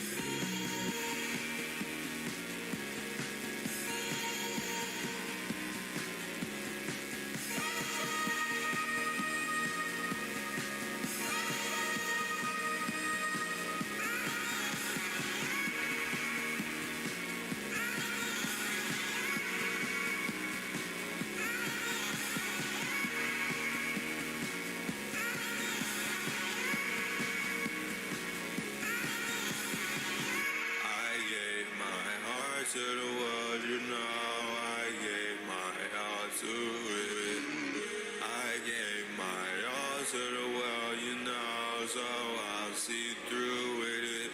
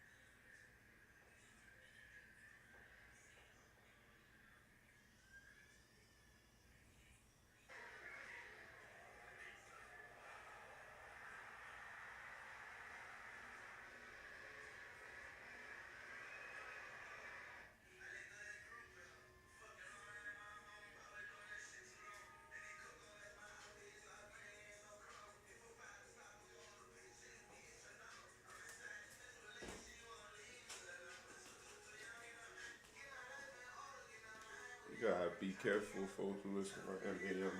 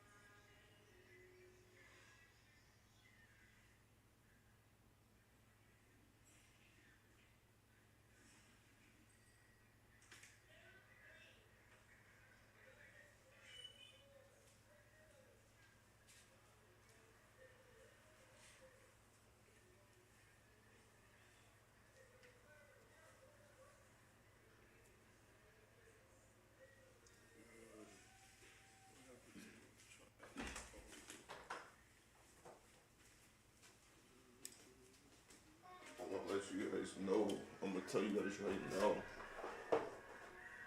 When the summer come and those IRL streams come out, fam.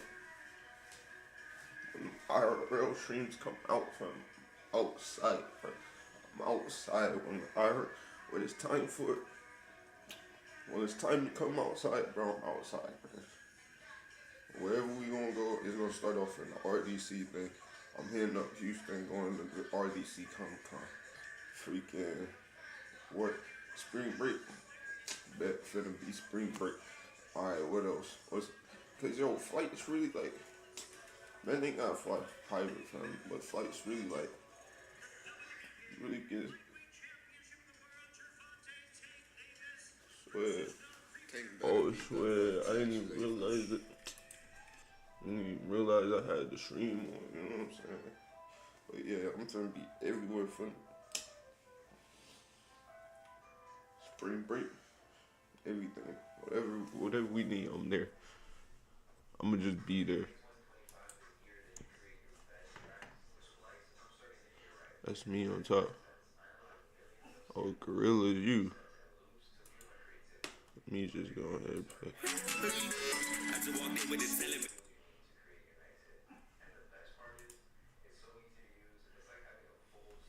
Let's see though.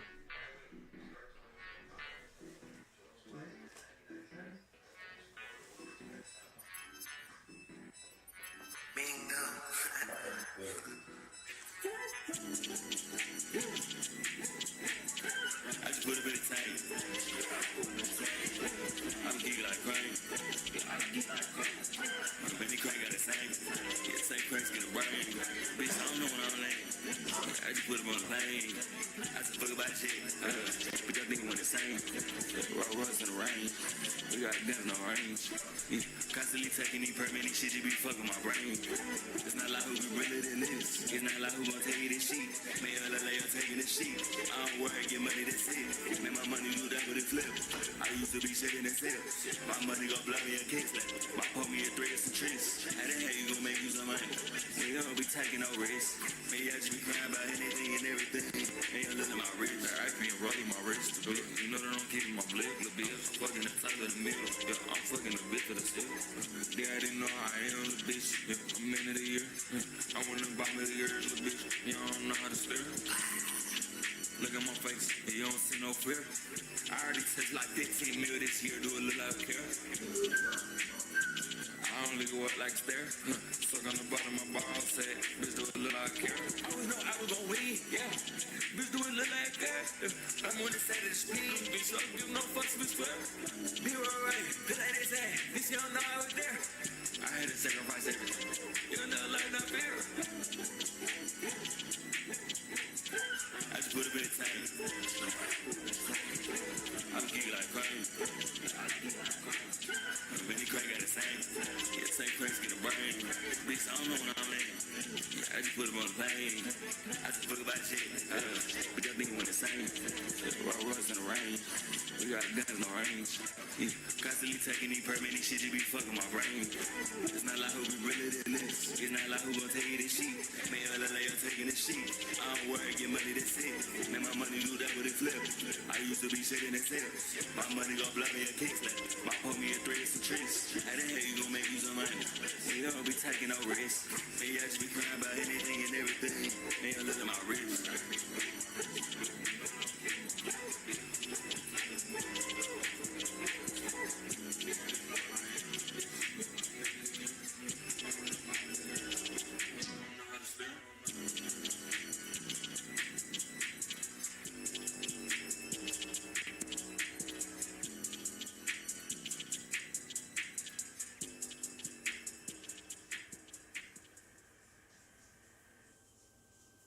Fargo, your virtual assistant from Wells Fargo, makes banking faster and easier.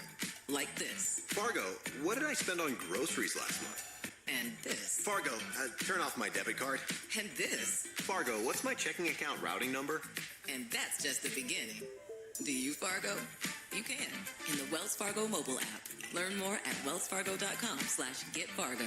Fargo is only available on the smartphone versions of the Wells Fargo mobile app. Wells Fargo Bank N.A., member FDIC.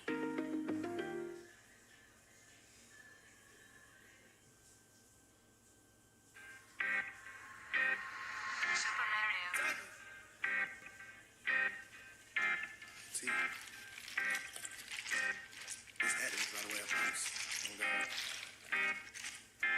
Okay, my money way longer than a NASCAR race. I told her keep going on the gas for the brakes. Only here for one night, let me put it on your face. Let a nigga nut, only way I go to slay. Pull the rock and know the Frank Mueller. I know some hoes with good ass, fuck a tutor. So many hunters out of hell, I'm gonna lose them. Put me in the jacket, out of rape, and now I'm cool. Play with my money, I'ma let a nigga do it. Play with my money, I'ma let the nigga do it. Play with my money, I'ma let the nigga do it. Play with my money. Play with my money. Play around my cash. Get up in about a bag. In the store, did that. Pull up, I know the cow. She know she got a nip bag. She know she gotta keep it back. She know I gotta keep me some cash. She know she gotta hop on top of dick. She know you gotta ride the motherfucker. Her mama done walked in, but it's too big, she can't hide the motherfucker. Even if she the bad the motherfucker. Man, even if she minus the motherfucker. Join in and get the mileage, motherfucker. I ain't gonna disguise the motherfucker. No, shop at Sackfield, flow on that piff. Yeah, I'm that swift. Ask her and him. Yeah, ask on. Put them bowling on. Put a choker on. Let them choke it all. All my jury's ball. Yeah, they got it all. Daughter sexy and my son got the bra. Spit rats on my son and his squad. Daddy boy never played with toys. God, man, I play with them boys. New AK with them boys. New funny sway with the boys. Driven all day for the boys. Bitch, you ain't ready for the boys. I'm not ready for the boys.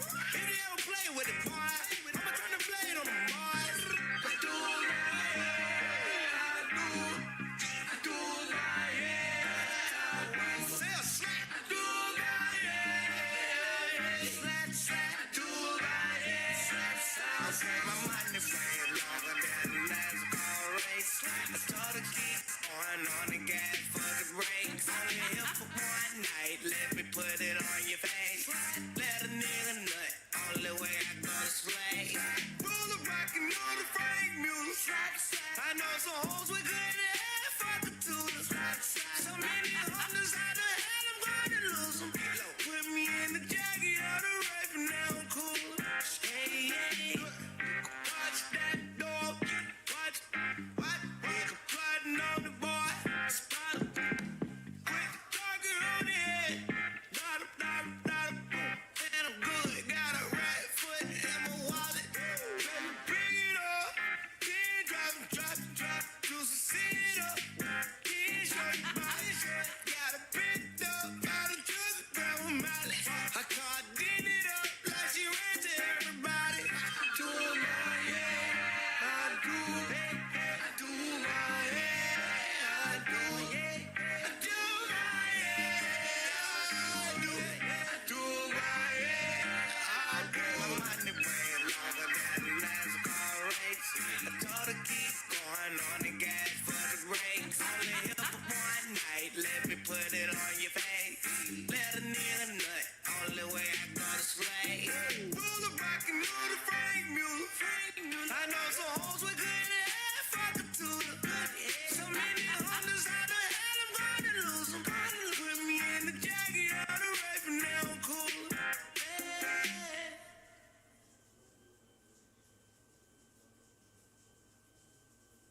This is another banger.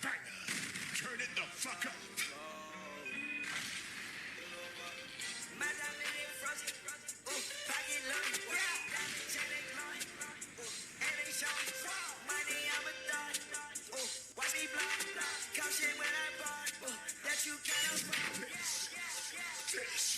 This is another banger. Turn it the fuck up. The whole album.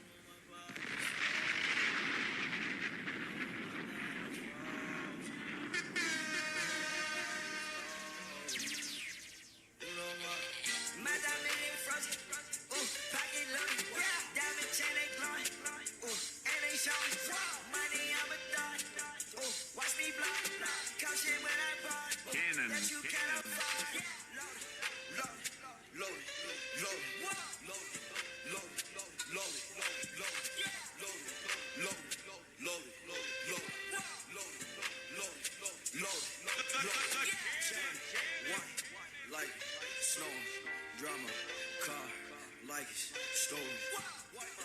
No, I'ma blow it.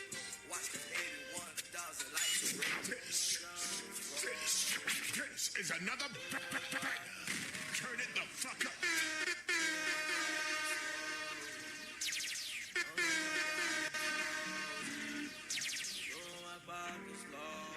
The cannon. Madame ain't frosted. Pocket loaded. Diamond chain ain't glowing. And they showing. Money I'm a thought. Watch me blow. Come shit when I bought. Cannon. That you can't afford. Trendsetter. Load it. Load it. Load it. Load it. Gangsta Brazil. Load it. Load it. Load it. Chain, white, like snow, drama, car, like it's stolen. No, I'ma blow it. Watch the 81,000 lights are real on. Count, Ollie, chicks, I'ma flex, on my, smoking, gas, low, brick, long as I'm loaded, I'ma flex, load it. You live with your mother, so I call you Julie. Bone ass, load it.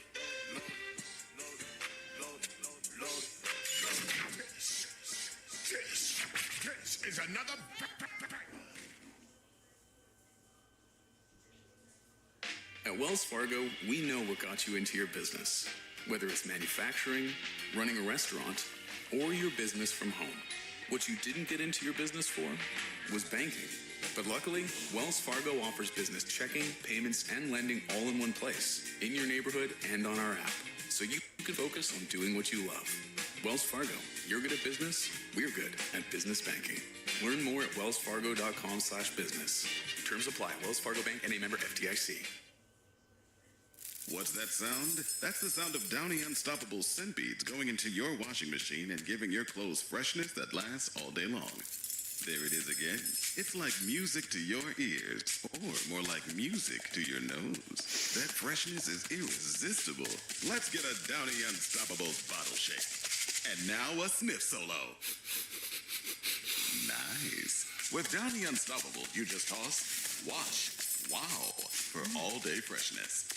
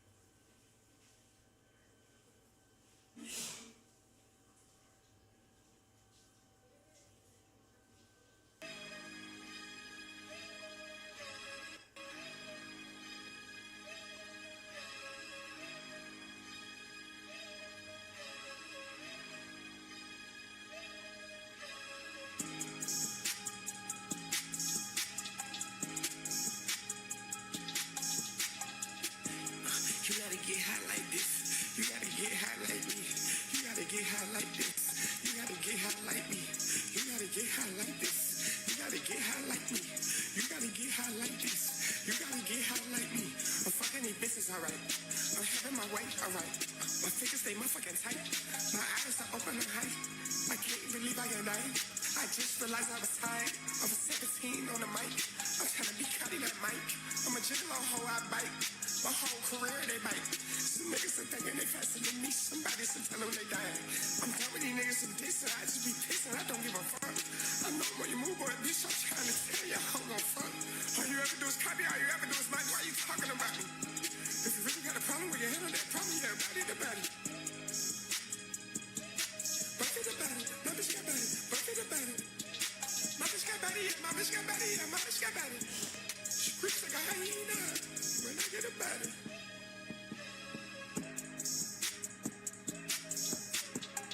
Travel the world. On tour with your girl.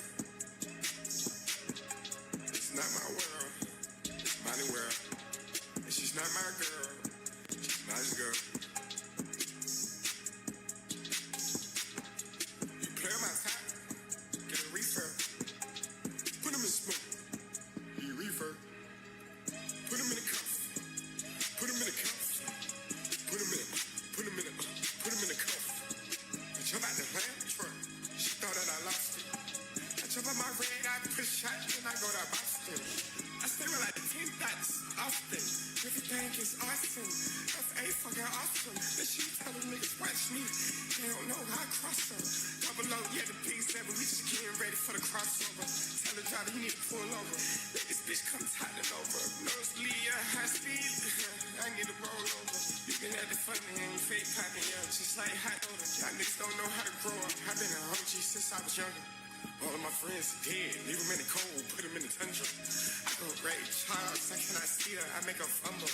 I was just in Texas with Aaliyah, pussy a jungle. They wanted to have us the outfit, but I told them I'm coming normal. When you play this shit with a white touch, a nigga like you in a formal. It's hot, it's scorching. On the porch, New York, and she's still trying to find your Jordan.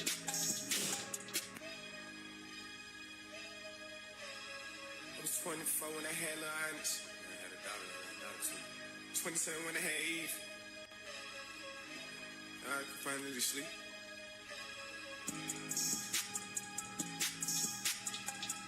Let the sun beat me home. Let the moon set me up. New facility. What'd you say? Yo, what's good, man? Yo, I was saying you probably not gonna be able to hear me. Nah, it's over with for the headphones, fam, because men, like, men on 14%, fam, so I need to charge the phone a bit. Nah, see, I need to get the AirPods. That's what I need to get. I gotta get some AirBuds. Nah, if I get them, I gotta get those. So who's Rico?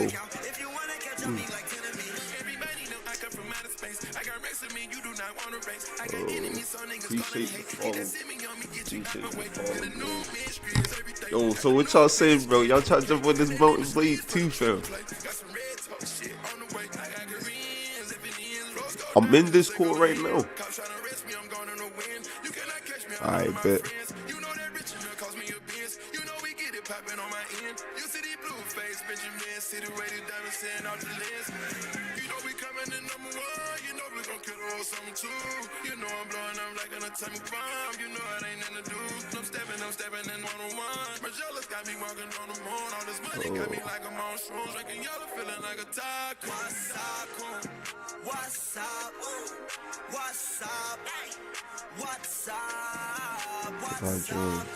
Join. Yo. Wait.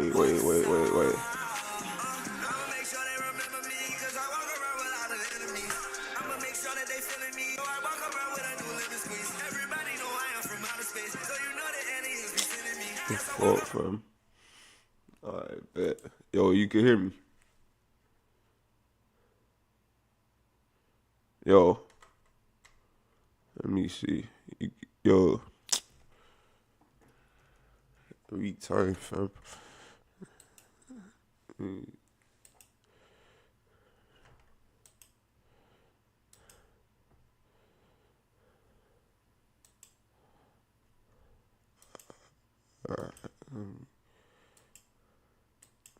Keep forgetting how to fucking change the sound setting to this. It's just ridiculous, bro. Oh yeah, I found it. Alright, bet. Yo. Huh? You can hear me? Yeah. You get me? Yeah.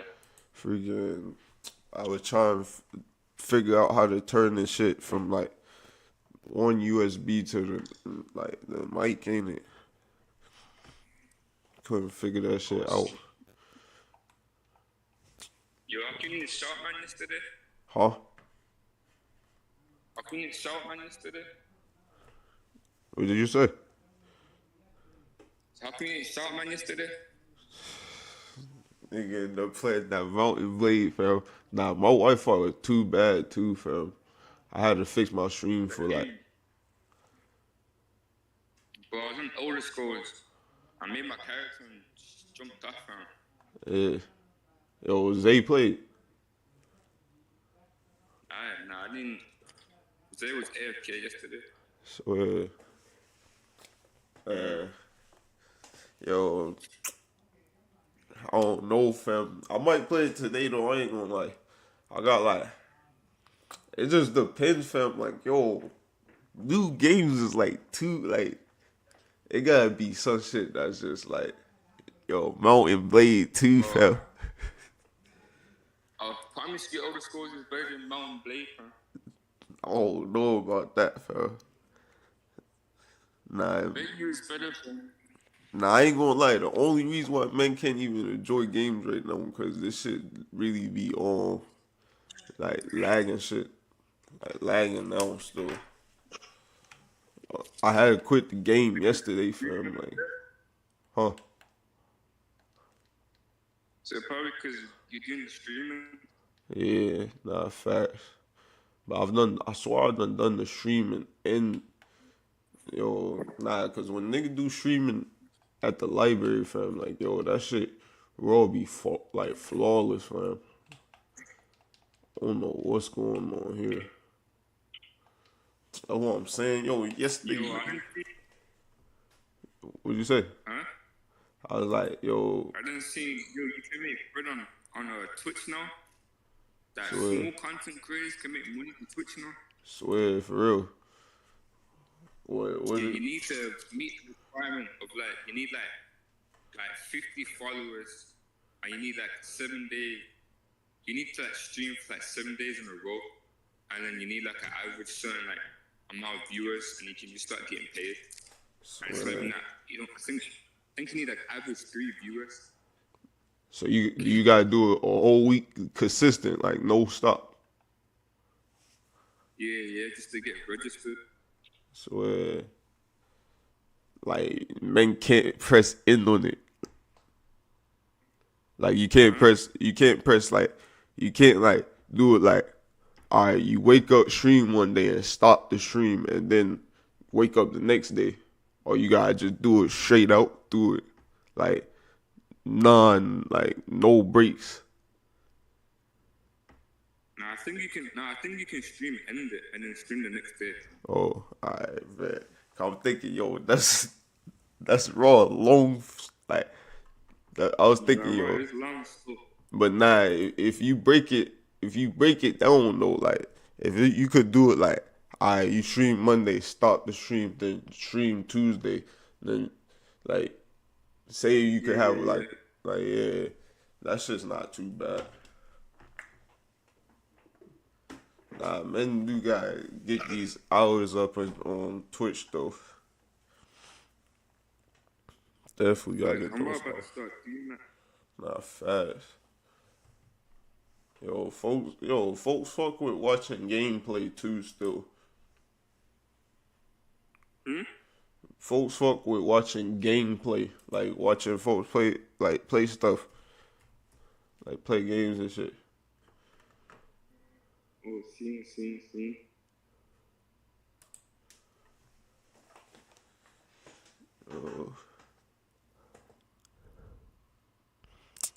Let me run this live back though.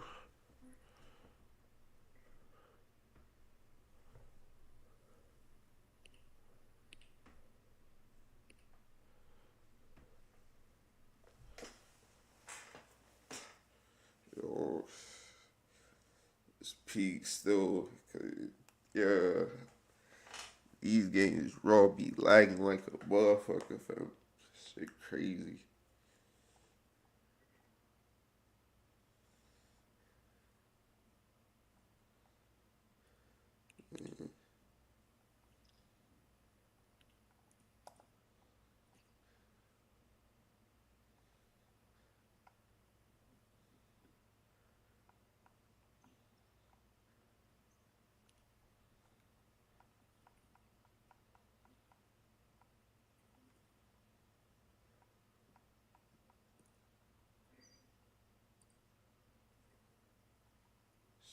Yeah.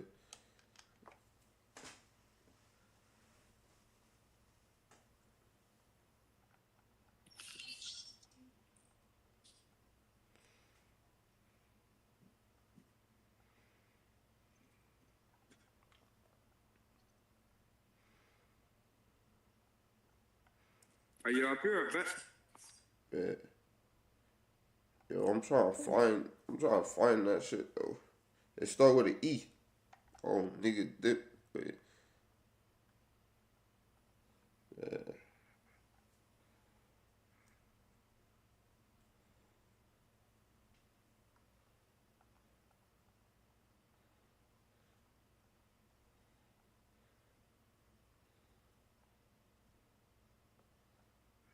Yo, nah, I can't even find that shit.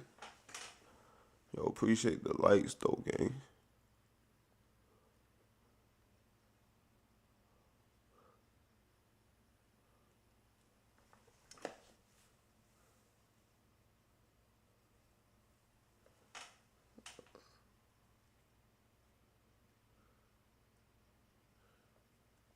Yo, this is I'm off it, NBA, y'all finna get y'all modship taken from.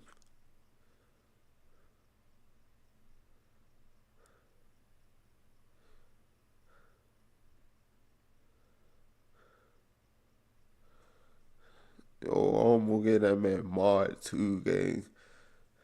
Yo, what's good, guys?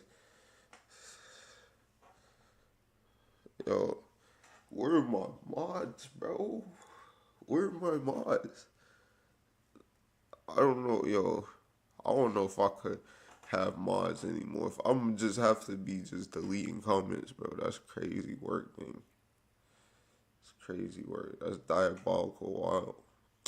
Why do I have mods? And it's a Saturday, bro. You guys are violating, fam. Watermelon muncher, fam.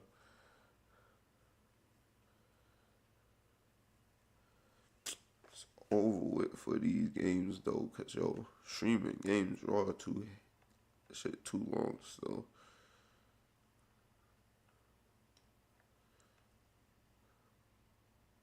I appreciate the shares, gang.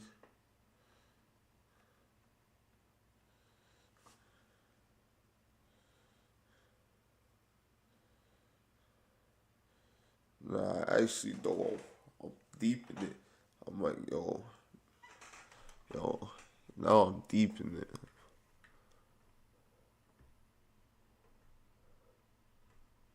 Nah, I must have him too late. That's what it was.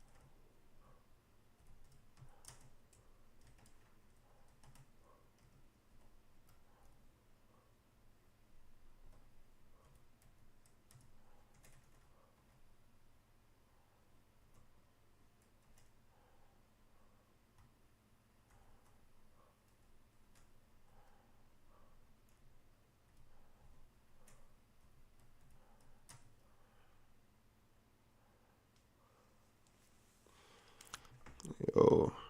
Fetty Wap. That's funny, fam. Peanut has got the #1 gifter. Appreciate the shares, guys. Yo, let me ask y'all something. Is it because of my microphone? Is it because of my microphone? My microphone tells it all, fam. Like, top boy streamer gang. Like,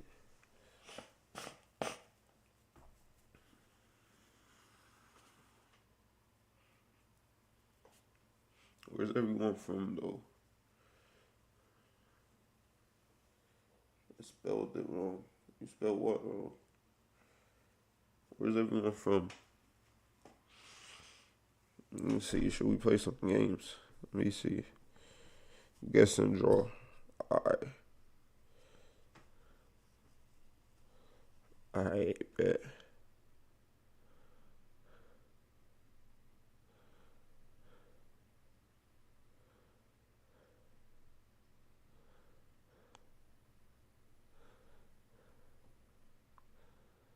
I should have just put this. What is it? What is it, guys? What is it? You guys not know what it is? I lock this in. I'm locking that in. Guess it. You guys don't know? What's going on? Oh, is it over with? I know.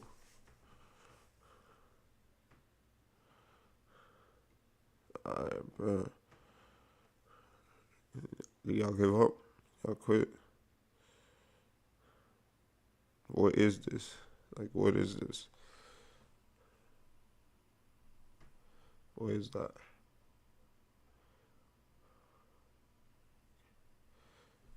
Alright.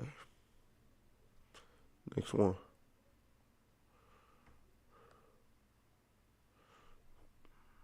Almost said the word. This shit finna look too weird.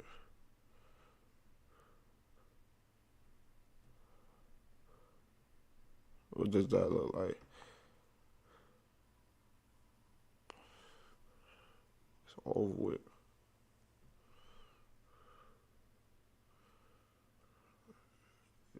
The move is just not even interact. The move is to run, not even interact, bro. Like, yo. Nah, bro. Let's say he rather play Goat Simulator yesterday. Nah, that's crazy fucking work, fam. That's crazy work, fam. Goat Simulator is crazy.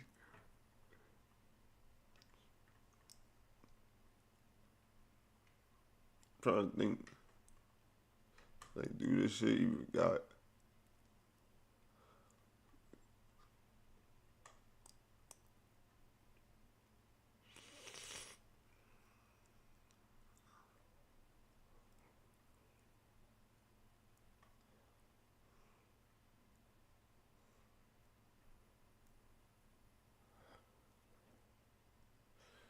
Oh, this. Oh. I'm trying to think, fam.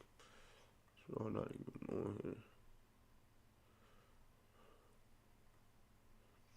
It's all over with for games, though, fam. Like, all these games is just. That's why, man, just turn on that Mountain Blade 2, fam. Yo, what does that even mean, fam?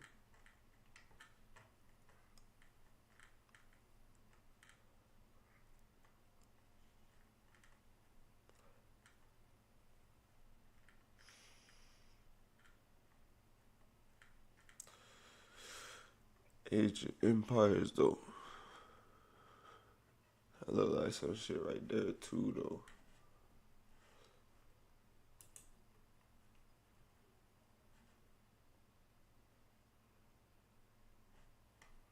You know what I'm saying, fam? It's like they trying. Where's my game at, fam?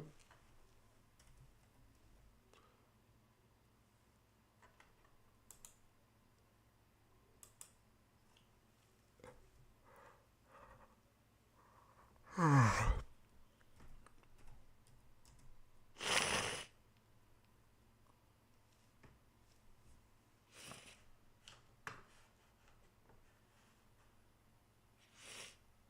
what's good, man?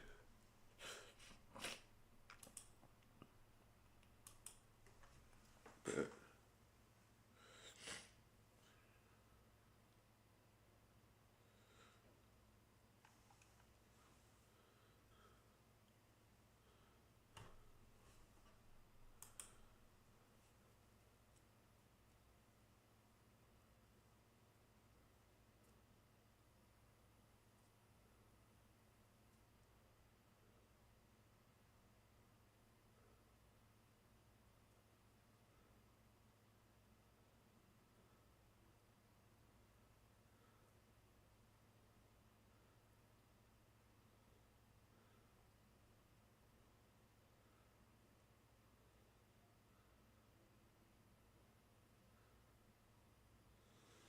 Let me see.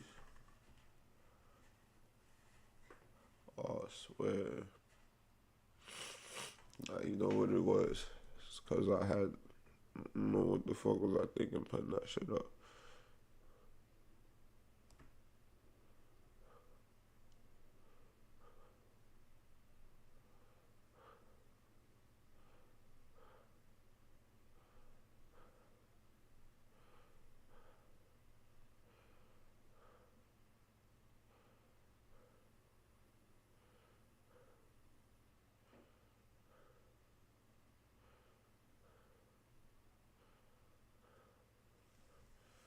Alright, man. I'm Blade 2, fam.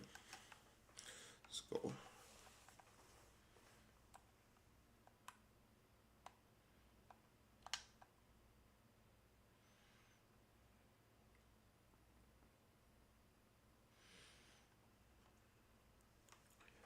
Mountain Blade 2. Return to the Mountains, fam. Mountain Blade 2, fam. Yo. I don't even know about this game, fam. This raw finna be a game that I'd be like, nah, nobody knew about Mountain Blade 2 until I was playing Mountain Blade 2. Mountain Blade 2 not playing.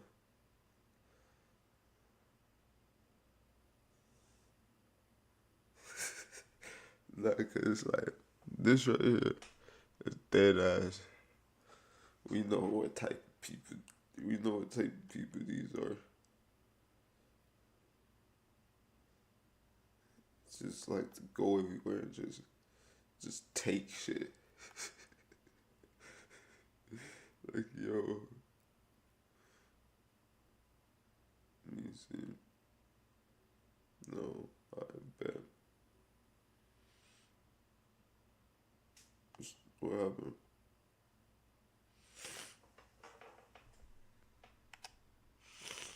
Why do people be wanting to join for?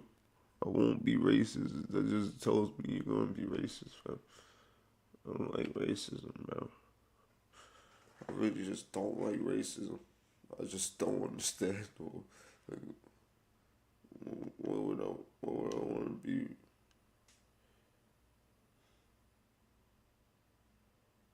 Wait a minute.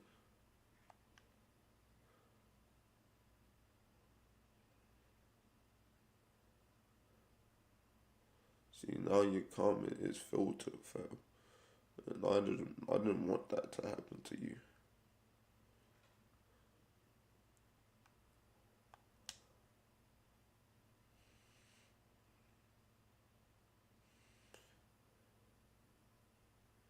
I appreciate the share. Thanks, guys, for the share.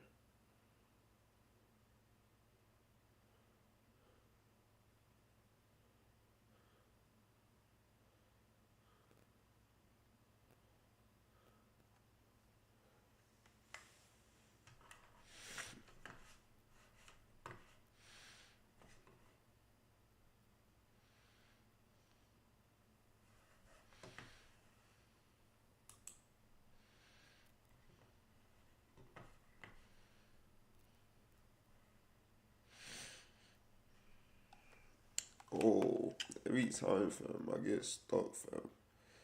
Like, you know what it is with this game is too, like, it's too tough, fam. Like, it's like, it's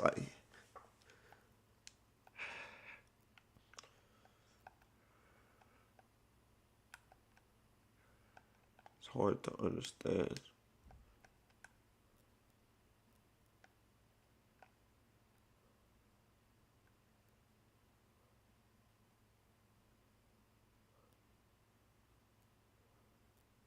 Yo. Nah.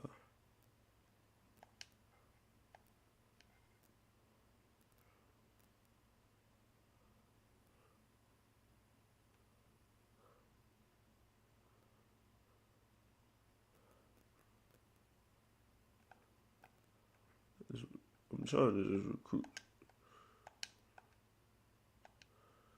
Yo, these niggas is wasting my time. Now, when I finally get this game going, I think it takes so long to get this shit going, fam.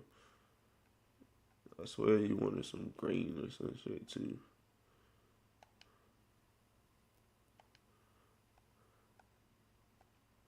But they saying I don't got enough for food.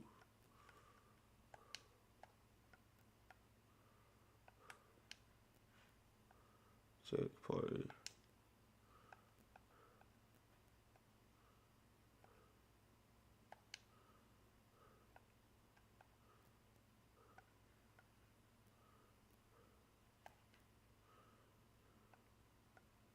So I upgrade my drip, fam. Upgrade my drip. Nah, I definitely need a saddle though. What they talking about? What are they talking about? Oh, no saddle. Don't really need a saddle, actually. Now I'm thinking about it. You will get 50. This shit's too tough to even, like. This game is just light years ahead of, like, man, it's like, this game is just, I can't even figure this game out, fam. Yo, this is like, this is really, like, this is really, like, crazy than Final Fantasy, fam, because I raw can't figure this shit out, bro, like, this shit is crazy.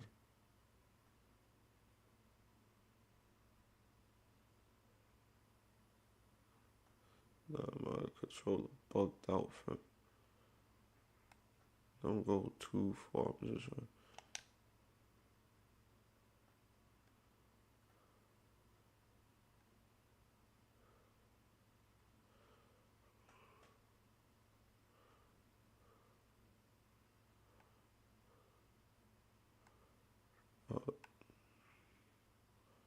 This shit is too.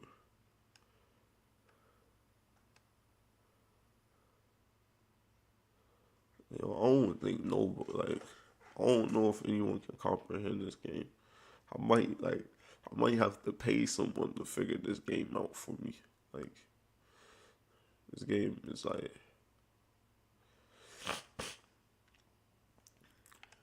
Mountain Blade, like, it looks like it got so much potential, fam. But it's like, during the tutorial for this. Okay, bet. Let's see. We can go take the castle if we want to right now. So we go take the castle, guys. I don't think we got enough though.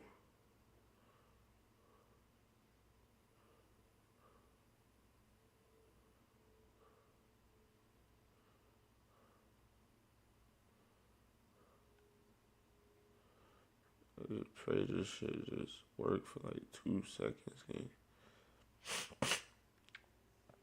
Yo, who got Twitch in this corner? Everyone go over to Twitch. Let's go over to Twitch, guys. Nah, that's peak for TikTok though. We're all peak for TikTok.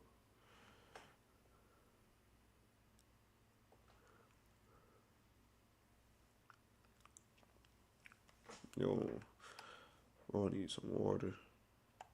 Bet.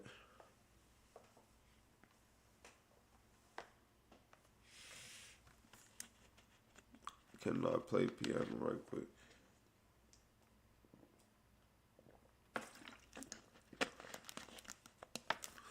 Bro, I'm sorry. The rules are the rules, bro. You want to play a piano up here, bro? You rock that Gifted Galaxy, fam. It's all just the rules.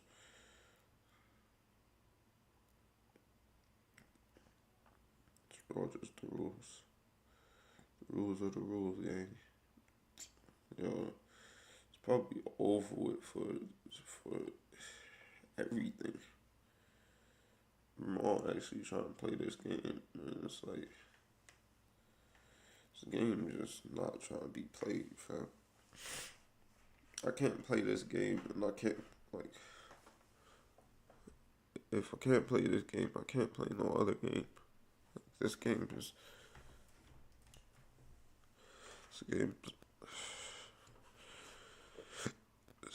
actually tough, bro. Hey.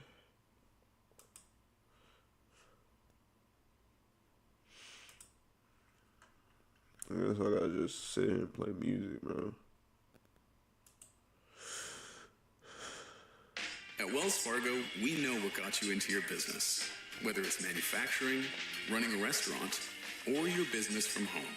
What you didn't get into your business for was banking. But luckily, Wells Fargo offers business checking, payments, and lending all in one place, in your neighborhood and on our app. So you can focus on doing what you love. Wells Fargo, you're good at business, we're good at business banking. Learn more at wellsfargo.com/business. Terms apply. Wells Fargo Bank and a member FDIC. Using a Clorox toilet wand to clean that hard-to-reach spot inside the toilet feels like... That's what I'm talking about!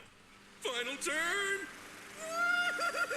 It feels like finally upgrading to a riding lawnmower. Babe, look at these lines! Magnificent. With Clorox, clean feels satisfying. Clean feels good. Use as directed.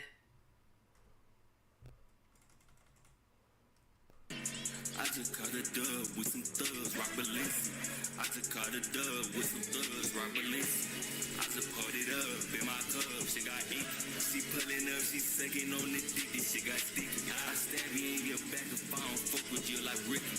I can't trust the saw, I keep this stick on me, little blicky. I just went and built out G.I.L.E. this shit got shit. Bro.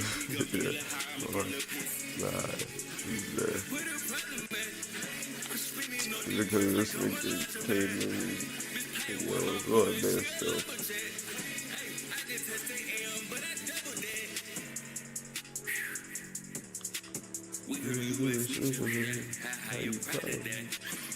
I just feel like fucking stuff out here. I'm sipping on this mother bitch, I'm sitting over here. What you say? What you owe? I'm full of red from head to toe. Yeah, I thought it was dead, to let you know. Yeah, my nigga said, no, don't let go. Yeah, that's flooded. Walking on the beat, that's straight. The beat went back to the team. She love it. Yeah, smoke on like some cheese. Couple buddies, my pockets got a beats. That love is. People on the cross, I got them 4Gs. Can't buy you none of these songs. You couldn't afford it. I'm working on my walls. I've been on board, bitch. Got me dressing at your flaws. Flaws. See you walking down the street. Yeah, before you cross. I got killers on my team, and they get you lost. Take a purpose with the beat. Yeah, that's my song. I just caught a dub with some thugs, rock Balenci. I just caught a dub with some thugs, rock Balenci. I just partied up in my cup, she got ink. She pulling up, she sucking on the dick, this shit got... Yo, freak it. Can you hear the music? Or is it too loud, fam?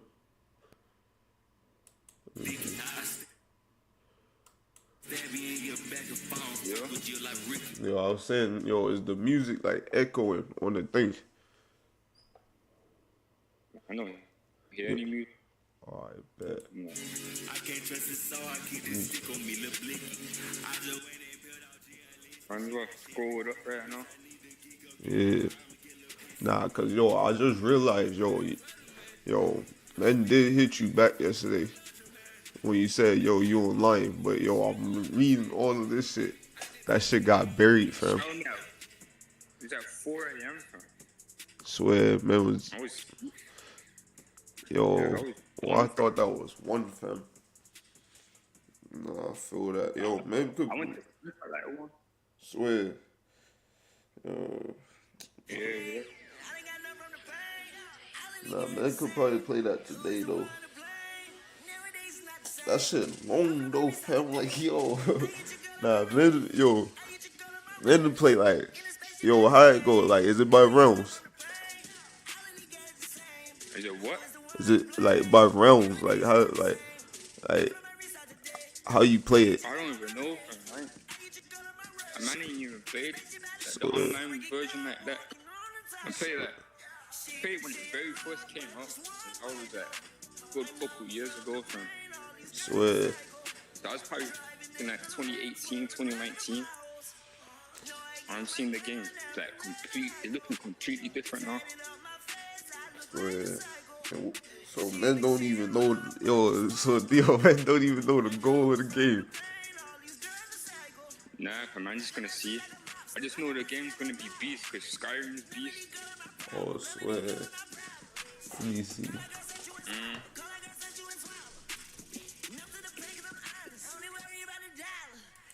Let me see Skyrim.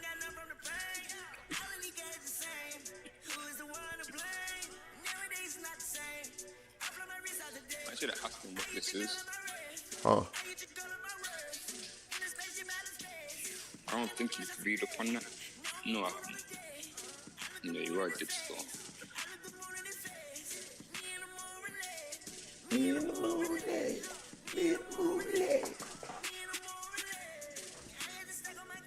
that.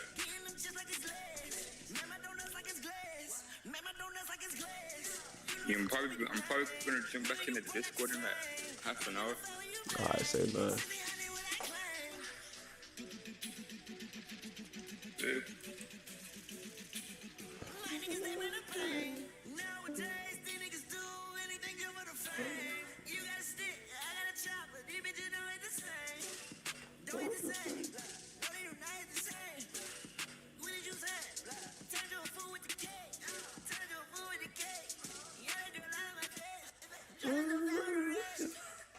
Yo, it's all over with for these,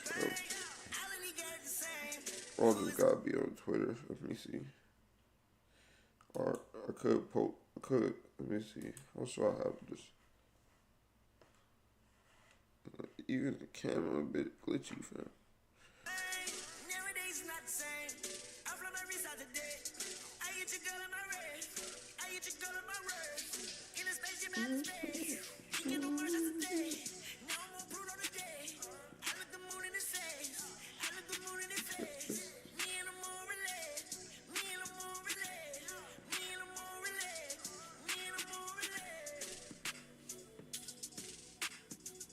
Yo, let me see.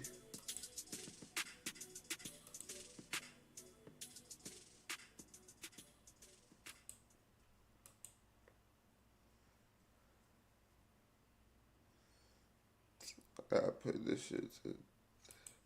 Gotta be Discord if anything. Probably jump in other VCs and shit though.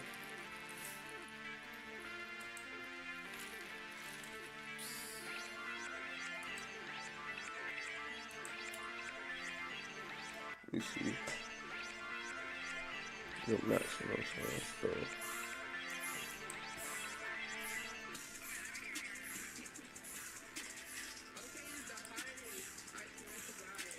Whoa. My ear. I don't got Hatsune Miku sounding that nigga. Yo, I'm not gonna lie, bro. He left immediately as soon as we started saying some gay stuff, bro. Of course, you know them old niggas don't play that shit. Yeah, bro, they serious. Bro, I'm about to ask my girl to let me use her squirt juice on my hands. I wanna. Okay. What? I wanna be like them, bro. I wanna be serious about my shit. Bro, stop. Bro, stop lying. Your ass be on that gay shit too, Luigi. I know, but bro, I'm trying to stop. You be Muslim on that gay Say shit. he try to stop. Well, I'm not gay, but I'll be making gay jokes. Fucking gay. What the fuck? Who said that? He got Sound like you excited. just came from another country. He got excited. He thought I was Then got gay. dipped after that, bro. It's over with, fam. It's done. Shit's crazy. Yo, it comes to a point, dog, you gotta wash your truck. Bro, Yeah, I can jump in this one. Like that whole time, you a dirty little whore, gang. You's a henny bitch, bro.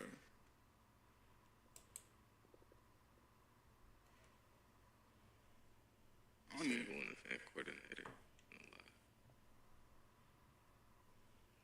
Up in Jackson. Going toes. I ain't repeating shit for you. You heard me the first time. Pussy. It's not to pay attention.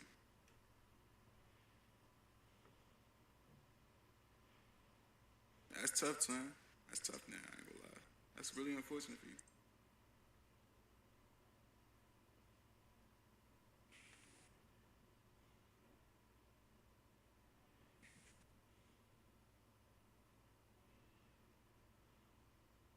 I'm fucking lying.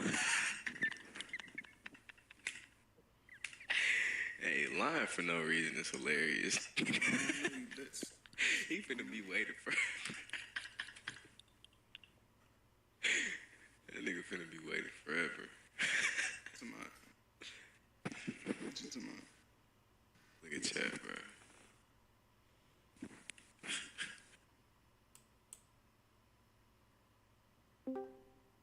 That guy's so long, yo, pussy.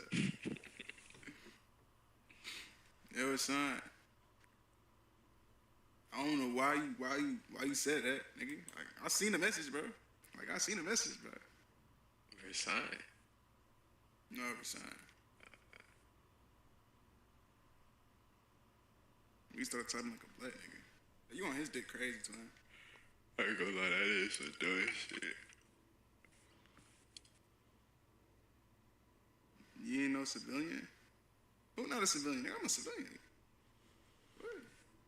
You finna make a King Von joke? You should kill yourself, bro. I'm gonna start dick riding in New York. Dreads and tats. That don't make me a fucking a thug, though. If someone like ever come to you, they will like at least guess to you. Look at that essence of my tattoos, though. So I ain't really on no horse. It's like, I ain't no thug. I'm a suburban. I'm a suburban dude. W guess it. King Von reincarnation. You already said that. We shit. start raps about guns and killing people, but A bit from Glow, man. What the fuck?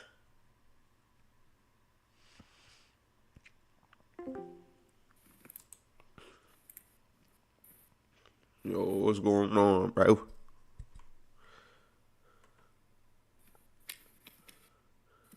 Yo, can you hear me?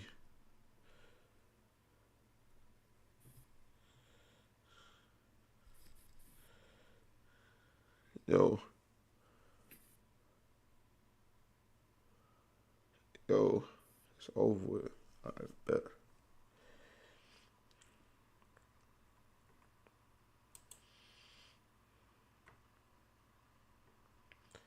Let me see.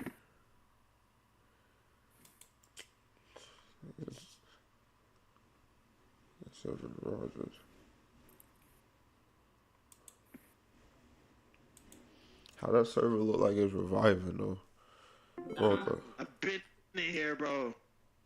Nah, I've been in here. I've been in here. Nah. Shut your any ass up, nigga. The fuck you talking about, nigga? Real smart nigga. Nigga.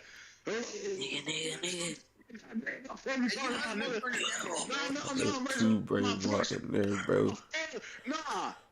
This shit too brain rot. Yeah. I'm trying to find chill people.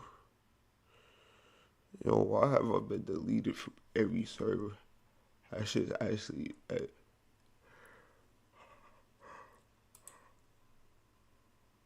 Like, how did Discord manage to do that to me? Like,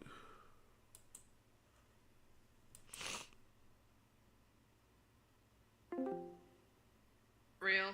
Did you pray today? Me, bitch.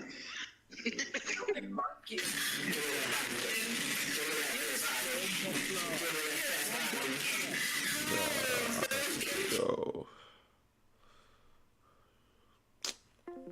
Yo, this is why you can't be on Discord, though. Hey, yo, my fault. Yo, what's going on, Jim?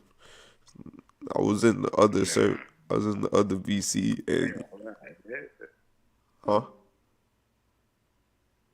Yo, bro just left, bro. Alright, yo, you know what? I'll take my own room.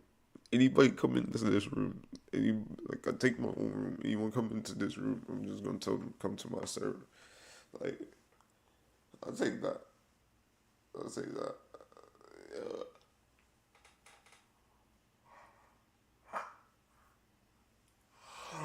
Oh, alright, bet, man.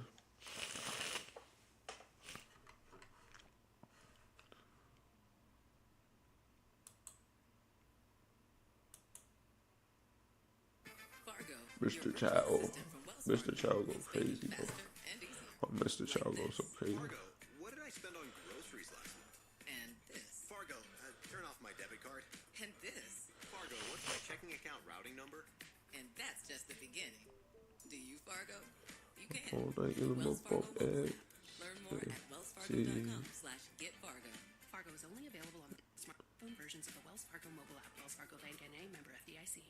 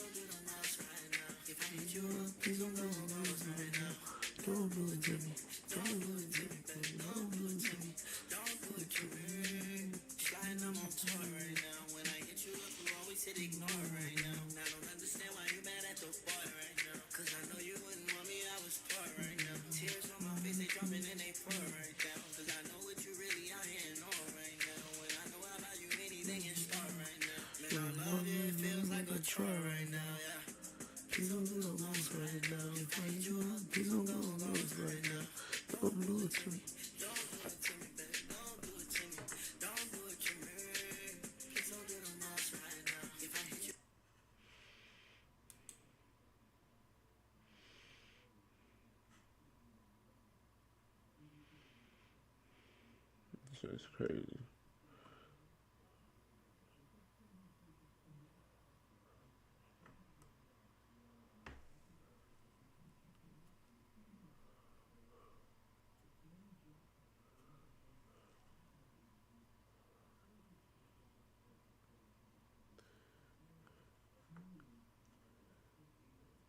Chocolate Curbs follow me. Who the fuck is chocolate?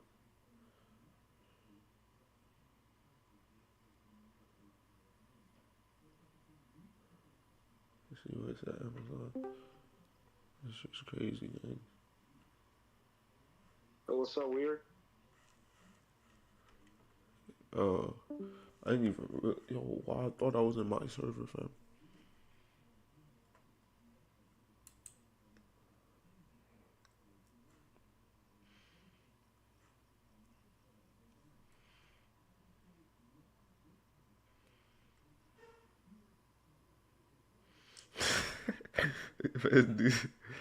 Dude, yo, Uzi look like the type of nigga that does that, fam.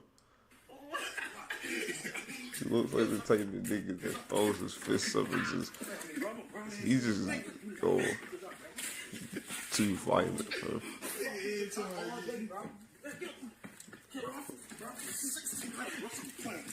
1600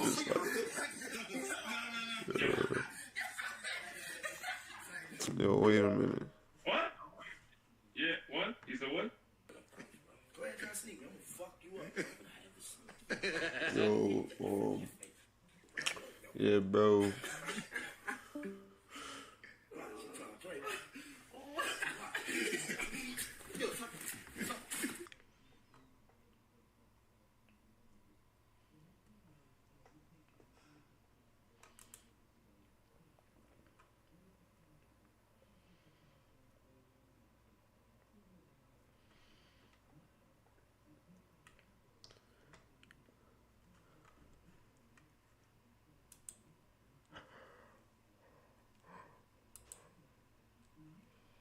Why did he show up in my feed?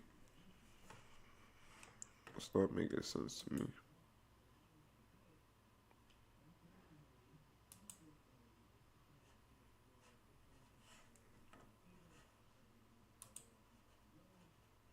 Why isn't this shit full screen?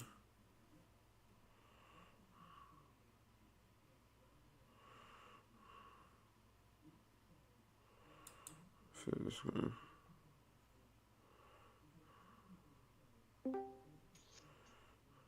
Yo. You trying to join my server, gang?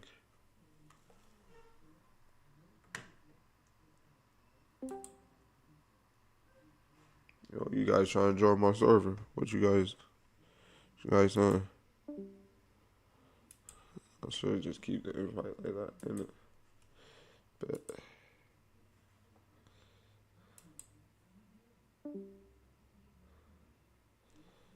no, I gotta be careful because they just dip, so can't you get caught doing that, fam? Man, get caught doing that, you get booted out the server. Get booted out the server, gang. Yo, what's good, gang?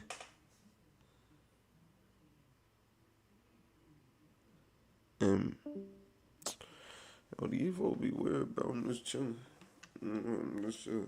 Let me scroll my Insta. Not my TikTok. I need my TikTok. What am I talking about? I'm on TikTok here. On my Twitter, fam. Bro, you know the activist was talking to this girl. She had possession of a old dick pic of mine. Bro, you know the activist was on my phone yesterday on FaceTime arguing with me, talking about he got my dick pic. Bro, he knows what it looks like. Like, bro, he knows how I took the photo. He knows everything, bro. And he talking about all this. Nigga, why do you have my dick pic in your phone, bro? He literally described it. He literally described it. He was like, what? You did this, you had this, and what the... Nigga, what?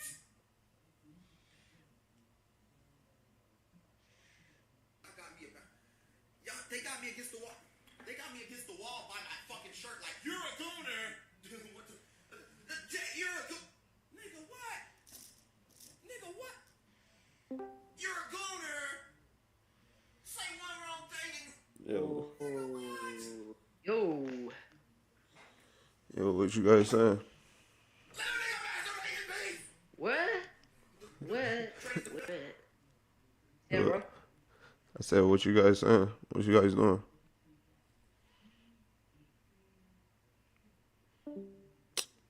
Yo, I bet. Say no. Yo, I should just keep my, like, yo, join my server, people.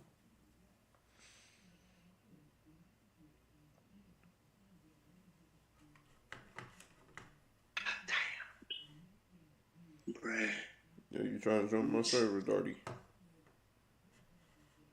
What? You trying to join my server? I mean, sure. I bet. Say no.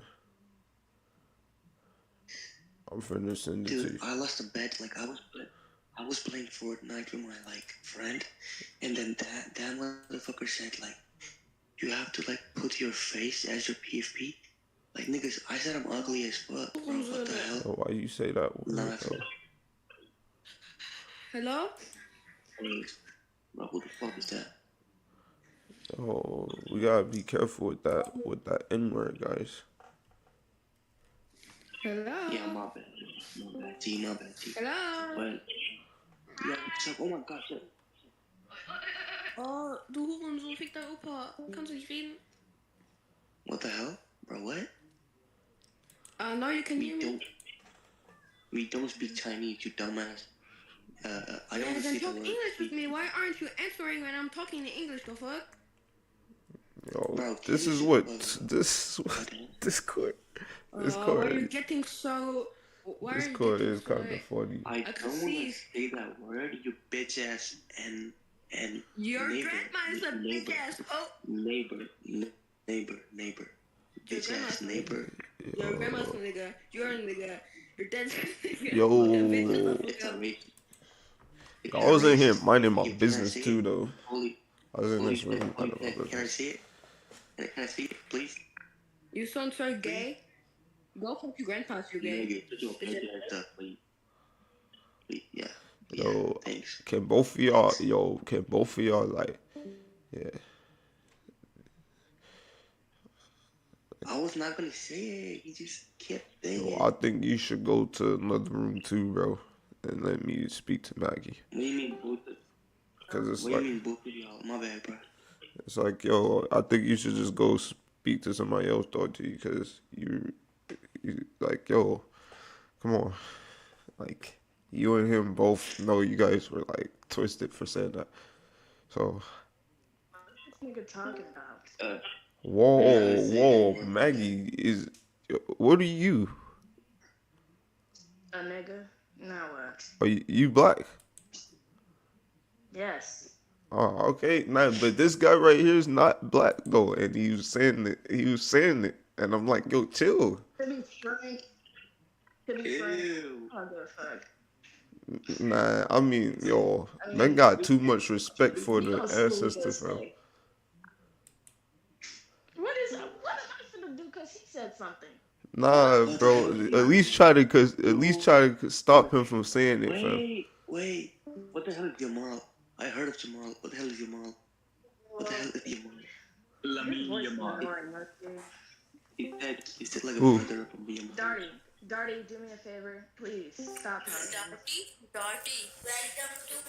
Yo, I was chilling in this room. Good boy. What the fuck is that? Small Yo. Hey, yo. Oh my god, do you see that? Yo, Maggie. Do you see that, bro? People are. Yeah. And you say. Join this server, gang. You said that's generation Ronaldo played.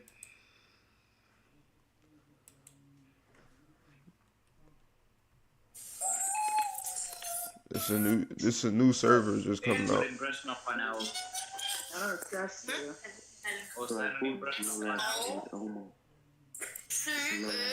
I don't care about that. Are you Indian boy? Hey, it looks like I'm gonna get scammed.